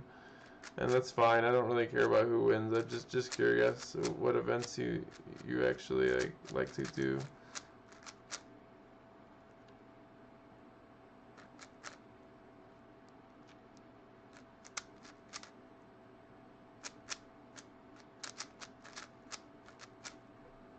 Hey, welcome back. I was literally just about to shut things down, but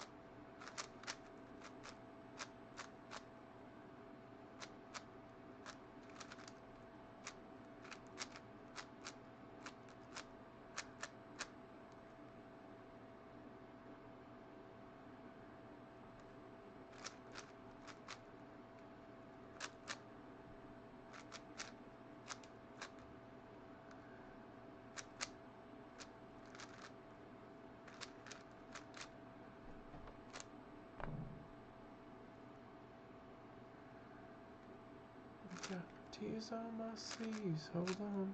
Like my jeans, hold on. Tucked in weeks, hold on. Get no peace, hold on. I get mighty tired, hold on. These tears run dry, hold on. So I heard from a lot of people that they don't listen to music when they cube because they don't want to be distracted.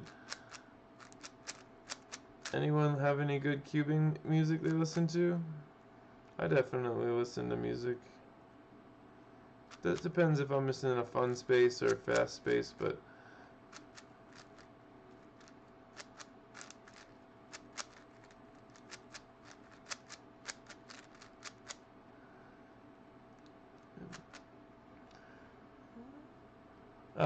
mountain. Sorry, mountain time.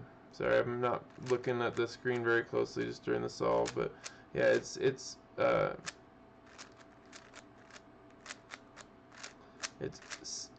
3 o'clock on Sundays Mountain Time in the U.S. and 8 o'clock Mountain Time. So it'd be essentially 10 o'clock East Coast or 7 o'clock West Coast.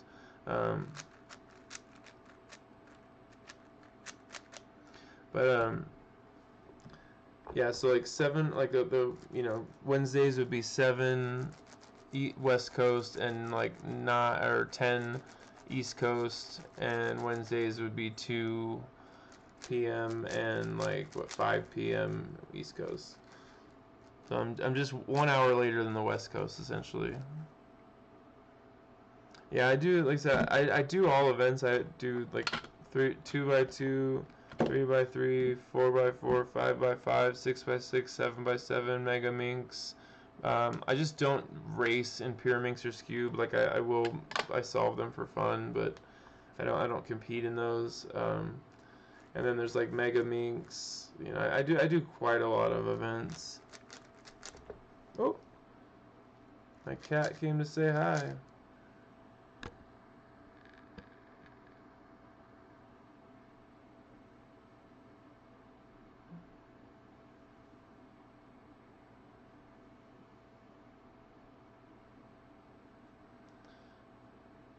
This is Ninja. She's a pretty crazy kitty. So I'm a music major. I have a double major in college. I majored in chemistry and music. Yeah, this is Ninja. She's a Bengal. She's pretty crazy, but she's a cool cat for sure. And I mean that literally. She's a cool cat. But and she's like just desperate to sit in my lap all the time. So like over here, right here. Meow. Meow. Yeah, there you go. But like, so I played music my whole life. I used to run a recording studio. I used to teach music. Oh, she know. I think it's because she knows that they're my cubes, like, and they have my smell and scent on them. Cause she'll rub her head on my cubes. Like, I think it's because they have my scent on them.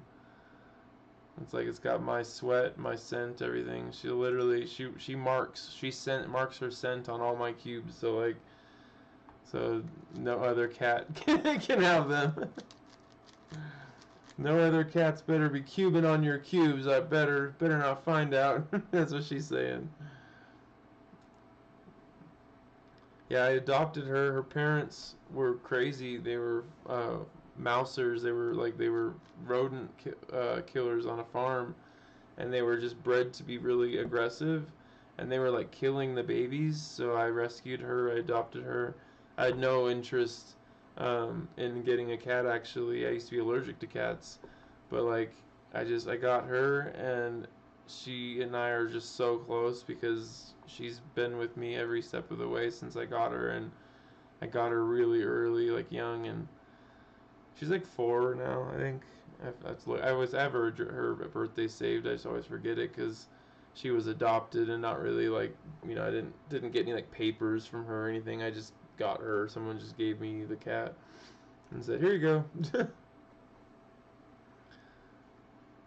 I'm lucky. She doesn't bite my cubes. She tears up my mats though. My cubing. She loves my cubing mats. She just sits on them. Like again, she knows that like this is what I'm gonna be doing. Like that, she's like, okay, cubes are what he does, so I'm gonna sit right in the middle of all of his cubes, and I'm gonna sit right on his mats and everything, and I'm gonna get right up all in his business. And you can see like even during my videos when I'm filming, she always makes a cameo. Like I don't think she can hardly stay away. I think it's just part of her nature is just she wants to be a lap kitty. Honestly, I cube a lot with her in my lap. She's so chill. Like, okay, he really misses it, but she's so chill. Like, once she gets calmed down and just wants to sit still, I cube with her in my lap for hours. I mean, I've literally like dropped the cube on her. I've been like, gotten butterfingers and dropped the cube, and she'll freak out and jump out of my lap, and I'm like, it's all good, kitty, I promise.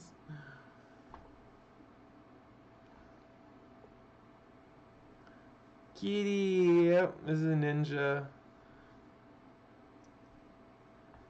It's a so tabby is actually a pattern. It's not a type of cat. Um, tabby is it's more about the markings on their forehead. They have like usually an M like shape marking, which she actually does have. Like if you look on her forehead, she's got this like see that M. That those are markings but tabby is about a marking. It's not about a like a type of cat. Um, it's so again she's a tabbied Bengal essentially because she has some tabby markings, but she's also got like her tiger stripes like a Bengal tiger, and that's what makes her.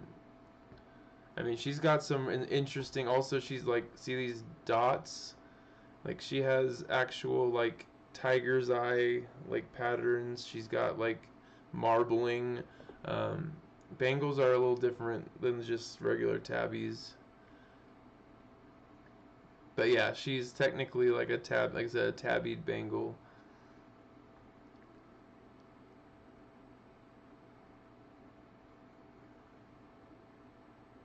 Yeah, I used I played a lot of like I played everything.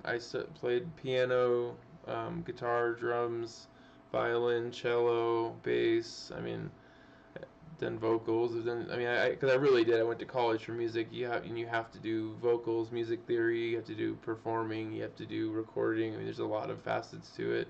You have to study music theory for at least 3 semesters. I did 4. Because in fourth semester you get into atonal music, which is like not a necessity in the music world. But but yeah, violin's fun. It's like a 4 string little like upside. It's like almost like a ukulele the way it's strung, I believe. Like, um, and it's literally like the four string like a guitar that's like flipped upside down. Like the strings go from like E A D G like instead it goes like E on the bottom I believe up from like the small string because like the bottom on a guitar or the bottom of a violin is also like what most people don't realize is the top is the big string like um,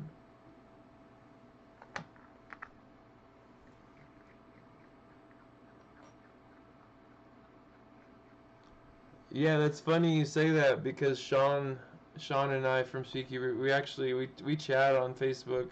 Um, like I've been to his performances before. That's why I vibe with him a lot because we're both musicians that also cube and like he did hit one of his giveaway posts was just him playing a violin piece. Like I'm very familiar with Sean Bauk. He's a nice guy. He's just real busy. He's got between getting his because he's a musician, but he's studying to be a math teacher also. So he's got a lot of stuff going on. But yes, me and him are. It's funny because I always have told people this. He's like almost like my kindred spirit in cubing. Like every like the cubes he likes are like almost like I mean, and then I have no reason to say this, but like literally, like, the cubes we like are like the same.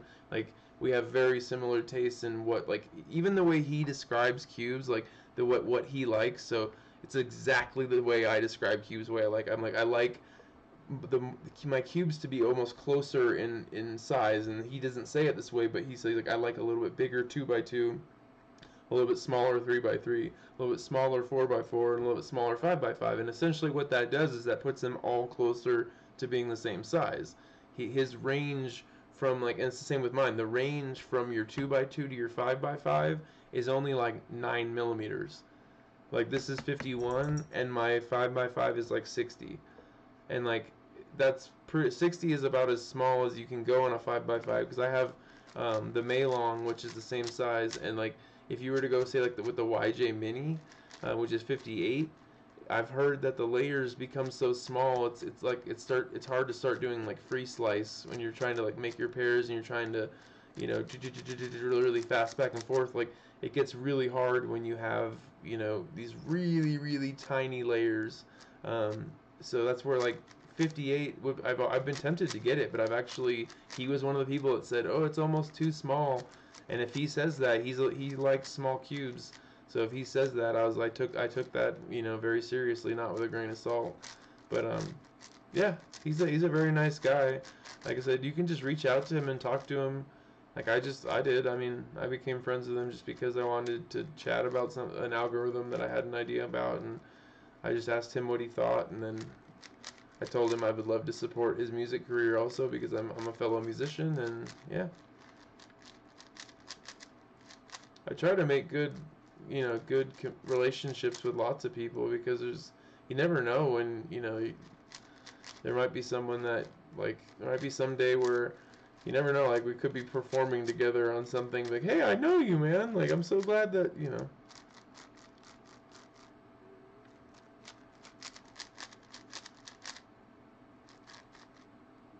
Yeah, I have the 4x4 Mini.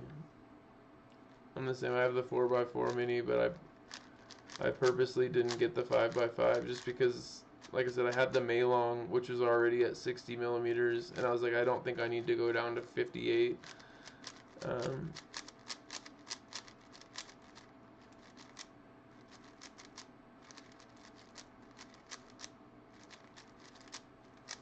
yeah, that's exactly what I mean. Like, once you get too small, like, that's what I was saying, like, you're free slicing, like, if you're trying to, like, move single layers at a time, like, you're gonna be frustrated when all of a sudden 2 layers go, oh, yep, there you go, see, dropped it on the cat.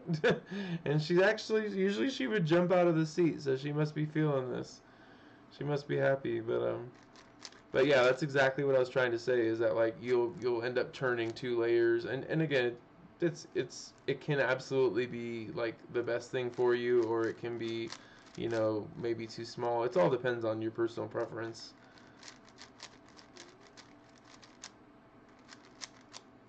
Because I'm sure it does turn nice. You know, no one's saying it doesn't. I'm just saying that it depends what you're used. Because, like, see, like, I don't like the MGC 5x5. It's a fine cube, but I don't like. It's the same reason why I have a problem with the Vin Cube, is I don't like their 4x4. I don't like the MGC 4x4. I don't like the MGC 5x5. I'm just, they're kind of big and clunky. Like, anyone that's, like, we were just talking about smaller cubes, like, why the MGC is about as big as they get. Like, I mean, look at this. This is the Vin Cube, which is the same size as the MGC. This is my Hong.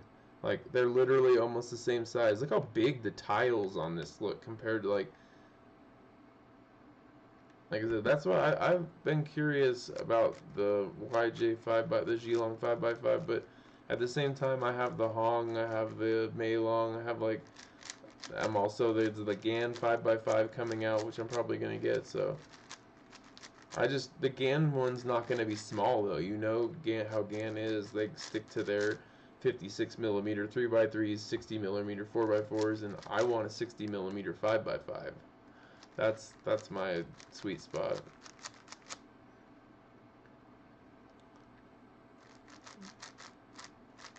But it is a great cube. Everyone loves the MGC. It's so affordable, and it turns great. It feels nice. Like I said, I had a few issues with mine because I had, like, over lubed it at one point, and, like,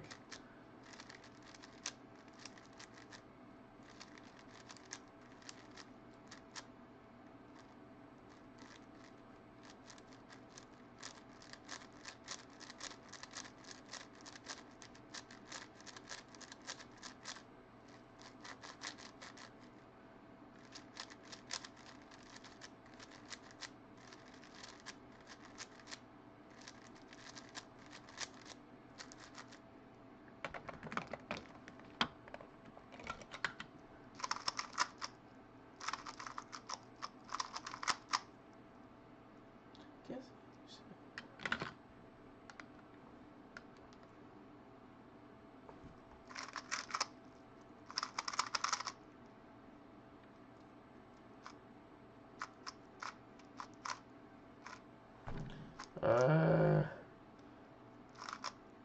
can never remember that alg on 2x2. It's like,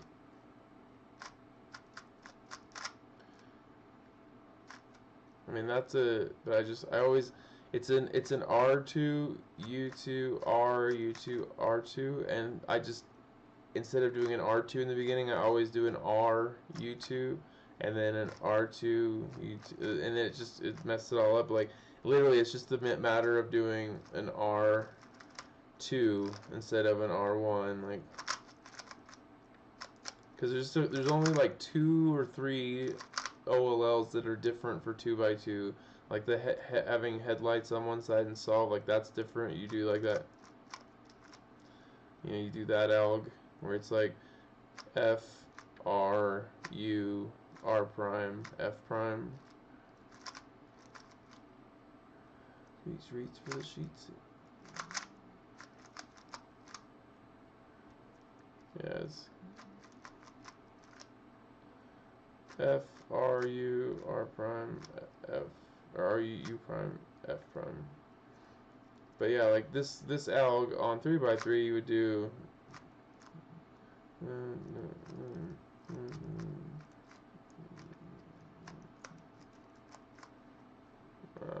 I don't even know if you can do it on 2x2 that way. That might be why they suggest you do it the other way.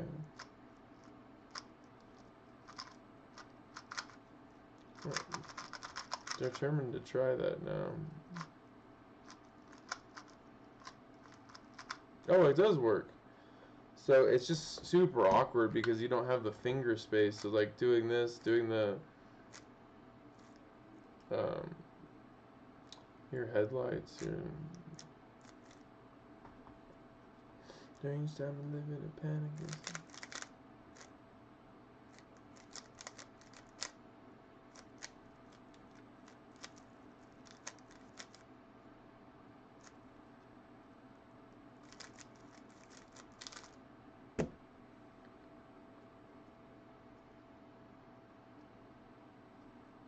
Yeah, that was how I started, and then now I know all my, so like here's your end perm. We can just go like so like, I mean, you only get so many cases. That's why you can use the T perm, is because you either like, you don't have any edges, so you can use a T perm or a J perm. Like if you do a J perm, you end up with the same exact thing as a T perm because you're just swapping these two corners. And so like I was at the competition, and I do T perms in that situation also, but most kids seem to have learned J perms, and they were like, why didn't you do J perm in that situation? And I was like, because I'm faster with T perms. So like it's whatever you're comfortable with, obviously. But like I solve it like a 3x3 essentially. I mean, I'm not even gonna do really on time this one, but I make my white side, and then I check my OLO. I have a soon solved. I did that slow. I thought like this is a 7.8, and I did that literally like in slow motion as I was talking. That was man, I should have timed that one. That would have been great. We'll put this one on the screen just because. Every time my timer turns off, it does this same thing.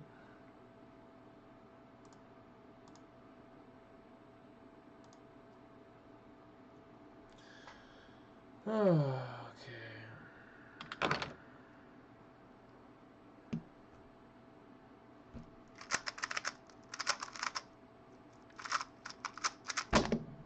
Woo!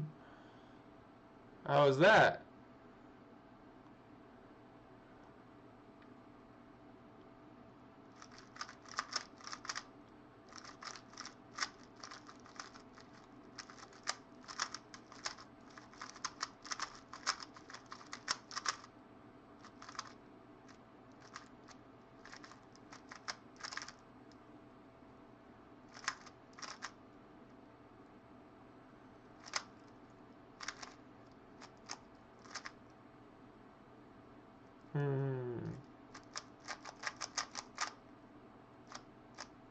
Another N perm.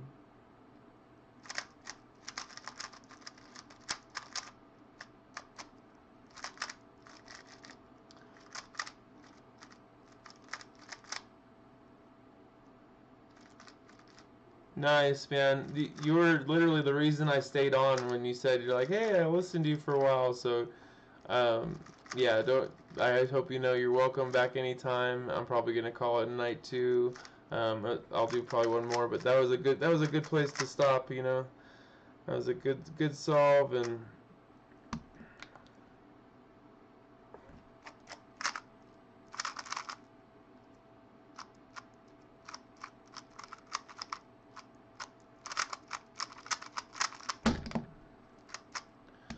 See, I get 10s too sometimes. Like, I mean, my average is.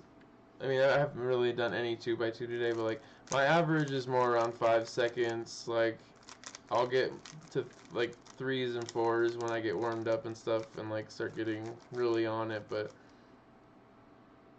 yeah, I don't know.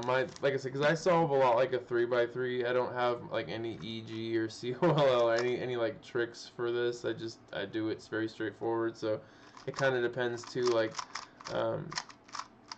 it kind of depends like if I get skips and whatnot too. Like.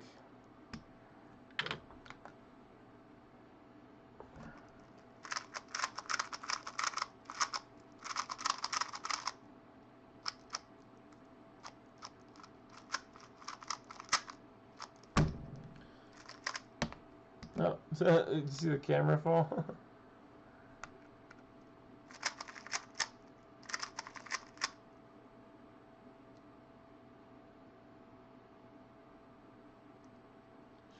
For sure, man. If you need any help too, like I said, don't ever hesitate to ask. I'm here for you.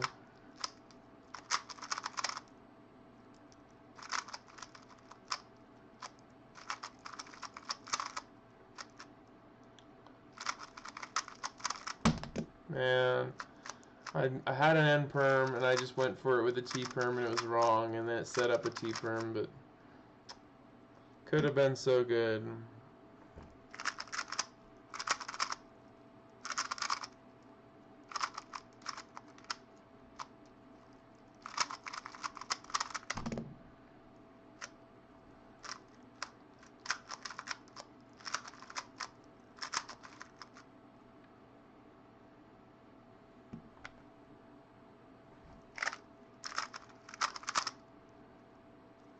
Mm. Ooh, that one scared the cat. But yeah, good luck with your mods, bro. And like I said, if you need any help, you just ask me. Don't ever hesitate. Like I posted on my YouTube. Um, try a Y perm for that.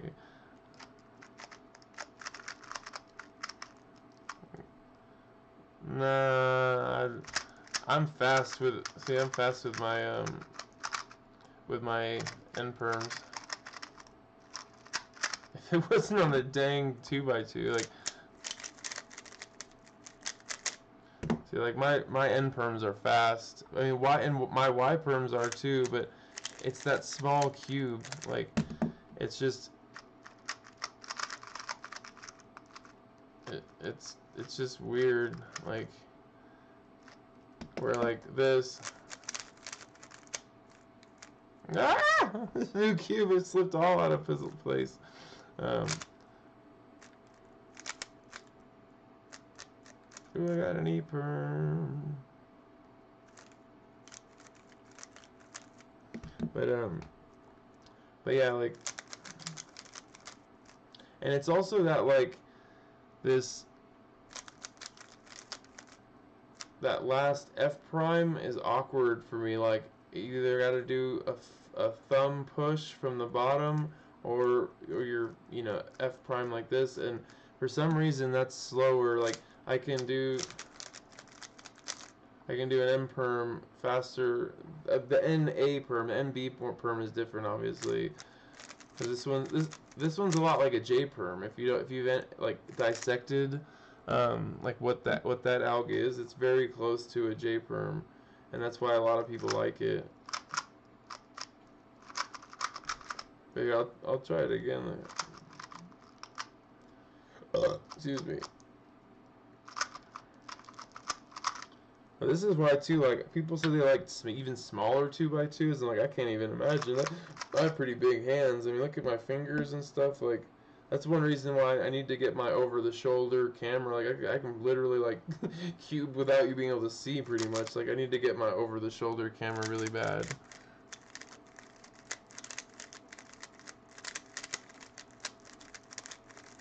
There it was, over-rotated.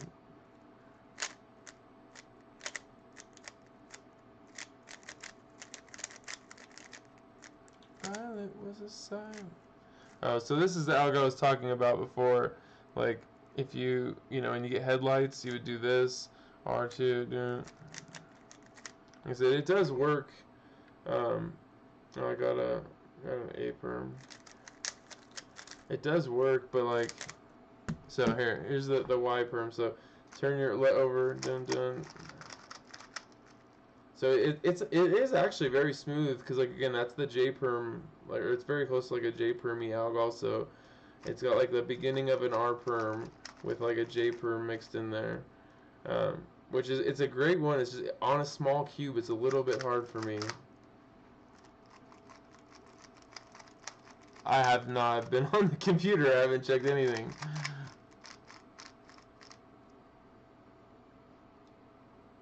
No, I'll have to check that after I close out the live stream. Devil comes to dance.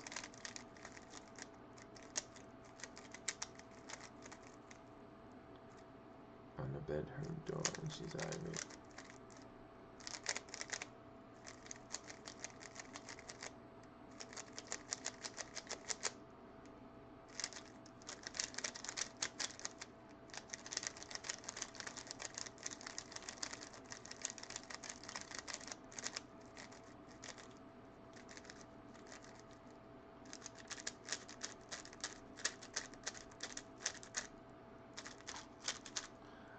Man, I don't know, I have to say though, I'm very happy. Like, like I said, I ordered another 20 magnet V9 just because, like, anything that I'm gonna main, I usually get 2 of, just so I can have a one to submit to the comp, and then one to practice on, and one to warm up on.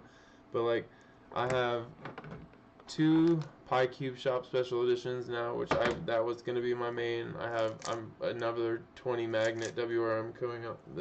That's my other consideration for my main. Or like, they have the YS3M I've been getting back into, and they have the 20 magnet core one, which I just ordered also. So like, we'll see. I'm going to do a huge comparison, not only a MOU comparison, but just a WRM V9 comparison. I have the standard, I have the ball core UV, I have the special edition, I have the 20 mag ball core musician. I have like I think every iteration of the WRM. So yeah, look for some good comparison videos on those. I'm not just going to talk about them, but I'm going to really give my opinions on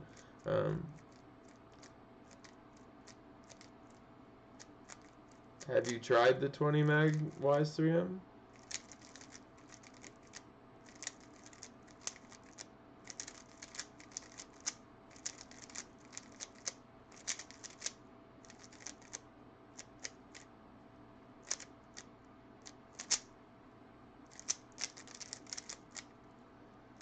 Have you tried that cube?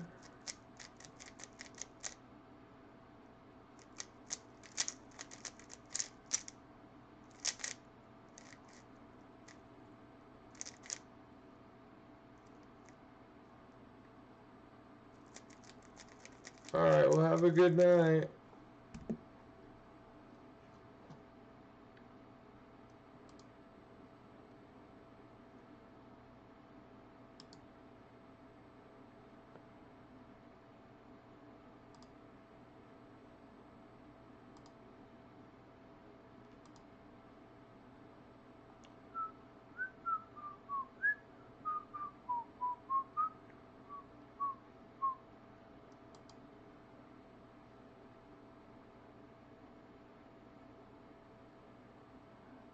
I was just curious if you had actually tried it, or if you're just saying that. Yeah, I hope so. I hope it's really nice.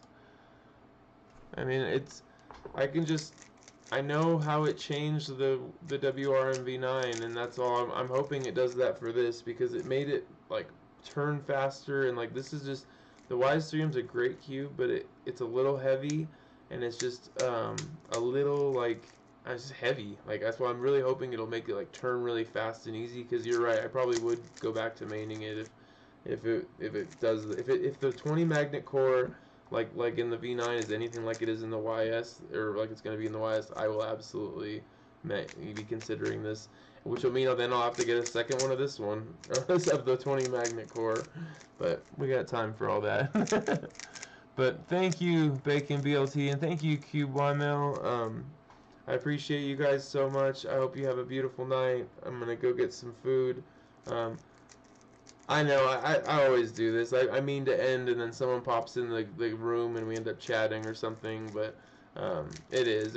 I'm at 4 hours and 40 minutes. I only meant to do like 2 hours, so I'm gonna get a snack, and I'm gonna go watch some Avatar: The Last Airbender or something, something to unwind. But you guys have a beautiful night, and again, if you ever need me, you can get a hold of me through my comments or through my email address. That's on my page if you ever need it. It's thecubechemist@gmail.com. So, if you guys need me, you know where to find me. Hey, I'm just about to log off, buddy. Have a good night. I was just saying, yeah, I'm ending right now. I was just saying, if you guys need anything, you can get a hold of me through my email or through the comments. I'm always reachable. I hope you have a beautiful night, you guys. Peace and yellow and goodbye. See you guys. And good luck with your comp, E-cubing. You got 2 comps I know coming up, so good luck, bro. Seriously, I'm going to be rooting for you. I'm expecting to hear... oh, thanks, man. But yeah, I'm excited to hear how you do. And again, you know how I am. Even if you, like, totally bomb, I'm still totally excited to hear about your results. And, you know, even... I always tell my business partner too, the only time something is a loss or is a, you know, like, is if you don't learn from your mistakes. So regardless of how you do in the comp, as long as you learn and you improve, you know what I mean, that's all that matters. So but I wish you the best. Nothing but good vibes sending your way, man. I love that. Yellow, everybody. Oh, and the peace sign is literally like a Y. I mean, isn't that a Y in sign language? Isn't that how you do Y? Or is it like, I forget, I'll have to look. But anyways, that's awesome. I just thought of that. Alright, you guys have a good night. Sorry I ramble. Peace.